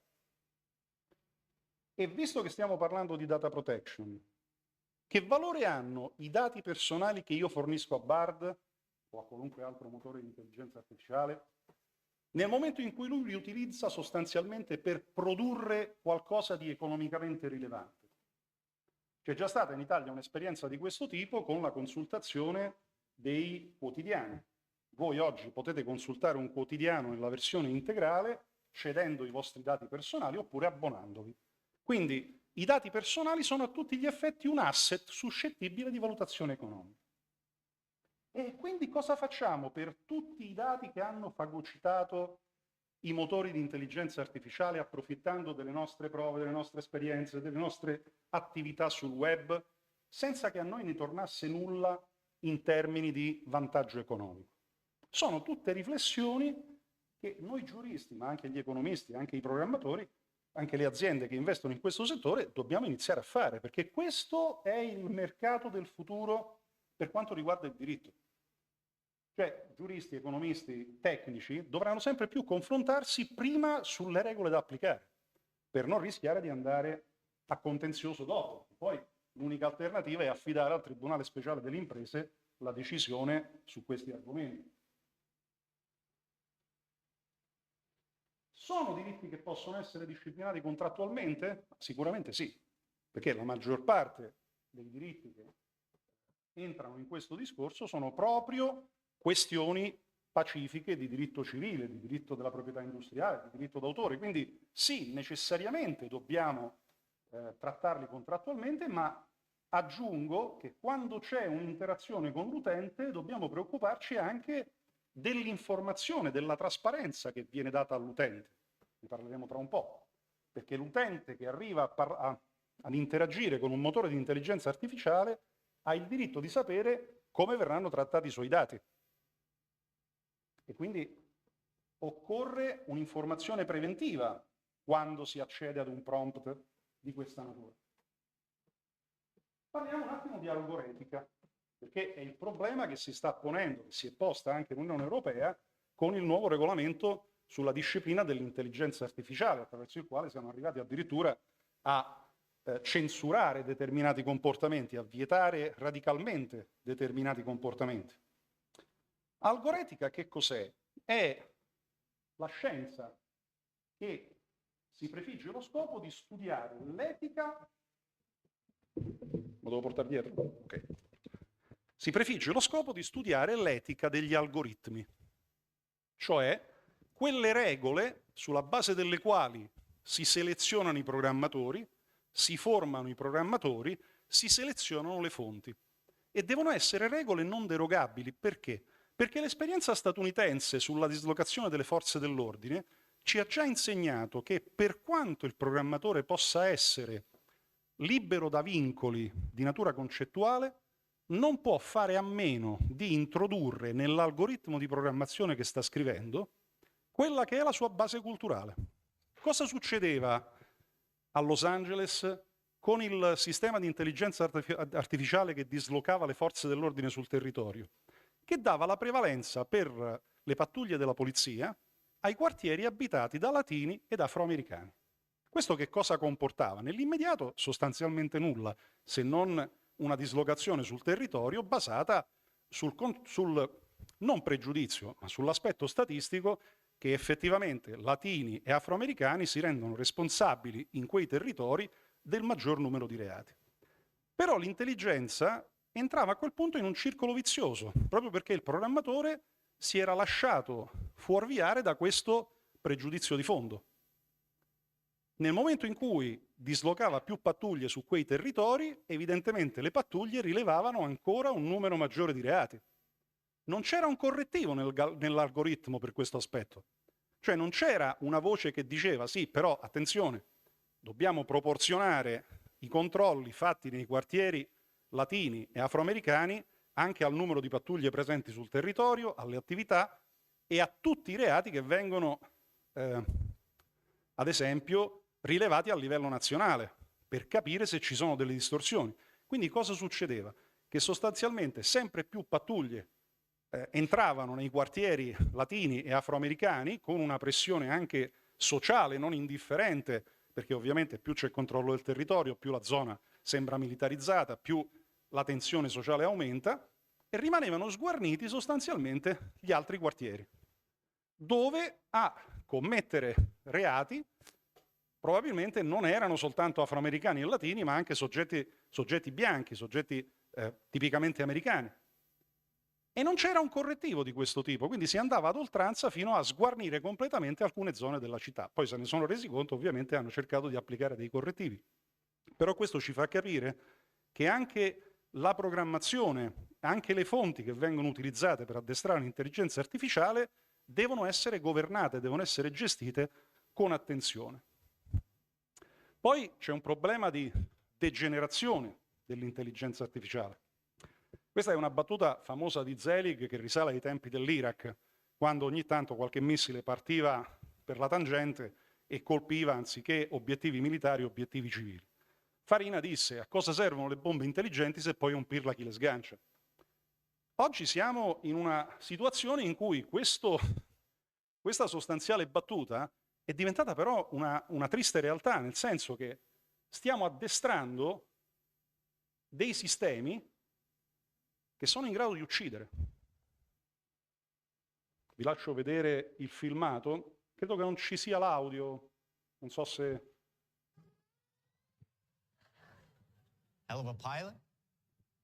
No. That skill is all AI. It's flying itself.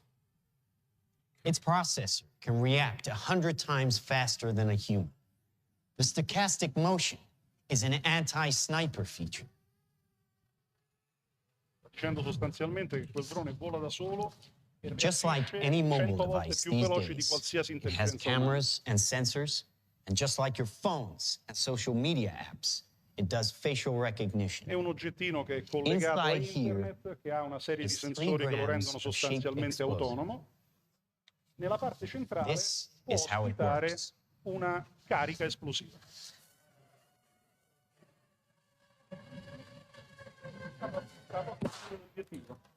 Lavorando sul riconoscimento see that? biometrico. That little bang is enough to penetrate the skull and destroy the contents. Inquietante. Sembra uno scenario futuristico. Sapete a quando risale questa conferenza in cui è stato presentato questo stormo di droni? Esattamente a 6 anni fa.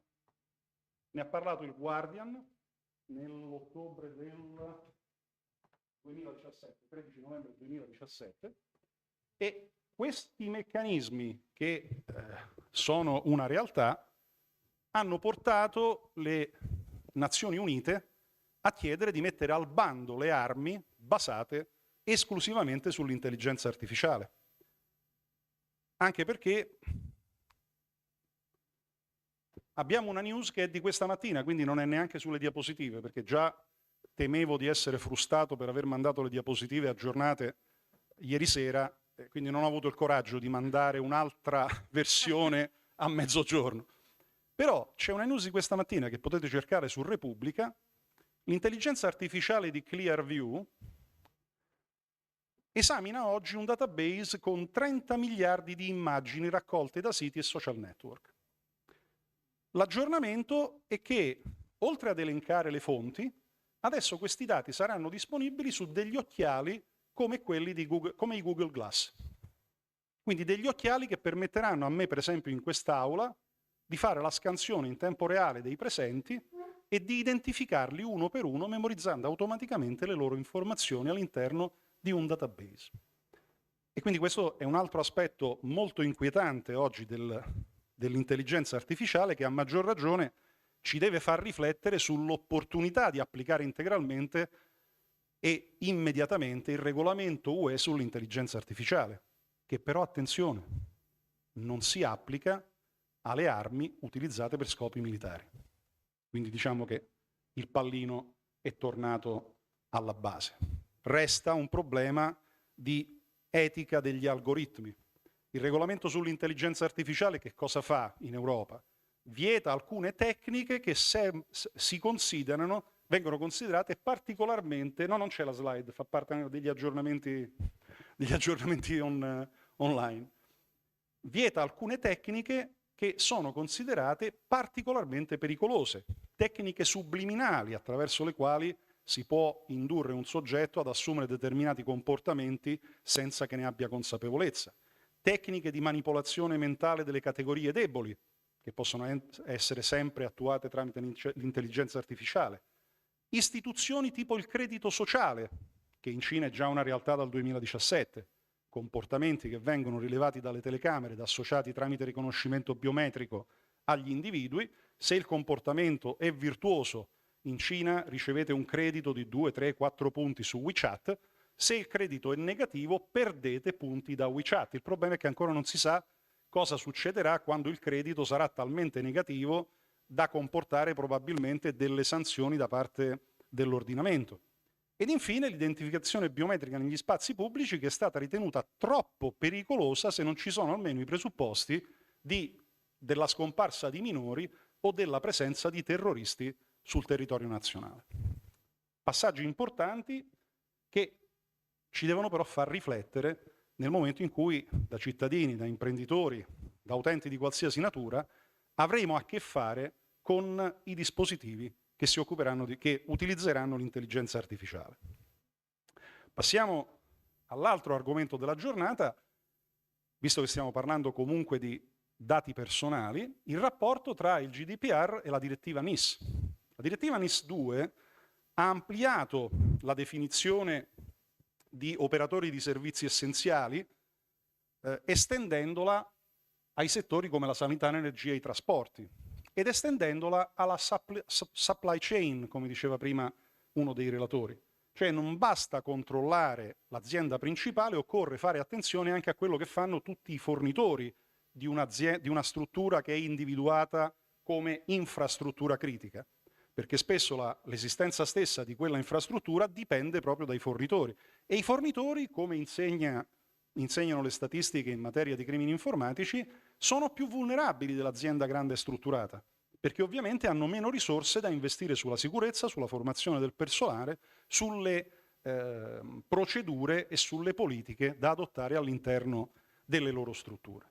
Quindi colpire la supply chain di solito serve a colpire l'azienda principale, a lasciarla senza rifornimenti, a lasciarla senza servizi, a lasciarla senza i beni che le consentono materialmente di lavorare. Introduce nuovi requisiti di sicurezza ed incrementa le sanzioni per il mancato rispetto della disciplina. Ma l'aspetto più interessante è che è complementare al GDPR. Il titolare di un'infrastruttura critica deve osservare criteri e cautele molto simili a quelle del GDPR, con la differenza che lì deve proteggere l'infrastruttura, da quell'altra parte deve proteggere i dati personali degli utenti. Infatti è previsto un meccanismo di valutazione dei rischi e di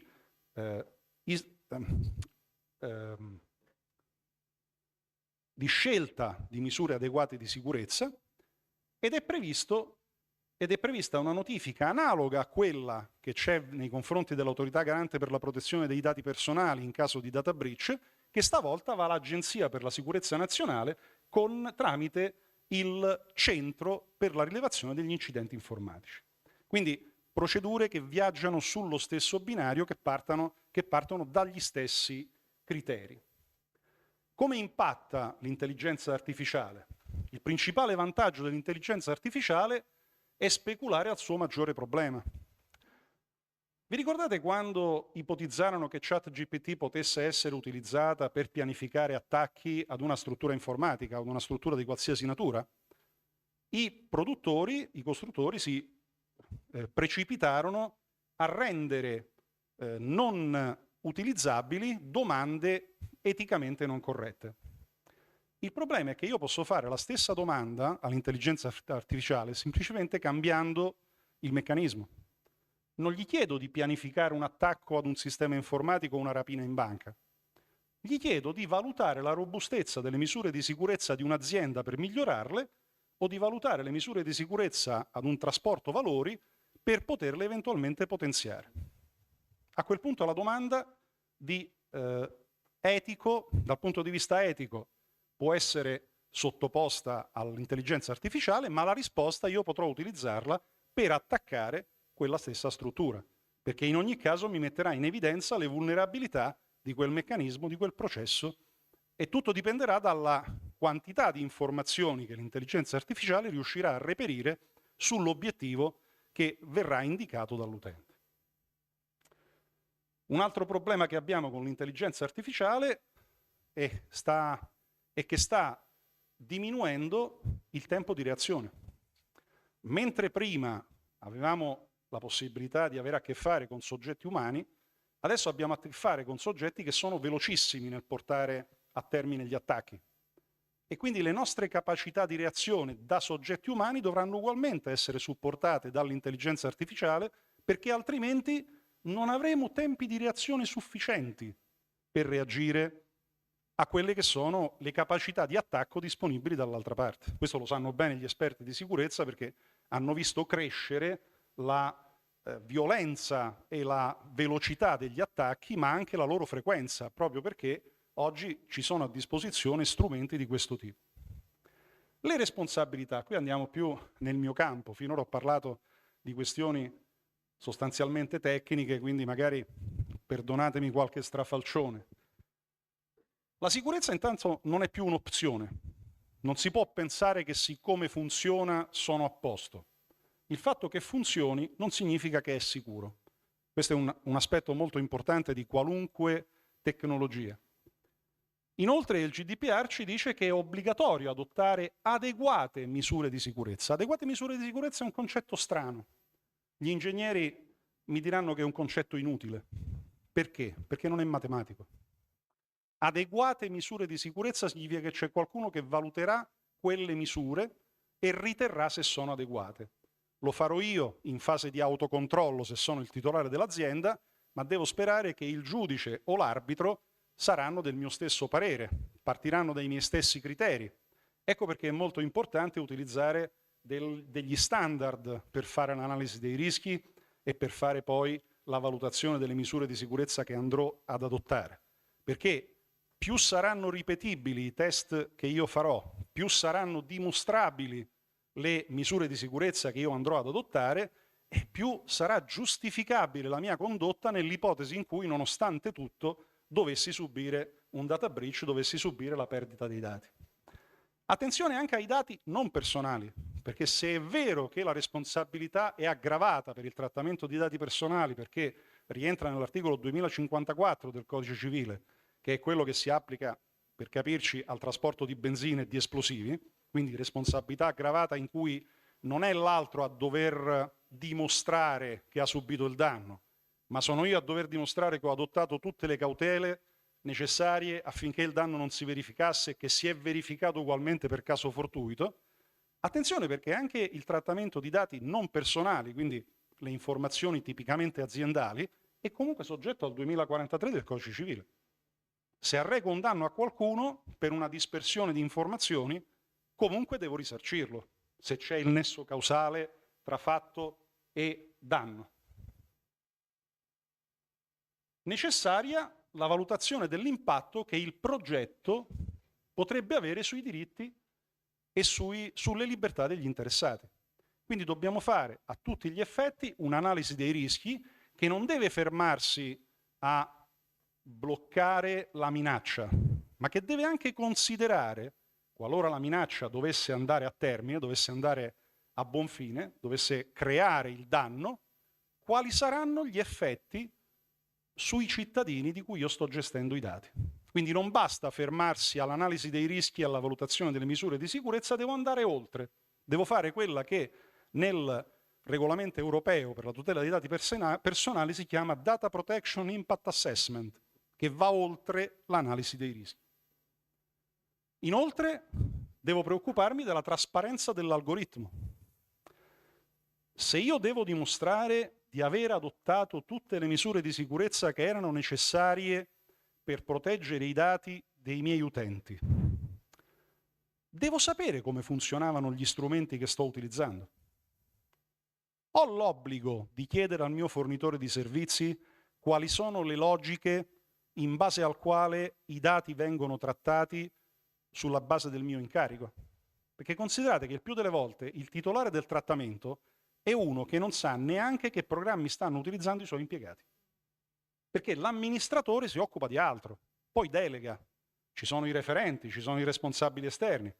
Dai responsabili esterni devo farmi spiegare come funzionano le mie strutture informatiche, come funzionano i miei programmi, dove sono localizzati i miei dati?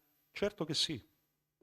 perché, lo ha ribadito il garante e lo ha ribadito la Corte di Cassazione qualche giorno fa con una pronuncia di fine settembre, il titolare nel delegare i propri compiti non si svincola dalla responsabilità. La responsabilità diventa solidale. Cioè io titolare rispondo assieme al responsabile del trattamento dei danni eventualmente arrecati al cittadino di cui sto gestendo i dati. E quindi devo potermi fidare del responsabile del trattamento, ma devo anche controllarlo. E qui veniamo al problema dell'algoretica. Come fa un'azienda a dimostrarmi, quando parliamo di intelligenza artificiale, di aver operato secondo algoritmi etici, di aver costruito algoritmi etici, di avere personale dipendente che risponde ad un codice etico?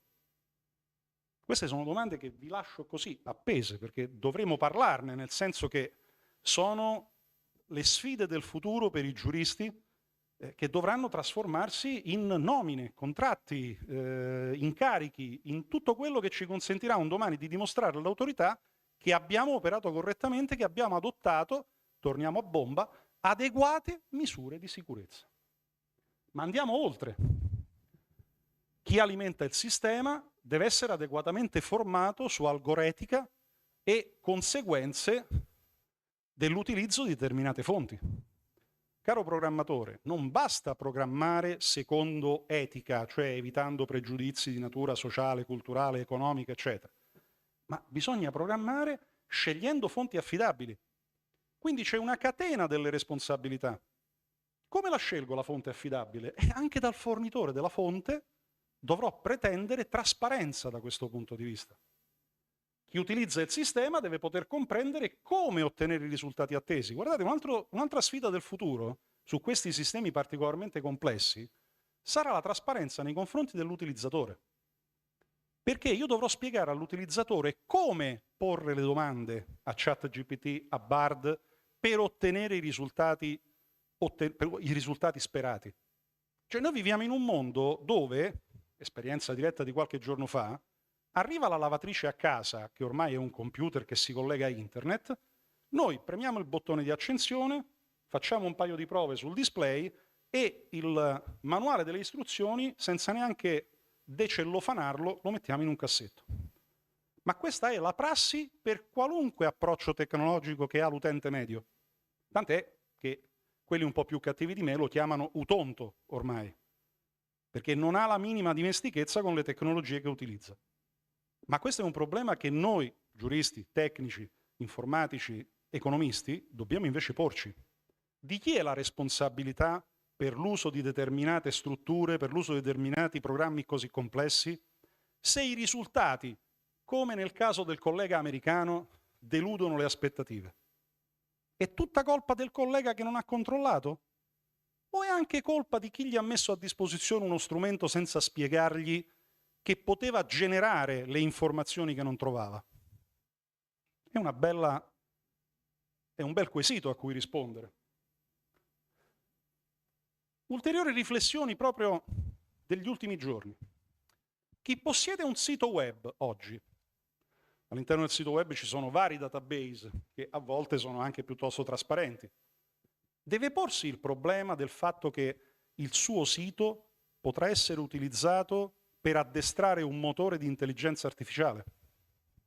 Cioè io sviluppo un sito web con Wix o con WordPress.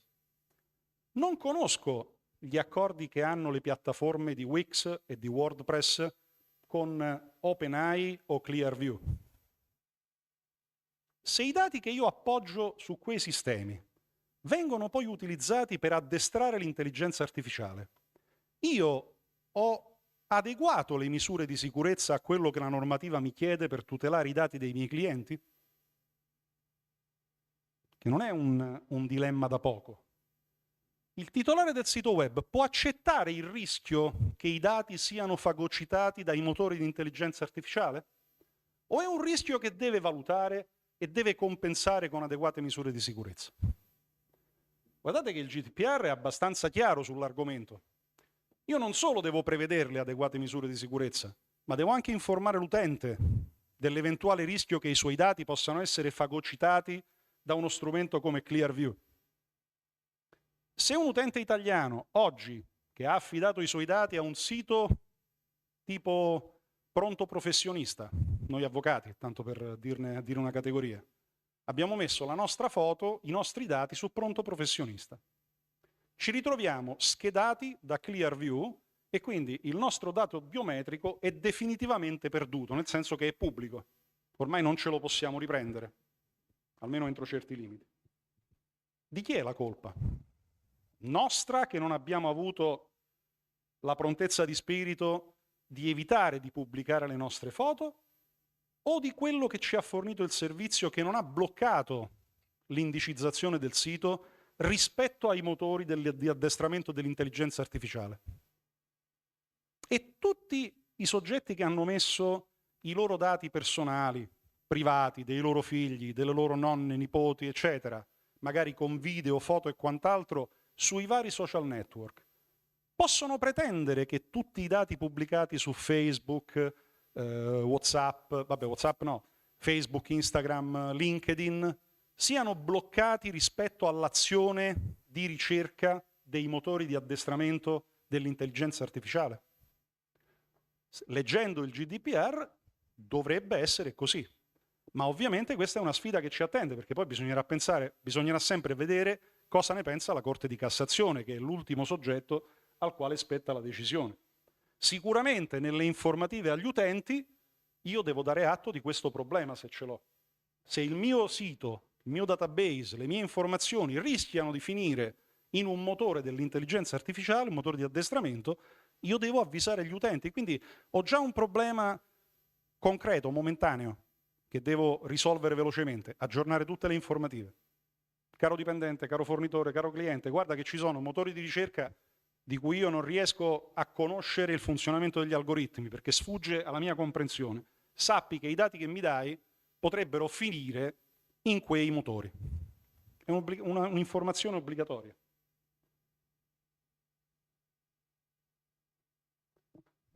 Il titolare del trattamento che omette di proteggere i dati e di fornire le informazioni agli utenti è sanzionabile? Sì, questo ve lo do per certo, perché il GDPR lo prevede. Adeguate misure di sicurezza, trasparenza nelle informazioni agli utenti.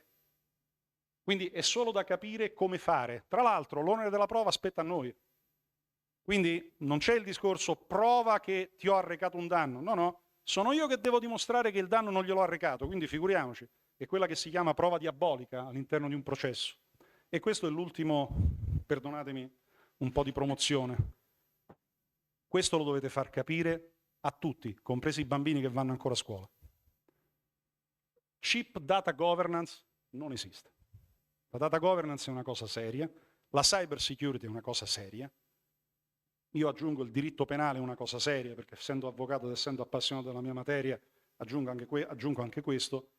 Non potete pensare di rivolgervi al tuttologo che la mattina vende le mozzarelle al mercato e il pomeriggio si occupa di cyber security. Non funziona così. Se pensate che un professionista costi troppo, non avete idea di quanto vi costerà nel breve e anche nel lungo periodo un incompetente. Grazie per l'attenzione, se ci sono domande mi rimetto. Grazie a Gianluca Pomante. Abbiamo una domanda qui, se riusciamo a far arrivare. Sì, ma lei se si vuole sedere anche così. Sì, grazie Avvocato. Giusto una attenzione, un caso che sta capitando in questo periodo, penso in tutta Italia. Esiste un censimento in corso, chiaramente il censimento viene promosso dall'Istat e ti arriva una comunicazione a casa dove tu hai l'obbligo di inserire dei dati. Normalmente il censimento è di natura anonima, giusto? Il problema è che i dati che tu inserisci non sono per niente anonimi e li inserisci attraverso il portale dell'Istat. Non c'è nessun avviso che quei dati, come lei ha ben specificato poco fa, possono essere utilizzati attraverso questo processo e non c'è neanche la possibilità di rifiutarsi perché sennò entri in una sanzione di natura penale. Ecco, sotto questo aspetto spesso non abbiamo le soluzioni. Subiamo, giusto? Subiamo, però non dobbiamo... Subiamo perché ovviamente non possiamo rifiutarci di adempiere ad un'attività che è dovuta per legge, così come non possiamo rifiutarci di fornire il nostro documento di identità all'albergo quando andiamo per pernottare, perché lo prevede il TULPS. Però attenzione, l'obbligo di trasparenza riguarda anche la pubblica amministrazione. Quindi noi attraverso il DPO della pubblica amministrazione, che è ugualmente obbligatorio, possiamo chiedere chiarimenti nei termini proprio da lei prospettati. Caro DPO, come avete fatto ad evitare che i miei dati forniti all'Istat legittimamente finissero all'interno di un motore di ricerca o venissero acquisiti addirittura dai motori di addestramento dell'intelligenza artificiale? Il DPO, direttamente o tramite la struttura tecnica, presumo che sia di Sogei, perché di solito i ministeri passano tutti di lì, dovrebbe saper rispondere a queste domande. Stesso discorso vale per le misure di sicurezza adottate. Nel momento in cui io cittadino voglio sapere che fine fanno i miei dati e, per esempio, come si sono cautelati nell'introduzione di rumore di fondo per evitare che le risposte, per quanto anonime, in caso di risposte univoche, siano ugualmente identificabili? Perché il problema di tutte le statistiche, se parlate con un professore di statistica sono il meno adatto a parlarvi di queste cose, però ho seguito delle lezioni molto interessanti, i professori di statistica la prima cosa che vi dicono è che il dato è realmente anonimo quando in un database si inserisce rumore di fondo per evitare che le risposte univoche possano essere estrapolate e analizzate con l'utilizzo di altri database per ritrovare l'identità del soggetto. Anche questa è una domanda che io farei a chi tratta i miei dati, perché vorrei sapere anche da quel punto di vista come mi tutela rispetto a dati che sta teoricamente acquisendo in forma anonima.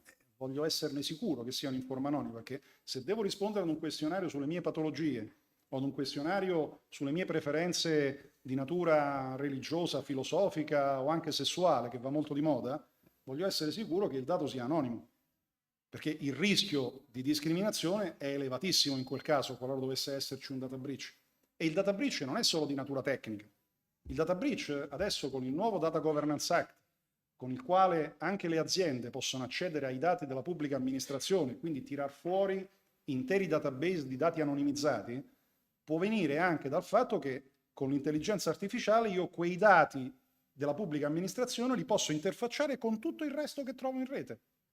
E quindi il rischio che un dato univoco mi venga fuori associato ad un'identità è elevatissimo anche in quel caso. Certo, sono risposte con le quali, cioè sono domande con le quali metterete in crisi più di un DPO e più di una pubblica amministrazione o di un'azienda privata, che secondo me non vi risponderanno neanche nei canonici 30 giorni. Avranno bisogno di un po' di tempo in più e di qualche professionista che vada a fare un audit approfondito di quelli che sono i flussi di informazioni, di come si muovono, di come vengono gestiti. Però vi dovrebbero rispondere. Il secondo passaggio è segnalarlo al garante. Prego. Grazie, abbiamo un'altra domanda. Buonasera. Buonasera. Lei parlava di valutazione del rischio, faccio un discorso generale, non verso l'intelligenza artificiale.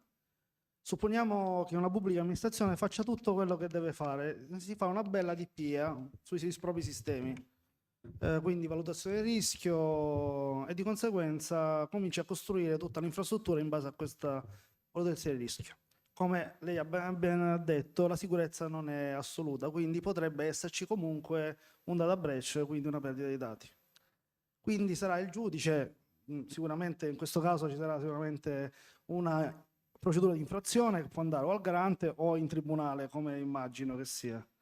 Quindi ci sarà comunque, chiamiamola un'istruttoria, giusto se immagino, sì, che valuterà non tanto il danno, ma chi ha fatto la valutazione del rischio? Certo, assolutamente. Il principio di accountability previsto dal GDPR. Allora, dato che i DPO non sanno niente di come si fa una valutazione del rischio, la faranno i tecnici, di conseguenza quelli che sono i dirigenti tecnici dell'amministrazione, tutto ricadrà sulla valutazione del rischio, immagino a questo punto.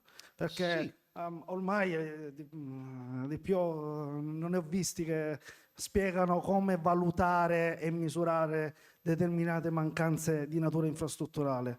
Quindi potrebbe essere che il giudice incarichi un tecnico che abbia un'idea completamente diversa di valutazione del rischio, giusto? Beh, E quindi... no, dipende dal modo in cui abbiamo fatto la valutazione del rischio. Ci sono degli standard che applicati consentono la ripetibilità dell'accertamento. Però sono parametriche. Come? Però le valutazioni di rischio sono parametriche, si basano su una statistica. Potremmo sbagliare la statistica. Non Potremmo necessariamente. Non necessariamente, dipende dallo standard che lei decide di adottare nel fare l'analisi del rischio. Cioè, lo scopo, per esempio, delle certificazioni ISO è proprio quello, dare uno standard attraverso il quale, la ISO 31000 ne è un esempio, si fanno le valutazioni del rischio e ci sono degli indicatori di performance che mi consentono di verificare se quel rischio è stato valutato adeguatamente e se i risultati a valle dell'operazione portano ai risultati attesi. È ovvio che se in fase di giudizio la valutazione del rischio è stata completamente sbagliata dal punto di vista della misurazione, è un discorso. Se la valutazione del rischio è stata fatta correttamente, secondo uno standard internazionale, e si è verificato un caso fortuito o un attacco zero day, anche il giudice dovrà prenderne atto. Grazie. L'importante è pretendere, appunto, come dicevamo, che non siano analisi del rischio improvvisate, cioè fatte sulla base di criteri soggettivi, ma che siano criteri quantificabili, dimostrabili e ripetibili soprattutto, perché il compito principale di un auditor, ed è il motivo per cui l'auditor deve essere un professionista esperto, è che deve adottare degli standard che siano in qualunque momento dimostrabili, non soltanto al momento in cui lui fa la rilevazione, ma anche successivamente a parità di condizioni. È ovvio che se le condizioni sono cambiate, lì andava rifatta l'analisi del rischio. Però se si utilizzano gli standard, anche davanti a un giudice, il concetto di rendicontazione porta proprio a questo, a poter stare relativamente tranquilli. Grazie. Prego. Qualche altra domanda? Volevo chiederle io una cosa, visto che abbiamo parlato di grande velocità della tecnologia, qual è la velocità invece a cui va la giurisprudenza? Molto più lenti, ovviamente. Siamo molto più lenti, ma per una serie di motivi che sono dapprima culturali. Cioè, noi abbiamo l'esigenza di comprendere un fenomeno prima di poterlo analizzare in chiave giuridica. Tant'è che spesso c'è una proliferazione normativa eccessiva, soprattutto nel nostro paese, perché le norme vengono varate sulla base dell'onda emozionale del fatto, del momento, senza riflettere sui principi di diritto che comunque sono uno standard e che spesso potrebbero essere applicati semplicemente. Quindi questo è un po' un difetto della nostra realtà tutta italiana. Però anche nei paesi di matrice anglosassone c'è lentezza nel rispondere a quelle che sono le innovazioni tecnologiche, ma per ovvie ragioni, se non ho una casistica da esaminare, ho difficoltà anche a dare una risposta dal punto di vista giuridico. Non è un singolo evento, non necessariamente mi consente di sviluppare un principio di diritto. Quindi devo avere una base di eventi sufficiente ad applicare il principio di diritto, innanzitutto a ricondurre quell'evento ad una determinata categoria giuridica, poi ad individuare il principio di diritto che posso applicare e poi vedere quali norme dell'ordinamento mi consentono di applicarlo meglio. Quindi ovviamente siamo più lenti. Considerate che la Corte di Cassazione si pronuncia normalmente a distanza di 3-5 anni dall'inizio di un giudizio, che in un mondo tecnologicamente organizzato sono un'era geologica. Quindi immaginate, ecco, pensate ai telefoni che avevate in tasca 5 anni fa e a quelli che avete in tasca oggi. E pensate a un giudice che oggi, con la testa di oggi, deve invece valutare eventi che si sono verificati 5, 6 o 7 anni fa. C'è anche un problema al contrario, paradossalmente, per rispondere al signore che mi chiedeva come valuterà un giudice l'analisi del rischio. Questo può essere un problema concreto, che il giudice valuta oggi, con i criteri di oggi, quello che è successo 5 o 6 anni fa, o anche di più. E se il giudice non ha un'elasticità mentale tale da riposizionare, da ricollocare nel tempo quelle che erano le misure tecnologiche dell'epoca, le analisi del rischio dell'epoca, gli standard dell'epoca, c'è il rischio di un cortocircuito che si riverbererà poi nella sentenza. Grazie. Prego. Grazie all'avvocato Gianluca Pomante dello studio Pomante. Abbiamo così... Libero a scena. Grazie, buona serata. dato un ampio sguardo alla parte giuridica. Facciamo una piccola pausa, Francesco, o proseguiamo? Lasciamo tempo di respirare. Allora, io intanto vi ricordo che siamo in streaming su cyberly.com, che alle 14:30, quindi da 1 ora e 18 minuti, le nostre 4 scuole nelle loro squadre stanno effettuando la prima parte della Cyber Security Challenge con la piattaforma TryHackMe, e le scuole sono l'IIS Volta di Pescara, il Liceo Scientifico Alessandrini di Montesilvano, il Liceo Scientifico Da Vinci di Pescara e ancora l'ITS Sistema Meccanica e Informatica. E domani sera, più o meno intorno alle 17:30, scopriremo chi avrà vinto questa challenge, che significa non solo un trofeo di riconoscimento, ma soprattutto 20 licenze per la piattaforma TryHackMe, che ho scoperto essere qualcosa di estremamente valoriale per questi ragazzi, quindi penso che sia un premio davvero straordinario che va nella linea del messaggio di queste giornate. Il prossimo intervento ci porta su un altro fronte ancora, no? È quello, ne abbiamo parlato un po' oggi, quello del deep web e del dark web, l'accesso ad un mondo che ci sembra così lontano, ma che abbiamo capito essere in realtà più vicino di quanto crediamo. Allora, vorrei invitare il prossimo relatore, possiamo andare, che è l'ingegner... Ah, sta arrivando. Sì, ok. Ok, l'ingegner Igo Maria Di Paolo, Network Analyst, Reverse e Security Engineer, pronto a portarci in un viaggio spaventoso? Grazie intanto. Allora, questa è un'introduzione, inizialmente è un'introduzione sulla rete Tor, e poi si va sempre più nel dettaglio attraverso i cosiddetti servizi nascosti, gli hidden services su Tor, e gli attacchi per smascherare chi accede a questi servizi o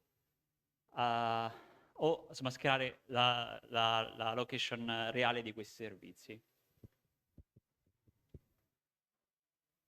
Allora, io attualmente lavoro come High Performance Computing Engineer per Mobileum, che è un'azienda che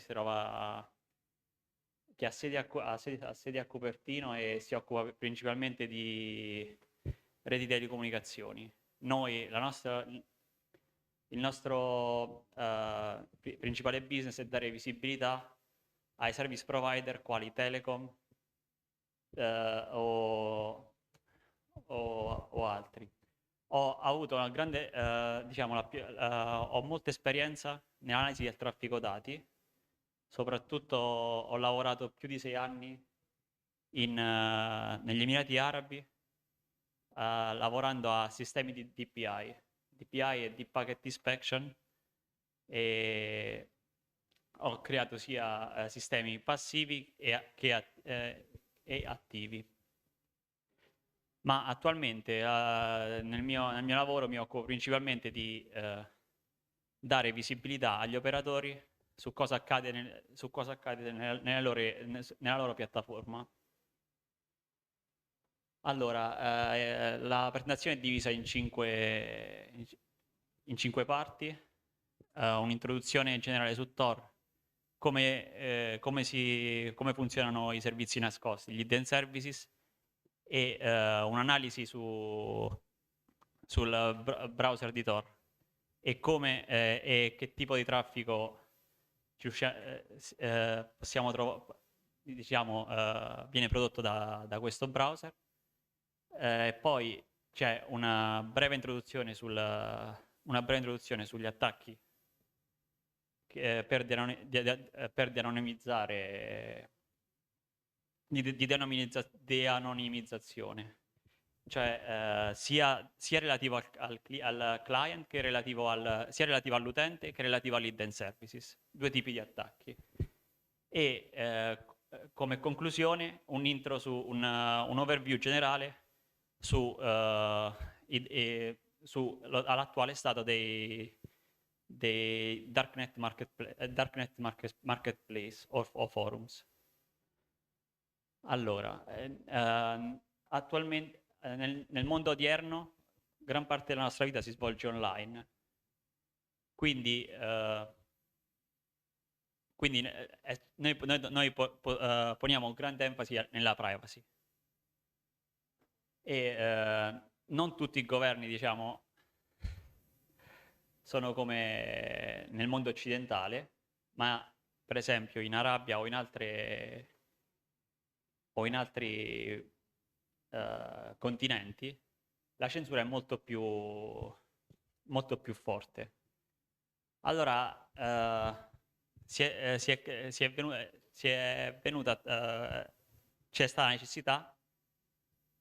necessità in quei posti, ad esempio, di utilizzare dei sistemi che garantiscano un anonimato per chi vuole diffondere informazioni o per chi vuole accedere a dei servizi che sono bloccati in quelle aree geografiche. E oltre a queste necessità,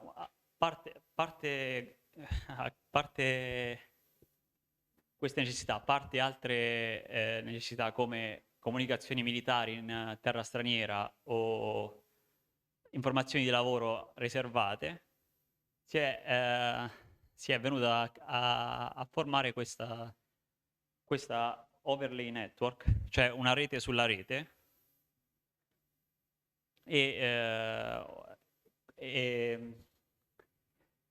che garantisce un layer di anonimato.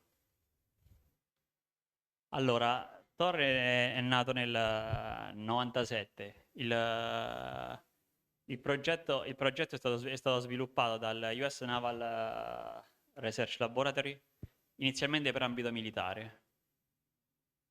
Poi nel 2002 è stato rilasciato al pubblico in versione alfa e successivamente nel 2006 è stata fondata la Tor Project Foundation per portare avanti questo progetto. Il progetto è totalmente open source, si trova liberamente online.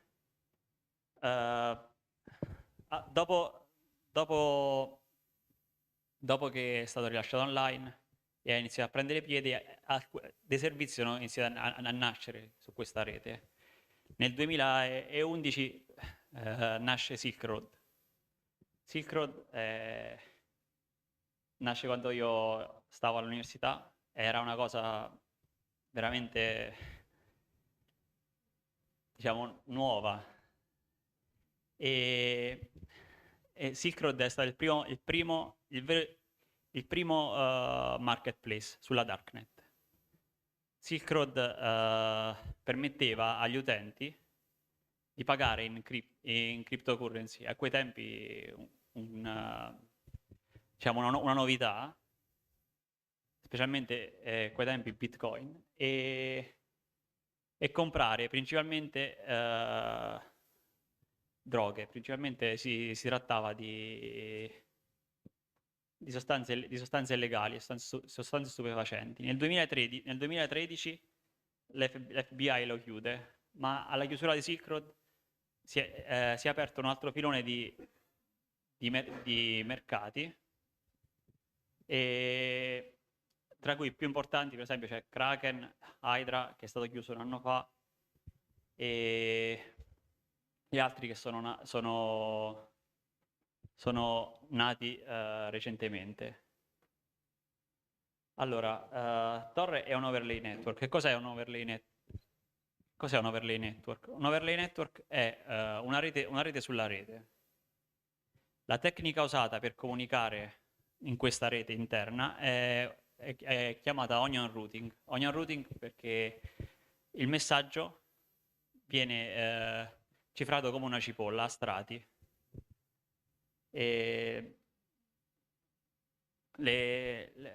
ogni messaggio passa attraverso diversi router e ogni router rimuove uno strato di questa cipolla, di questo messaggio.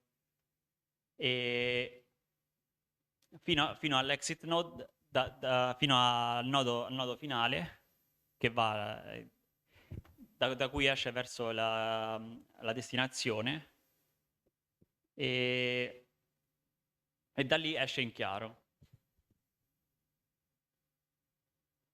Qui è un esempio di un circuito su Tor.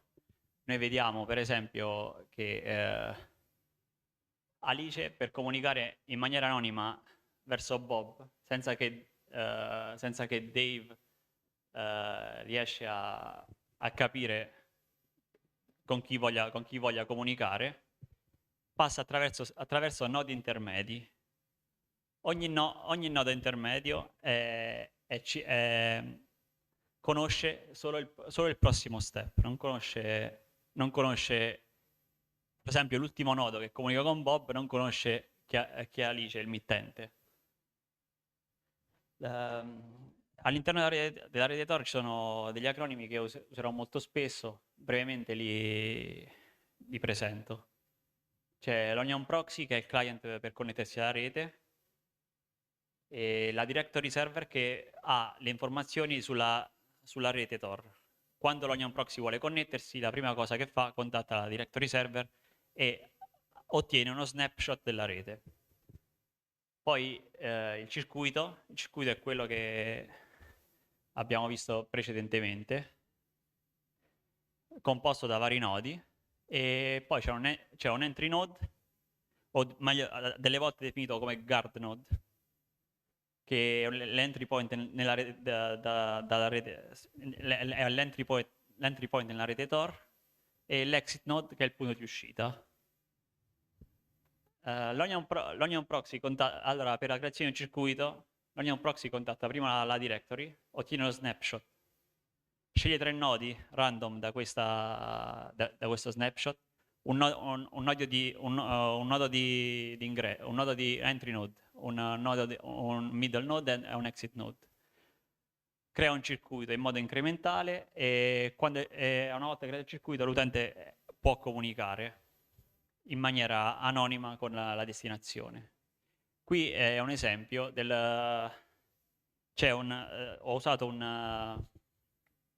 un client da terminale e si vede come si vede la creazione del circuito.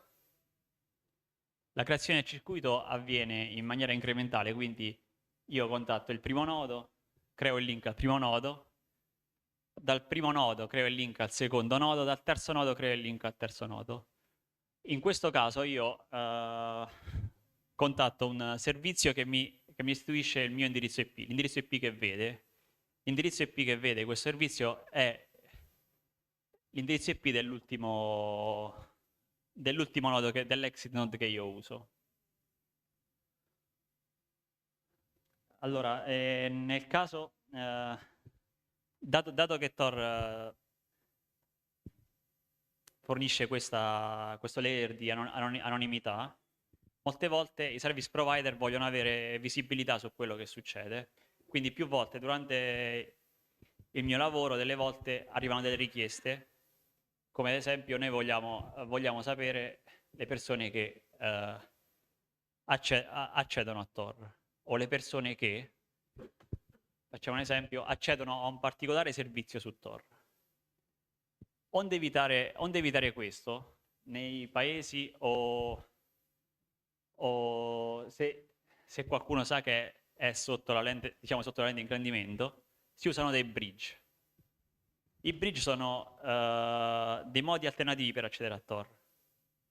I bridge non sono listati nello snapshot. Quando tu contatti il directory server, ogni client ne ha 2 o 3, non di più. E questo è da design, così il service provider non può bloccare tutti i bridge. E i bridge soprattutto usano un protocollo diverso, che come vedremo dopo il protocollo Tor è simile a un al protocollo TLS, è una connessione TLS. Una breve intro sui 3 tipi di protocolli bridge che vengono usati, che sono Obfuscation for Snowflake e MIC Azure.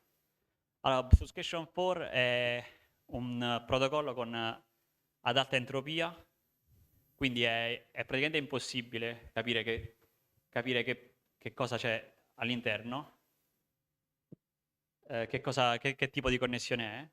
E Snowflake invece è simile a una connessione VoIP per bypassare i filtri dei service provider, e invece MIC Azure è simile a una connessione Teams. Prima abbiamo visto che il problema è che dall'exit node al servizio che noi vogliamo accedere è tutto in chiaro. Per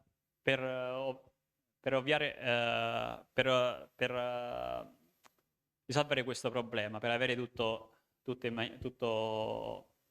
cifrato, senza che qualcuno possa capire, senza che qualcuno, diciamo, anche in possesso dell'exit node possa capire cosa noi andiamo ad accedere, Tor ha gli hidden services, o meglio, tradotto in italiano i servizi nascosti, però non rende uguale. Gli hidden services sono anche conosciuti come onion services, possono essere ospitati in un nodo interno alla rete o in un nodo esterno. Il nome di dominio di questi servizi è .onion e l'utilizzatore finale, il client, per accedere, usa questo per accedervi. La forte forma di anonimato ha reso questi servizi perfetti per ospitare i Darknet Marketplace. Per fare il setup del circuito hidden service ci sono introduction point e rendezvous point. Introduction point sono i punti iniziali per connettersi all'hidden service. I rendezvous point sono i punti dove i due circuiti dal client al server vanno a connettersi. Quindi per connettersi a un hidden service, una volta che noi sappiamo il dominio .onion, noi dobbiamo cercare nella directory server gli introduction point e poi contattiamo l'hidden service e gli conferiamo il rendezvous point. Ok, questa è l'intro, forse è andata un po' oltre, perdonatemi. Questi sono degli esempi di hidden services e questo invece è un motore di ricerca per il dark web. E è un progetto open source composto da 3 parti, principalmente un crawler, un database e il sito web. Adesso passo un po' più alla mia specialità. E in questo tipo di analisi io ho preso il browser Tor e ho analizzato il traffico in uscita da esso. Quindi ho usato Wireshark, T-Shark e Tor Browser. Wireshark è un software per l'analisi del traffico dati in uscita. T-Shark è stato utilizzato per la generazione di un database da usare successivamente. Tor Browser è un programma open source basato su Mozilla. Mozilla integra parte di questo software, parte di Tor all'interno, e permette semplicemente in questo modo chiunque può accedere al dark web. In questo caso io mi sono posto qui, tra il client e l'entry guard o il guard node o l'entry node. E ho analizzato il tipo di traffico dati. Allora, il primo problema che si presenta in questo caso è come faccio a distinguere il traffico Tor dal traffico normale, dal traffico web normale. Allora, Tor ho studiato, diciamo, in passato ho studiato e ho lavorato molto su questo, e Tor usa una libreria TLS custom. Per questo, nell'handshake della connessione TLS, io vado ad analizzare il client hello, in questo caso, e utilizzo JA3 hash per fare il fingerprint del clientello. Oltre a questo, delle volte ho utilizzato in passato, quando la connessione TLS 1.2, il certificato era self-signed, e utilizzavo l'SNI o il nome del certificato. Qui vediamo come viene generato questo nome di dominio, questo falso nome di dominio, false host name, ed è nient'altro che una stringa random base 32.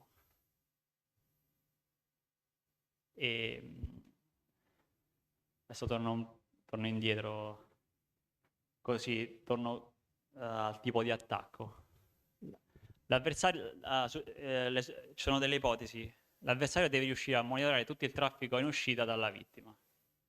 Deve riuscire a distinguere il traffico Tor dal traffico normale, e l'avversario ha creato precedentemente, in uno step precedente, un database con delle signature sui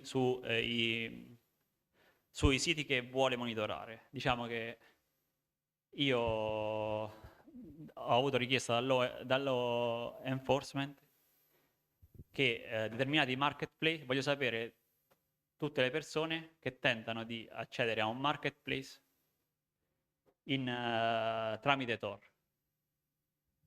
Questa è una richiesta che delle volte è arrivata nelle aziende in cui lavoravo, e noi abbiamo provato a creare questo database, e ci sono creati in produzione. Abbiamo avuto dei problemi, diciamo, che non sono visibili a livello, se tutto viene svolto a livello di ricerca. Questo è come si presenta a un analizzatore di traffico il traffico Tor. È simile, è praticamente quasi indistinguibile da una connessione TLS, a parte i dettagli di cui parlavo prima. Cioè, il clientello è custom e non ha alcuni campi obbligatori presenti. E quindi io mi sono soffermato in questo caso sul server name indication. Il server name indication è un'estensione di TLS che viene usata a causa diciamo, non è che viene usata a causa, è stata creata per i reverse proxy. Quando tu fai una richiesta, se di solito tu non sai, se tu non hai, il server non ha idea, perché di solito in un indirizzo IP ci possono essere più siti adesso, quindi il reverse proxy permette, tramite questo server name indication, di stradare la connessione precisamente dove vogliamo noi, verso la risorsa che stiamo cercando. E una volta trovata la connessione, ho estratto tutta la lunghezza delle application data. L'application data è la grandezza dei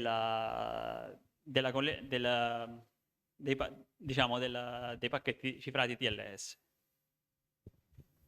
E mi aspettavo, perché questo io ho lavorato ma la maggior parte circa 2 o 3 anni fa su questo, in maniera estensiva, mi aspettavo che uno schema di padding abbastanza forte fosse stato implementato. Invece si riesce ancora a capire o a classificare decentemente le connessioni, anche se ci sono altri problemi.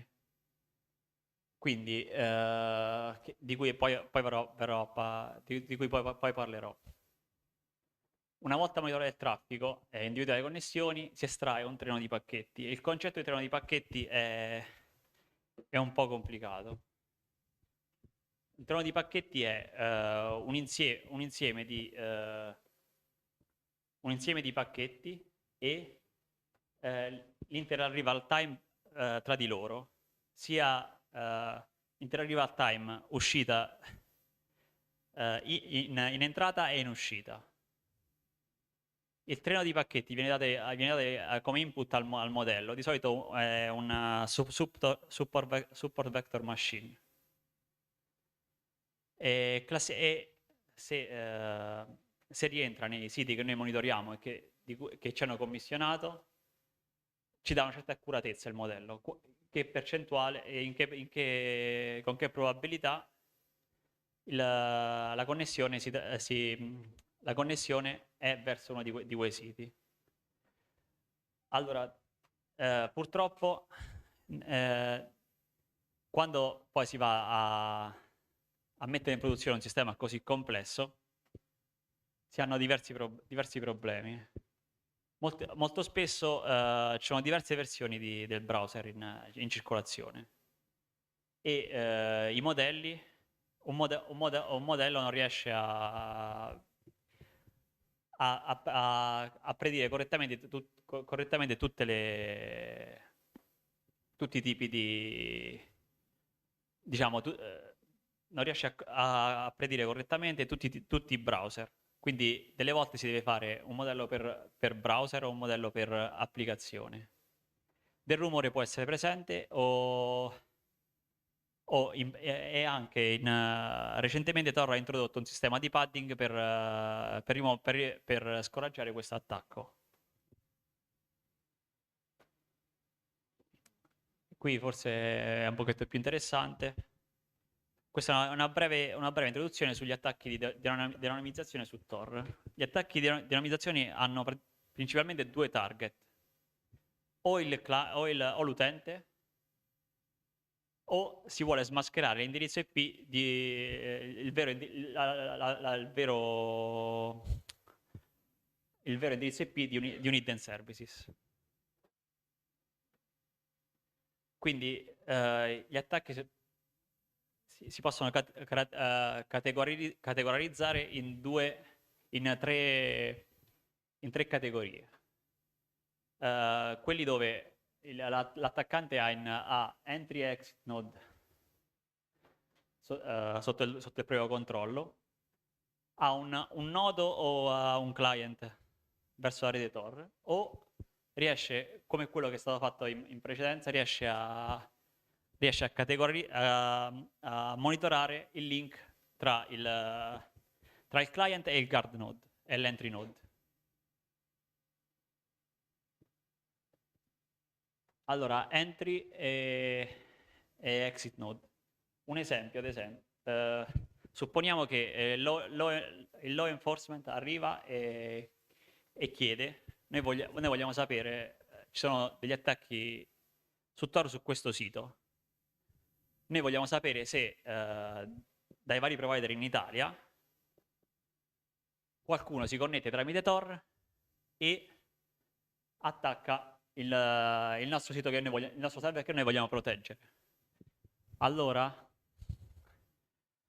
di solito quello che si fa è, se noi abbiamo l'exit node o addirittura il server sotto il nostro controllo, possiamo tweakare il server e aggiungere e introdurre un watermarking.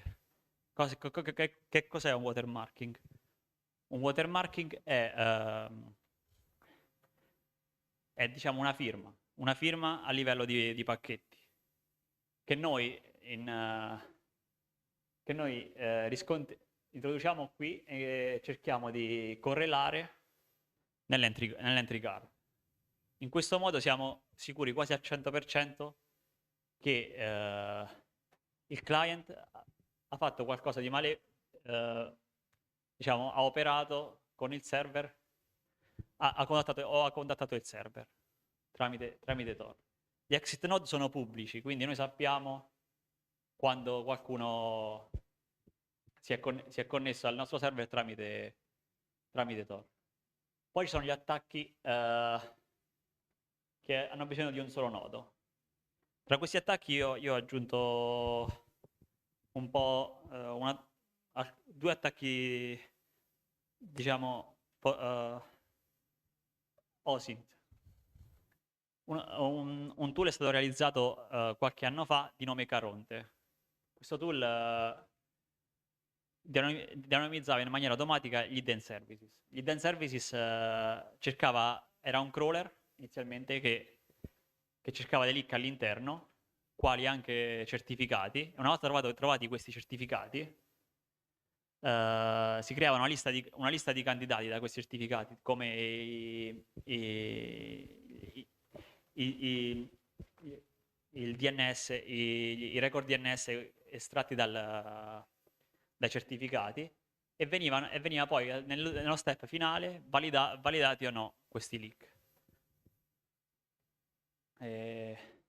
Però recentemente c'è stato un attacco più semplice basato sulle tag. Le tag è un identificatore univoco usato per ridurre l'uso di bandwidth. Questo tag non cambia se non cambia la risorsa. Quindi il server, se la risorsa non cambia, non risponde, se il contenuto non cambia, il server risponde sempre allo stesso e-tag. Una volta ottenuto le tag dall'hidden services, un ricercatore ha deciso di provare a cercarlo su Shodan, e in questo modo ha trovato l'indirizzo IP del vero server di Ragnar Locker, che l'FBI ha chiuso. L'ultimo tipo di attacchi è side channel attack, che ho già coperto nel capitolo 3, nel capitolo precedente, estensivamente. E si tratta l'avversario ha come unico, diciamo, come unico punto può analizzare il traffico tra il client e l'entry card. Adesso una breve intro sui forum, la situazione attuale sui Darknet Marketplace. Sono noti come crypto market e sono anche noti come crypto market perché i modi principali per pagare sono le cripto, e gli utenti possono vendere e comprare servizi illegali in maniera anonima, perché vengono stati su hidden services. I pagamenti si svolgono soprattutto con due tipi di cripto, e sono Bitcoin e Monero. Bitcoin non favorisce l'anonimato, mentre Monero, usando uno schema di cifratura chiamato Ring Signature, garantisce l'anonimato. Il più importante mercato storicamente, Darknet Market storicamente, è Silk Road. È stato lanciato da Ross Ulbricht e operava come hidden service sulla rete Tor. E permetteva di comprare e vendere item attraverso l'utilizzo di Bitcoin, e impiegava un feedback simile a eBay. Per questo ha preso piede, perché prima gli altri Darknet Market sono stati creati ma non avevano sistemi di feedback, e gli utenti non potevano, non c'era non c'era trust, diciamo. Nell'ottobre del 2013 l'FBI chiude Silk Road e arresta Ulbricht. Da Silk Road nascono una miriade di darknet marketplace. Uno dei più importanti fino a qualche anno fa, alla sua chiusura, è stato Hydra, che aveva ha avuto circa un ricavo di 5 miliardi di dollari e milioni di utenti. E è stato lanciato nel 2015 e chiuso nel 2022. Hydra, oltre a compravendita normale di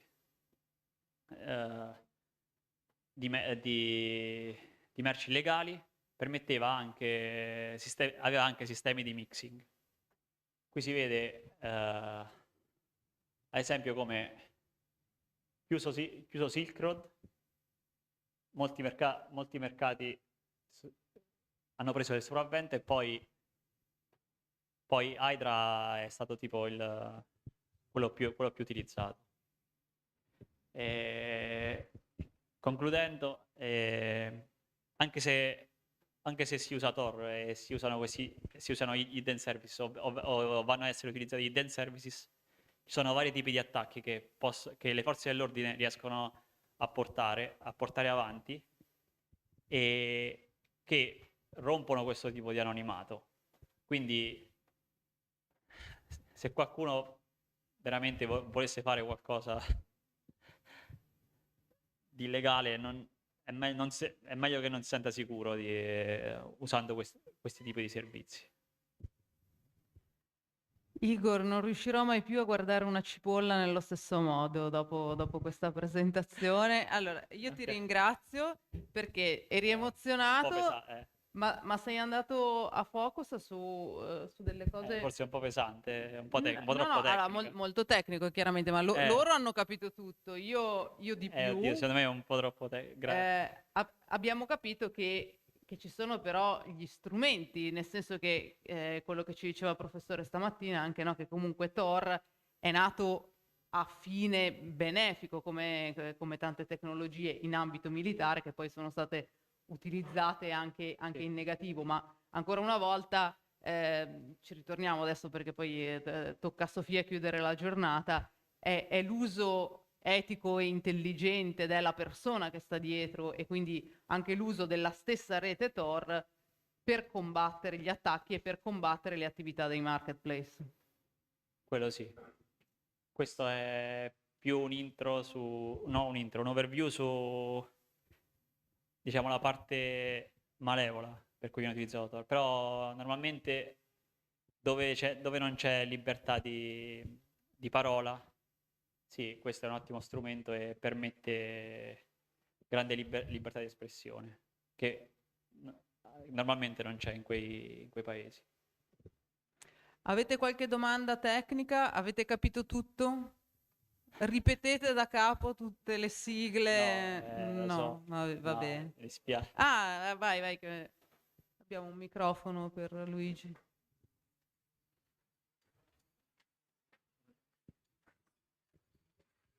No, giusto per, come dire, per dovere di condivisione, no? Anche perché è interessante il tema. Di tutti gli attacchi che ci hai mostrato, ti do del tu, perdonami. Sì. No, nessun problema. Di tutti gli attacchi che ci hai mostrato, abbiamo capito che le forze dell'ordine, se io personalmente dal mio PC a casa vado sul dark web, posso essere identificato con diverse tecniche. La domanda è, ma se io utilizzo una VPN e quindi sfrutto un punto di uscita, no? Che non è il mio router di casa, ma un altro, un proxy. Più Tor.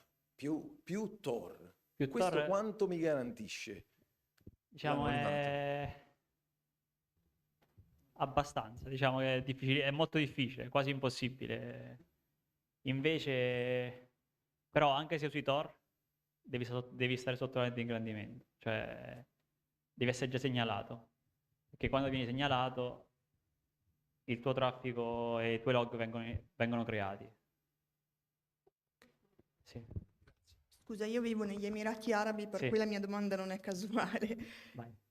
anche se usi la VPN, però ci entri dal provider di casa e noi stiamo dando per scontato che il provider di casa non stia parlando con le forze No, ma il dell'ordine. provider di casa parla con le forze dell'ordine. Appunto, Se le quindi forze dell'ordine vanno col mandato.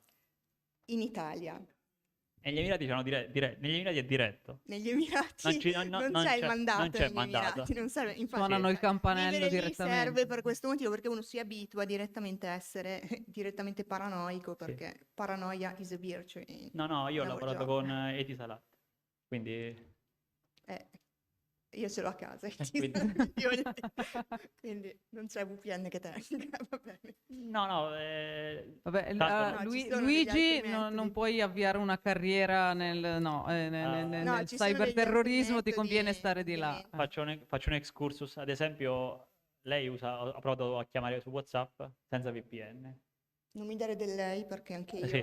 No, ho ok, questioni di età che hai capisci. provato a usare WhatsApp senza VPN. Che cosa succede? Parte. No, Cinque- non funziona la chiamata VoIP ovviamente, non ma sono... funziona, però delle volte parte 5 secondi E poi, e poi diventa robotica. Che significa? che si rendono conto che era partito Significa il pacchetto VoIP e l'hanno Allora, droppato. WhatsApp ha un sistema per evadere questo tipo di censorship, no? E loro, onde evitare che si scatena questo sistema per evitare la censorship, fanno traffic shaping, che significa che droppano la metà del traffico e a te la chiamata è inutile e loro hanno raggiunto il loro scopo che ti devi fare ricarica su Etisalat. Ma io sono contenta, guarda, perché mi risparmio tutte le telefonate da mio padre, quindi va bene. Cioè, sono forse l'unica persona contenta che WhatsApp non funzioni per le chiamate VoIP negli Emirati. Comunque sì, cioè il concetto è più complicato di quello che sembra, ovviamente. Non Sì. sempre la VPN è il sacro graal. Stessa cosa Torli, traffic shaping fanno, onde che tu eviti di utilizzare Guard. Anche Anche le VPN lo so.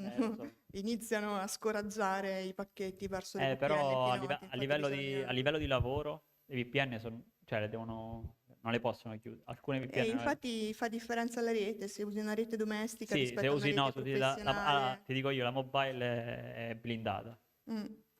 Lo so, sfondi una porta No, ma chiusa in questo caso. la ragione più stupida non è censorship o tutto quello che dicono sui giornali, è semplicemente business. Loro vogliono che tu prendi il pacchetto di chiamate Certo, per le internazionali, fine, su quello guadagnano sul anche roaming. perché in un paese dove i 9 su 10 sono expat, Eh, ovviamente non possono perdere loro 9 guadagnano sul decimi roaming. dell'economia delle telco. Quello, non ci sta niente di... No, Ovviamente ma sui io giornali, sono sicura. esce di tutto, esce che... Però l'unico vero motivo è guadagno sul roaming. Ok, grazie. Sì.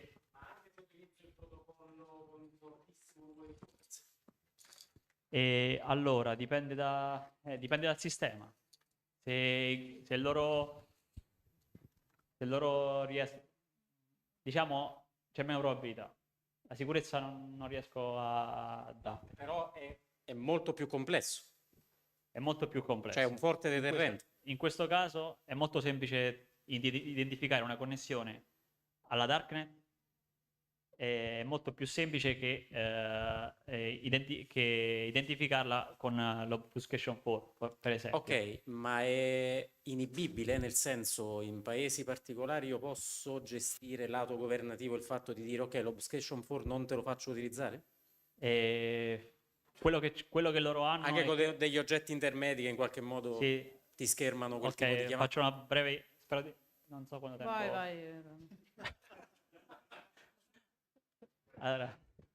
Allora, in alcuni paesi tipo Cina, diciamo che li imparano questi nodi, i guard node, i bridge, perdonami.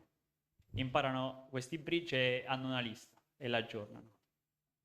E altrimenti diciamo che è molto difficile bloccarli. È fatto apposta. Quindi può essere la soluzione per usare Tor al meglio, diciamo, in quel caso. Sì. Sì, conviene, diciamo, se però tu sai che non sei sotto la lente di ingrandimento e nessuno ti spia... Il problema è che non lo so. È quello. Quindi, nel dubbio vado su Obfuscation 4 e posso. Esatto. Grazie. Prego. Altre domande? No? Allora, grazie. Grazie ancora. Igor. Maria Di Paolo che ci ha fatto fare questo viaggio un po' inquietante in effetti. E come anticipato chiudiamo la nostra giornata con Sofia Scozzari, Cyber Ladies nella security. Fortunati. Chiudiamo dando i numeri di nuovo? Un po' sì, come al solito. Cioè, non solo hanno resistito fino adesso, ma si beccano anche questo adesso. Mi spiace. Allora, cyber security al femminile col punto di domanda perché voglio essere un po' provocatrice. Insomma, voglio provocarvi un po'. Allora, vi racconto chi sono innanzitutto e perché continuo a dare tutti i numeri. Mi occupo di cyber security a questo punto da più di 16 anni e complessivamente di IT da oltre 30 anni. Ho iniziato a 16 anni ad assemblare computer perché mi divertivo così. E a questo punto vivo da 6 anni negli Emirati Arabi con la mia famiglia. Lì ho fondato Acmanac e con Acmanac ci occupiamo dell'analisi delle minacce cyber a supporto delle attività di risk management e cyber threat intelligence, che vuol dire che sostanzialmente noi analizziamo quelli che sono i cyberattacchi, in particolare quelli appunto che hanno avuto successo, per capire che cosa sta succedendo e come possiamo aiutare le aziende a difendersi in maniera più efficace. E a questo punto gestiamo il più grande repository di cyberattacchi di pubblico dominio e faccio parte del comitato direttivo di Clusit, che è stato nominato varie volte oggi, di Women for Security, che è la community che supporta le donne che lavorano nella cyber security. Sono membro del cyber think tank di Assintel e mi sono occupata nel tempo di varie pubblicazioni, incluso il rapporto Clusit fin dalla prima edizione nel 2011. Tutti gli anni con Acmanac facciamo il nostro report in inglese, scrivo articoli e guide di cyber security ovviamente e mi occupo anche di training e in particolare di cyber security awareness. Oggi vi parlerò del gap di genere che c'è nella cyber security, vedremo un po' di dati sulla cyber security al femminile in Italia, capiremo un po' com'è la situazione all'estero, dato che io ho questa finestra diciamo un po' privilegiata, e vi spiegherò per quale motivo è un non problema, perché questo problema del gap di genere in realtà non è un problema, e poi finiremo per vedere il presente della cyber security e anche quello che potrebbe essere il futuro della cyber security, rimanendo in tema con l'evento. Allora, vediamo subito i dati sul gap di genere. Le donne attualmente rappresentano il 24% della forza di lavoro complessiva nella cyber security a livello globale. Però questo è un dato che, per quanto sembri basso, è un dato che sta migliorando. Nel 2019 infatti erano il 20%, nel 2013 erano l'11%, quindi è una situazione che globalmente sta migliorando e speriamo più rapidamente. È stato previsto che nel 2025 raggiungeremo il 30%, nel 2031 il 35%. Io in realtà mi auspico che queste cifre crescano molto più rapidamente perché l'abbiamo visto anche oggi, la situazione della cyber security non ci permette di non coprire tutti i gap. In generale le donne hanno meno anni di esperienza perché si dedicano a questi ruoli da meno tempo, sia per quanto riguarda la cyber security che per quanto riguarda l'IT. Oltre il 50% delle impiegate nella cyber security ha background che non sono tecnici. Questo è un dato interessante perché inizialmente sembra un aspetto negativo, in realtà è un aspetto positivo perché vuol dire che queste impiegate, queste donne, quando arrivano alla cyber security apportano, diciamo, degli aspetti freschi, degli aspetti nuovi, non tecnici, che sono in realtà molto utili per avere una visione a 360 gradi. Nel 2019 le posizioni CISO nelle aziende Fortune 500 sono ricoperte da donne soltanto nel 20% dei casi. Nel 2017 era il 13%, quindi anche qua una situazione che sta migliorando. Addirittura ci sono delle donne CISO, per me già questo è... Cioè, addirittura ci sono i CISO veramente, cioè questo già per me è abbastanza, devo dire, mi basta poco. Vediamo adesso i dati della cyber security femminile in Italia. Sono dati che derivano da una survey che abbiamo fatto con Women for Security nel 2022 e ci ha dato un identikit di quella che è la situazione italiana, che era un dato che mancava, e ci ha dato anche qualche sorpresa. Iniziamo dalla parte di anagrafica e formazione. Le cyber professioniste italiane hanno un'età compresa in maggioranza tra 26 e 55 anni. Vado un po' veloce su questi numeri per non darvi veramente tutti quanti i numeri, però diciamo che gli aspetti rilevanti sono che provengono in prevalenza da alcune regioni d'Italia. Questo vuol dire che la cyber security continua a essere abbastanza sbilanciata nel resto d'Italia, e questo è anche uno dei motivi per cui sono felice di essere qui apposta a Pescara a parlare di cyber security a questi livelli, perché vuol dire che stiamo lavorando anche su questo aspetto, su questa, diciamo, disparità regionale. Oltre la metà ha conseguito una laurea o comunque una formazione. Il 70% però ha conseguito anche una formazione specifica per il settore, quindi diciamo, la donna italiana nella cyber security è abbastanza matura, è molto preparata e ha studiato parecchio. Il 26% delle professioniste lavora nella cyber security da poco, relativamente poco. Però ci sono addirittura delle veterane che lavorano nella cyber security da oltre 10 anni, e lì ci sono anch'io in effetti. C'è anche una componente di partecipanti al sondaggio che è nuova del settore, o addirittura chi non se ne occupa ancora ma ha dichiarato di essere interessate, perché abbiamo chiesto anche alle studentesse, cercando di capire che tipo di interesse c'era anche per quella categoria. La maggior parte delle professioniste lavora in ambito tecnico, il 44%, però ci sono anche ulteriori funzioni come le funzioni di marketing, commerciali, legali, aspetti legali, project management, eccetera. Le posizioni C-level invece sono scarsamente rappresentate, questo è un dato che dovremo tenere a mente.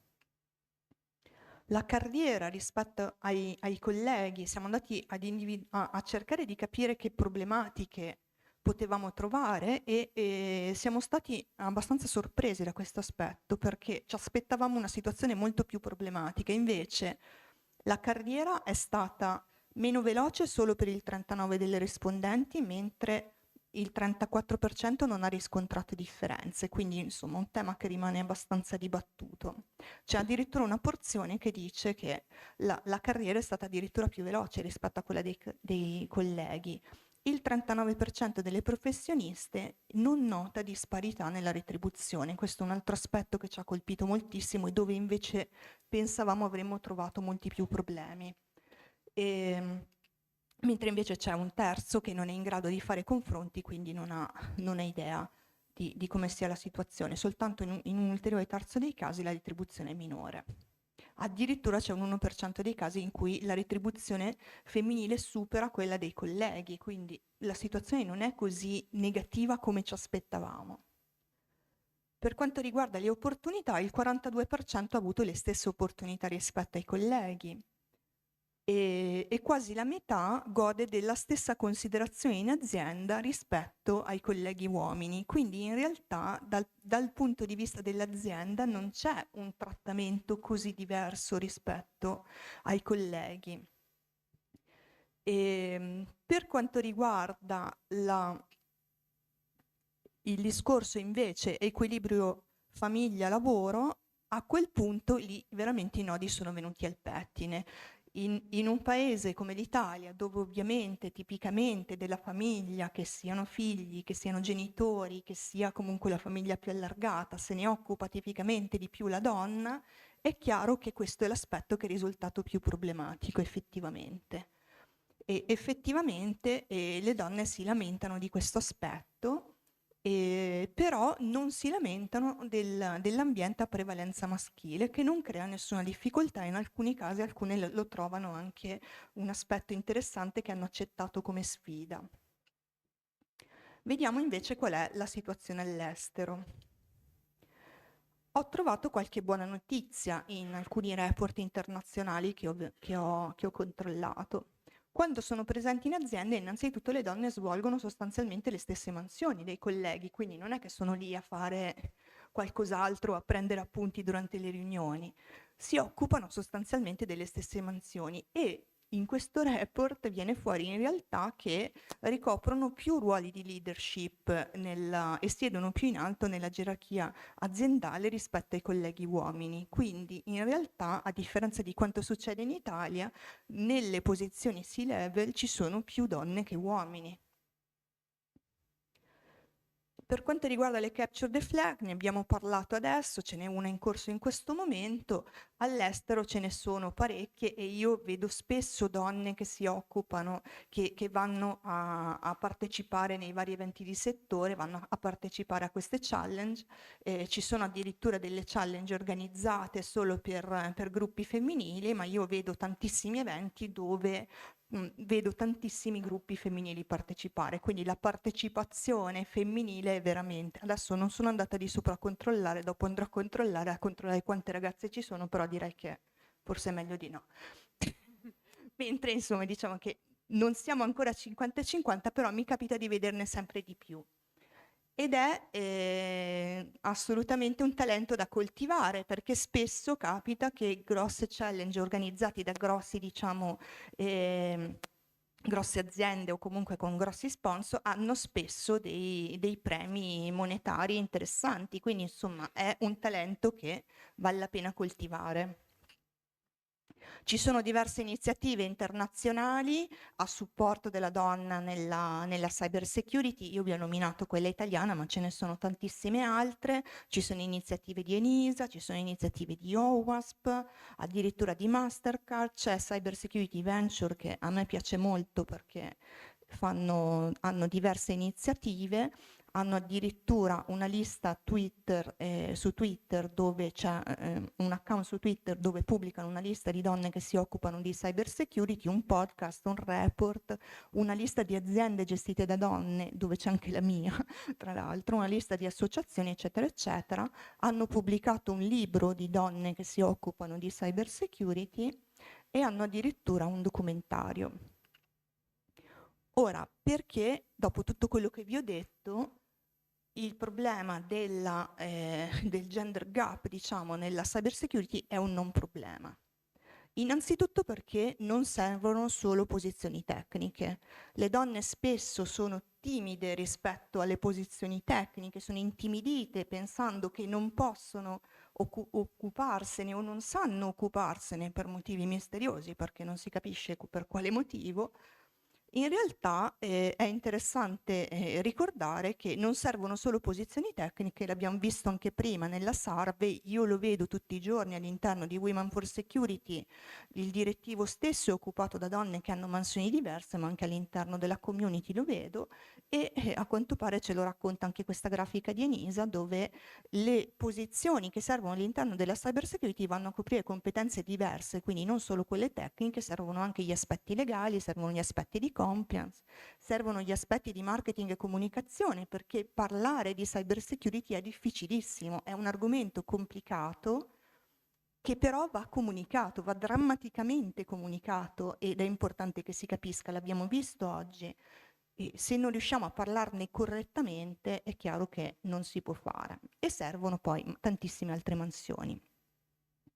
Non servono quindi solo quelli che comunemente vengono chiamati gli hard skill, quindi tutte le competenze tecniche che in base all'ambito prescelto vanno a coprire il settore che ci interessa. Quindi non bastano solo quelle e non servono solo quelle, servono anche quelli che si chiamano i soft skill, che in realtà hanno una rilevanza molto più alta di quello che pensiamo, arrivando quasi al 40%, ovvero tutta una serie di capacità come il ragionamento analitico, il problem solving, il pensiero laterale, l'attenzione ai dettagli, che noi donne siamo tremende da questo punto di vista, la capacità di lavorare in team, le doti comunicative, il multitasking, e per noi donne il multitasking è proprio una capacità innata. Tutte queste doti sono fondamentali in generale per lavorare nell'IT, ma in particolare nella cyber security sono veramente molto importanti.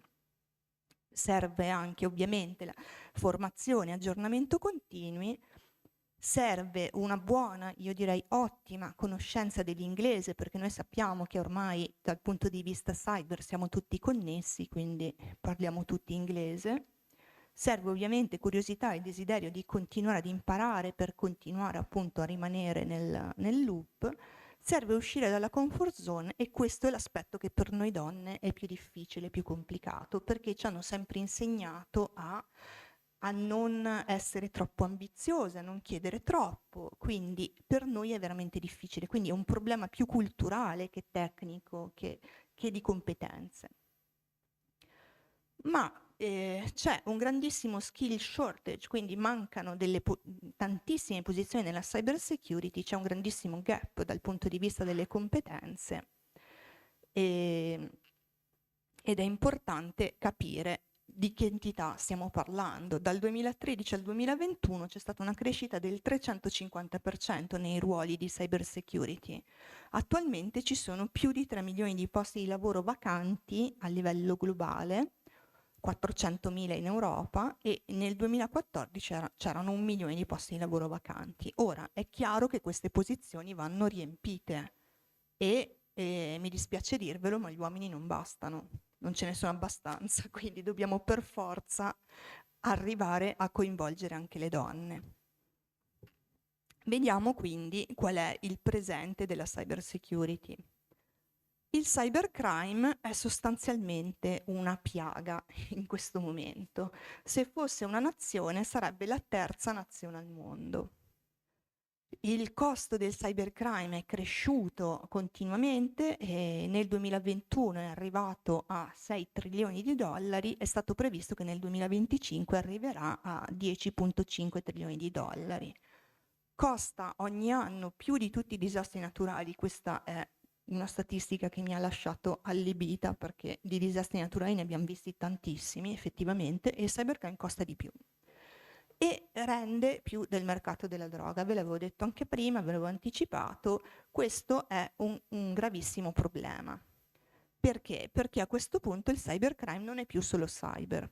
Cosa vuol dire? Vuol dire che si occupano di cybercrime anche organizzazioni criminali che in precedenza non se ne occupavano, e il mercato del cybercrime è stato stimato che crescerà dal 2015 al 2025, crescerà del 250%, quindi arriverà a un numero veramente, veramente pazzesco. Perché? Perché sostanzialmente il fenomeno del cybercrime as a service, ovvero quel fenomeno per cui i cybercriminali mettono a disposizione degli altri criminali le loro competenze, i loro asset, i loro malware, le loro capacità, fa sì che chiunque possa occuparsi a questo punto di cybercrime, anche chi non ha competenze cyber. Per cybercrime as a service però non si intende solo il malware, c'è ovviamente la possibilità di avere qualcuno che ci scriva il malware, ma c'è anche la possibilità di avere qualcuno che ce lo cifri, qualcuno che ce lo vada a iniettare, qualcuno che ce lo vada a piazzare, insomma vari servizi, varie possibilità per tutti i livelli. È un fenomeno, come vi dicevo, che è sempre più diffuso e sempre più organizzato, e anche questa è una brutta notizia. Si stima che nei prossimi 5 anni i danni causati dal cybercrime as a service continueranno a crescere del 23% all'anno, quindi non è un fenomeno che vediamo adesso e che poi scompare, ma come al solito mi duole portare queste brutte notizie, questi brutti numeri, è un fenomeno che a quanto pare è qua per rimanere. Quindi è evidente che dobbiamo metterci in condizione, come dicevamo prima, non solo di collaborare di più tra di noi, ma anche di occuparci meglio della problematica cyber security, perché la piaga del cybercrime aumenterà. Ma se fino adesso avete pensato al cybercrime con un'immagine simile a questa, e se non uguale, però quantomeno c'è sempre la felpa, sappiate che la felpa non si usa più, non va più di moda, ve lo dico, ma in realtà non è questo quello di cui parliamo, ma parliamo di questo. Parliamo di organizzazioni criminali dove c'è una struttura organizzativa come quella delle aziende. Anzi, sono aziende di fatto, sono aziende che vogliono produrre fatturato, sono aziende che vogliono fare business esattamente come un'azienda convenzionale, con l'unica problematica è che il business che loro fanno è a discapito del business degli altri. Vediamo un dettaglio sul ransomware, che è l'altra problematica principale. Il malware a questo punto è la tecnica in assoluto più utilizzata. Tra i malware il ransomware è quello più problematico, quello utilizzato di più, perché ha una resa dal punto di vista degli attaccanti assolutamente altissima, per vari motivi che poi vi racconterò. Nel 2015 c'era un ransomware ogni 2 minuti. Nel 2016 uno ogni 40 secondi, è già accelerato parecchio. Nel 2019 uno ogni 14 secondi. Nel 2021 siamo arrivati a un ransomware ogni 11 secondi. Non so ancora i dati del 2023, magari l'anno prossimo vi li racconto se lo scopro. Quindi è chiaramente un fenomeno che sta aumentando nella sua frequenza. Perché? Perché rende molto bene, perché funziona. Infatti i costi dovuti al ransomware aumentano sempre di più. Nel 2015 i costi globalmente erano 325 milioni di dollari, nel 2017 siamo passati già a 5 miliardi con un salto incredibile, nel 2018 8 miliardi, 11,5 miliardi e 20 miliardi di dollari nel 2021. È chiaro che sta accelerando. Il problema del ransomware, il motivo per cui rende così tanto, è che i cybercriminali in questo momento hanno aggiunto alla problematica convenzionale dell'encryption dei dati, che quindi va a bloccare i sistemi che sono cifrati, anche la problematica della double extortion. La double extortion è il secondo ricatto che viene fatto alla vittima, perché a questo punto i dati, prima di essere cifrati, vengono copiati e l'attaccante fa il secondo riscatto per evitare, che chiede il secondo riscatto per evitare di divulgare questi dati. Ora, se il problema convenzionale, se possiamo chiamarlo così, del ransomware, ovvero la cifratura dei dati, è possibile risolverlo tramite un buon backup, il problema della double extortion non è così facile da girare, perché nel momento in cui questi dati sono in mano all'attaccante non si recuperano, quindi non abbiamo più il potere di recuperare questi dati. Possiamo solo intervenire sulla prevenzione.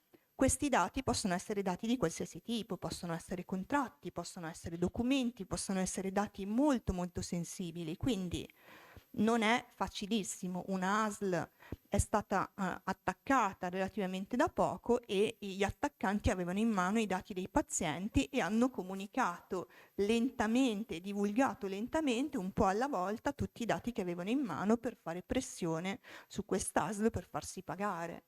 E questo è veramente impossibile da combattere. Quindi altissima resa per gli attaccanti e una bella rogna per noi. Adesso vi mostro quelli che sono i nostri numeri. Vi ho mostrato fino adesso i numeri degli altri, vi faccio vedere i numeri che noi collezioniamo con la mia azienda per capire com'è la situazione. Dal 2018 ad agosto 2023 abbiamo classificato più di 14.000 cyberattacchi che sono andati a buon fine e sono diventati di pubblico dominio. La media mensile nel 2023 fino adesso è di 573 attacchi. Noi da quest'anno consideriamo anche gli attacchi che collezioniamo dal dark web, perché ci siamo resi conto che soltanto una parte di questi poi li ritroviamo nel clear web, quindi nel web normale, e quindi siamo andati a prenderci direttamente anche quelli. Stiamo parlando di worldwide, giusto? Sì. Il dark web e il worldwide normale. Sì, no, intendo, cioè comunque a livello mondiale. Sì, a livello mondiale, assolutamente sì. 389 invece è la media mensile di attacchi che scoviamo nel dark web ogni mese, solo nel 2023, solo fino ad agosto. E questa media è bassa perché a gennaio ne abbiamo trovati meno, quindi in realtà dovrebbe essere più alta. Il 71% è la percentuale di attacchi che ha impatti gravi o gravissimi nel periodo dal 2018 ad agosto 2023, quindi tantissimi cyberattacchi hanno in realtà impatti veramente importanti.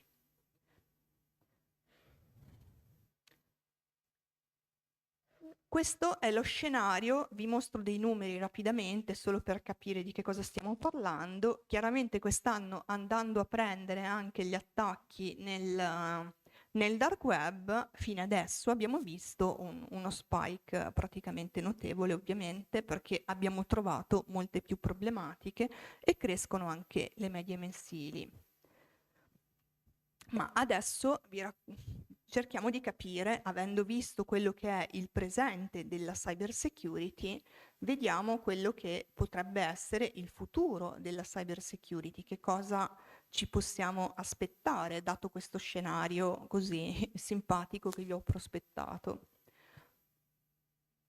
ENISA cita queste minacce emergenti, ha fatto questo elenco di queste 10 minacce emergenti per il 2030, dove ha citato la supply chain di cui abbiamo parlato prima, che effettivamente è un problema notevole e difficile da tenere sotto controllo, e l'errore umano ovviamente anche quello fondamentale e normalmente non viene considerato, tutta una serie di problematiche, ma l'utilizzo e l'abuso di intelligenza artificiale, anche di quello ne abbiamo parlato tanto, perché può essere utilizzata sia dal punto di vista dei difensori, ma soprattutto dal punto di vista degli attaccanti, ma soprattutto a me interessa tantissimo il numero 8, ovvero lo skill shortage, ovvero la carenza di posizioni nella cyber security è una problematica emergente per il 2030, cioè questo vuol dire che se noi non la risolviamo nel prossimo decennio avremo delle difficoltà inimmaginabili, quindi è una delle problematiche che noi dobbiamo in qualche modo riuscire a gestire.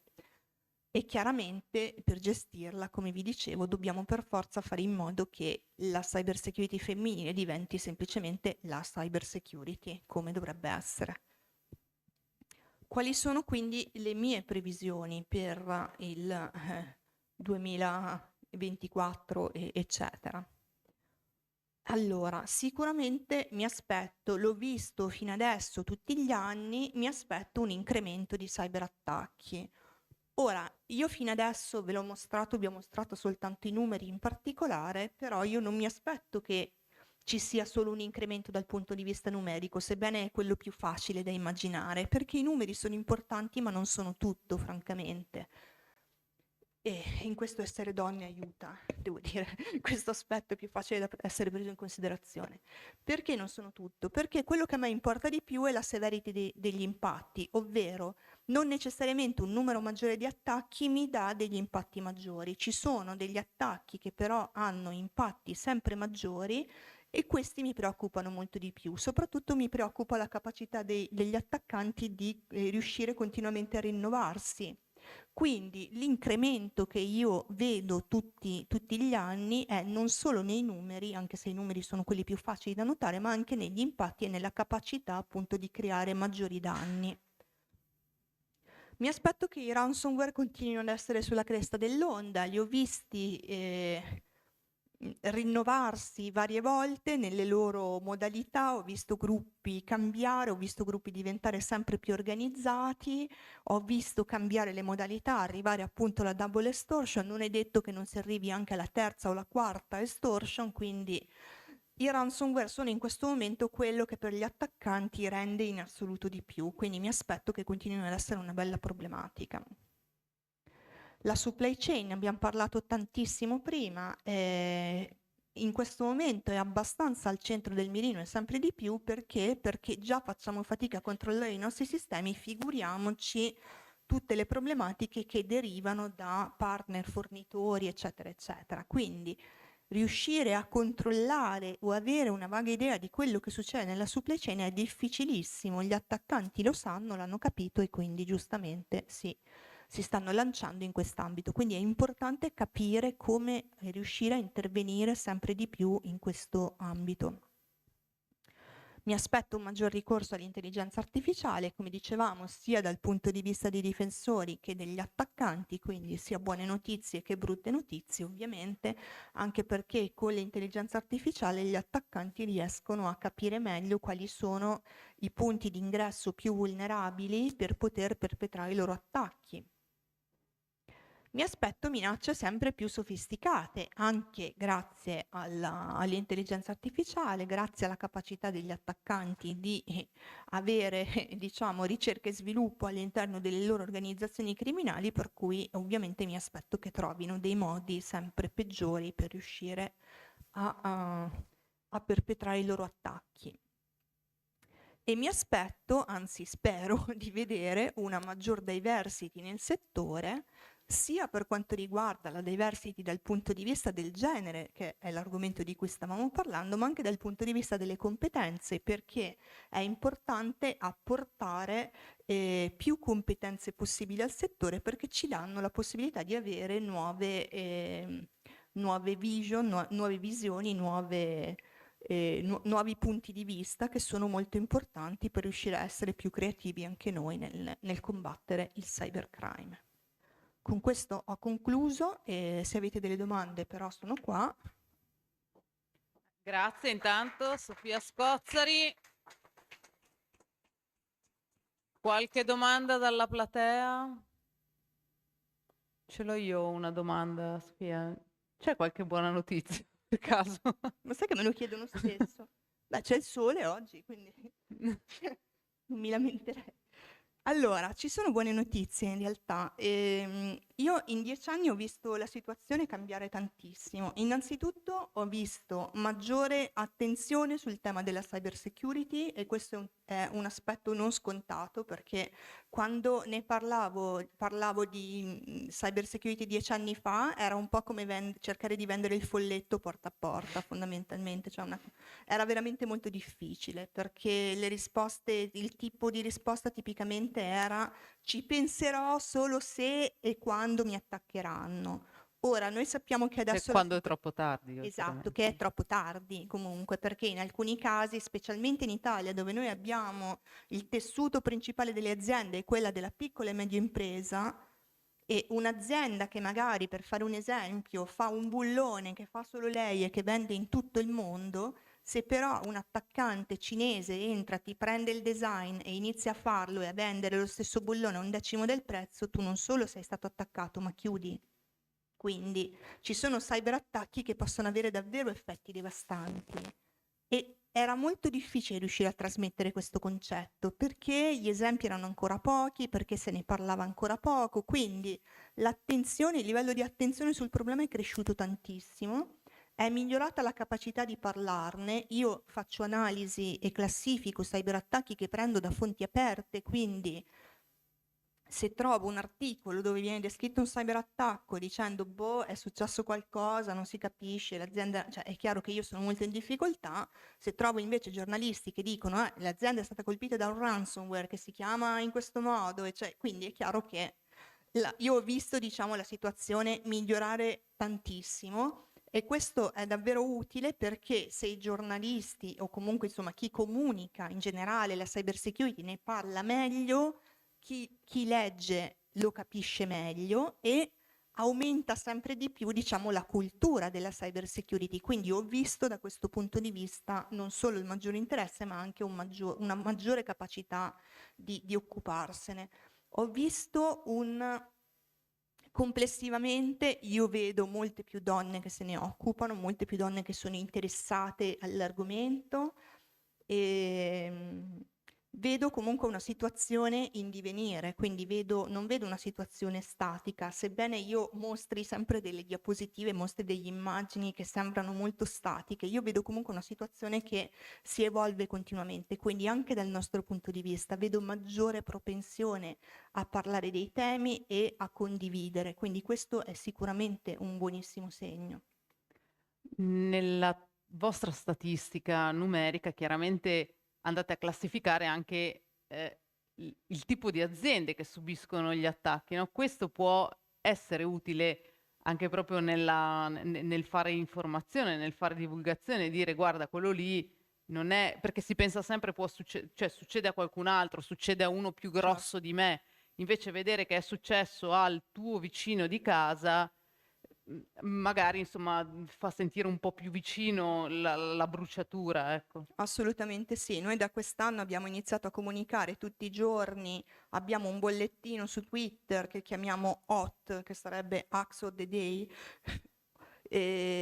dove praticamente Acts of Today, scusate, dove praticamente andiamo a informare su quello che abbiamo trovato sul dark web quel giorno. E noi tipicamente troviamo un numero di attacchi, in media sono 15-16 diciamo al giorno, e andiamo a comunicare tipicamente i numeri e che tipo di aziende sono state colpite, oppure quali country sono stati colpiti. Ad esempio, in alcuni casi, nei casi degli attacchi più gravi, magari andiamo a fare comunicazione per dire attenzione, l'attaccante tal dei tali ha detto di aver attaccato questa azienda, eccetera. L'abbiamo fatto anche per aziende italiane. Non sempre viene presa bene questa cosa, però per noi è importante fare questa comunicazione, perché spesso quello che succede sul dark web passa totalmente inosservato, ma loro lì stanno pubblicando dati, stanno pubblicando nomi, eccetera. Quindi è sono importante. delle vere e proprie rivendicazioni, Ci giusto? sono rivendicazioni, ma ci sono anche la pubblicazione dei dati. Quindi nel momento in cui questi dati vengono sottratti, il secondo riscatto non viene pagato, loro pubblicano tutti i dati lì, quindi chiunque può andare lì a prenderli e leggersi tutti i contratti dell'azienda vittima o leggersi tutti i dati sanitari dell'azienda sanitaria, eccetera. Quindi ci sono dei dati anche molto molto pesanti, quindi noi cerchiamo di comunicare il più possibile quello che troviamo, proprio per far capire l'entità del danno. E quello che noi abbiamo capito, e che non è così banale da capire effettivamente, è che in realtà tutti sono soggetti a questa problematica. Noi tendiamo sempre ad avere la sindrome del film di fantascienza, dove pensiamo, ma sì, vabbè, queste cose, come nei film di fantascienza dove c'è sempre l'America che viene distrutta, c'è qualche città americana che viene distrutta, noi pensiamo, vabbè, ma è sempre un problema loro, perché deve essere un problema nostro? In realtà non è così, perché nel mondo cyber non ci sono confini, noi viviamo in un mondo che non ha perimetri, non ha confini. Quindi per un attaccante che potrebbe essere il nostro vicino di casa, o potrebbe essere un cinese, o potrebbe essere uno che vive in Eritrea, è uguale. Non fa differenza tra attaccare un'azienda americana, attaccare un'azienda italiana, oppure meglio ancora attaccare una multinazionale che così li attacca tutti i countries. Non gli fa assolutamente differenza. Quello che fa differenza è quanto un'azienda sia vulnerabile, quindi semplicemente va a prendere le informazioni. Abbiamo visto Shodan oggi, su Shodan si vanno a prendere determinate informazioni, così si capisce chi andare ad attaccare. Quindi per loro il country non fa la differenza, non gli interessa. A parte gli attivisti che hanno interesse a portare avanti una causa, quindi i loro attacchi sono mirati verso una determinata azienda o un'entità governativa, oppure un centro di ricerca o qualcosa, perché devono dimostrare la loro tesi, in tutti gli altri casi all'attaccante non importa chi sta attaccando, quello che gli importa è la sua possibilità di avere successo e la sua possibilità di avere guadagno. Questo vuol dire che non solo siamo tutti a rischio, ma anche che piccole e medie aziende sono a rischio esattamente come lo sono le grandi aziende, e questo è il concetto meno facile da comprendere. Perché? Perché mentre la grande azienda, noi pensiamo che essendo grande chiaramente è più esposta, ed effettivamente è vero, è più esposta a maggiore base d'attacco, quindi è possibile colpirla di più, però è vero che normalmente la grande azienda ha più budget per gestire le proprie difese. La piccola azienda non solo ha meno budget per gestire le proprie difese, ma spesso magari è una micro azienda, quindi non ha neanche staff tecnico, non ha neanche un sistemista, magari non ha nessuno che si occupi dei sistemi, figuriamoci solo della cyber security. Quindi non solo ha meno risorse, ma anche meno capacità di ripresa in caso di attacco. una grossa azienda, cioè pensiamo a aziende grosse, importanti, subiscono attacchi continuamente. Alcuni riescono a bloccarli, altri parzialmente, altri no. Ma in ogni caso restano in piedi perché comunque sono grosse, sono solide, hanno budget, hanno capacità di ripresa. Un'azienda piccola ha poche risorse, ha poche capacità di ripresa.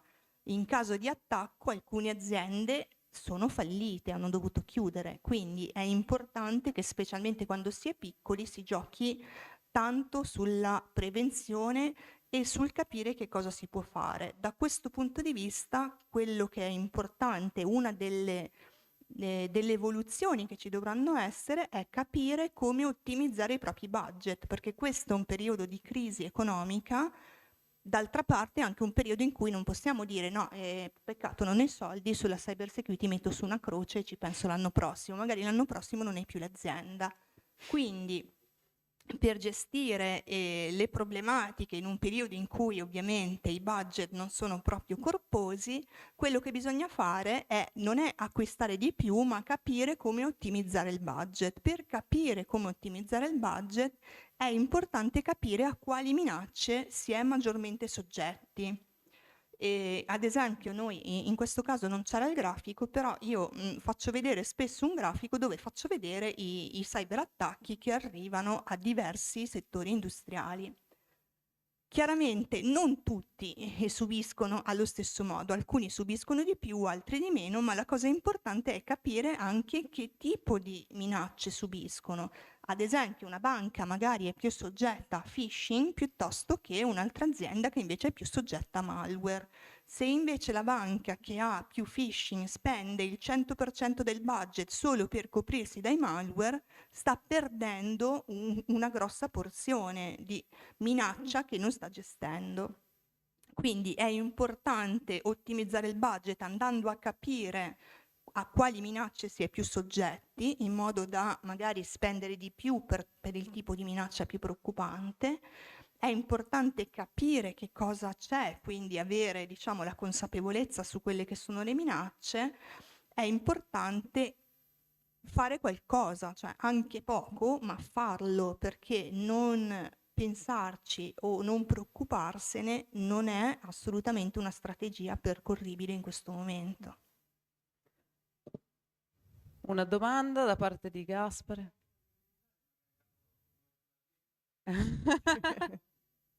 Perché no?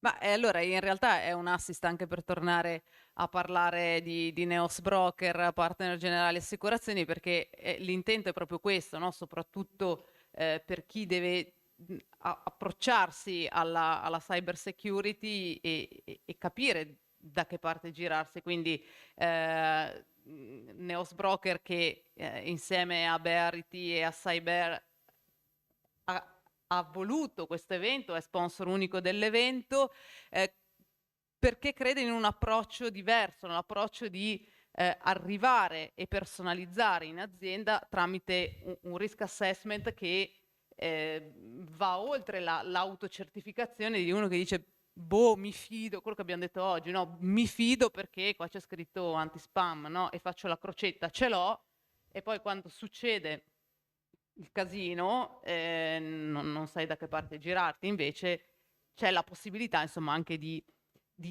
prevenire, di prepararsi nel caso di un evento nefasto e avere anche un ristoro da questo punto di vista, che come dicevamo oggi anche con l'ingegner Cavucci, cioè anche far vedere come azienda che si è pronti a rispondere nel caso di un attacco, significa fare brand anche, nel senso, cioè dare importanza e dare reputazione al proprio brand, anche se si è piccoli.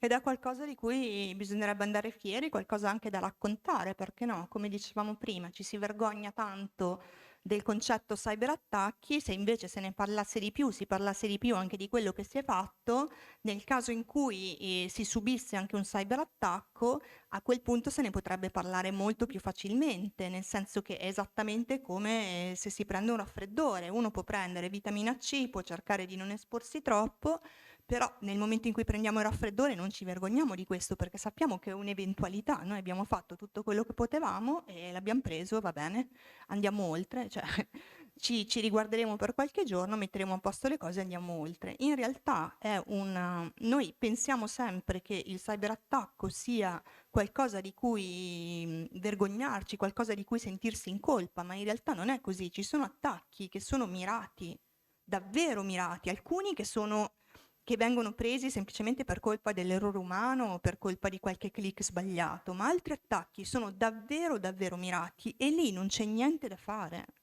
Uno può avere tutte le protezioni dell'universo, ma siccome dietro magari ci sono dei gruppi cybercriminali che magari vengono sovvenzionati dai governi per portare avanti delle operazioni molto particolari, molto importanti, in quel caso lì non c'è niente da fare. Cosa puoi fare? L'unica cosa che puoi fare è intervenire non solo sulla difesa, che è l'aspetto che ci preoccupa sempre di più, ma anche sulla valutazione preventiva dei rischi, cioè preventivamente bisogna pensare a quelli che sono i rischi e cercare di gestirli al meglio possibile, ma anche pensare a un piano da mettere in atto nel momento in cui c'è un attacco. Anche questo è importante, perché reagire prontamente è importante tanto quanto le misure difensive, perché noi dobbiamo considerare l'eventualità del cyberattacco. Se pensiamo tanto a me non succede perché sono piccolo, oppure a me non succede perché capita sempre solo agli americani, oppure perché dovrebbe succedere a me, vuol dire che noi stiamo negando l'eventualità di un evento che invece è molto probabile. Al contrario, noi dobbiamo pensare, ok, questo evento può succedere, come raffreddore, può capitare a tutti, quindi sapendo che può succedere io mi devo preparare, devo sapere cosa fare nel caso in cui succeda, devo cercare di gestire tutti i rischi, mi devo preparare il meglio che posso, dopodiché basta, cioè vado E poi tranquilla. torno più forzuto di prima. E tornerò più forte di prima, ma soprattutto ne potrò parlare, potrò dire, io ho fatto tutto quello che dovevo, mi è capitato lo stesso, questo è quello che ho fatto per mettere a posto le cose, ma soprattutto ho avvisato i miei clienti, i miei fornitori, ho parlato con tutti quelli con cui dovevo parlare, perché è importante che sappiano cosa sta succedendo, perché siamo tutti collegati.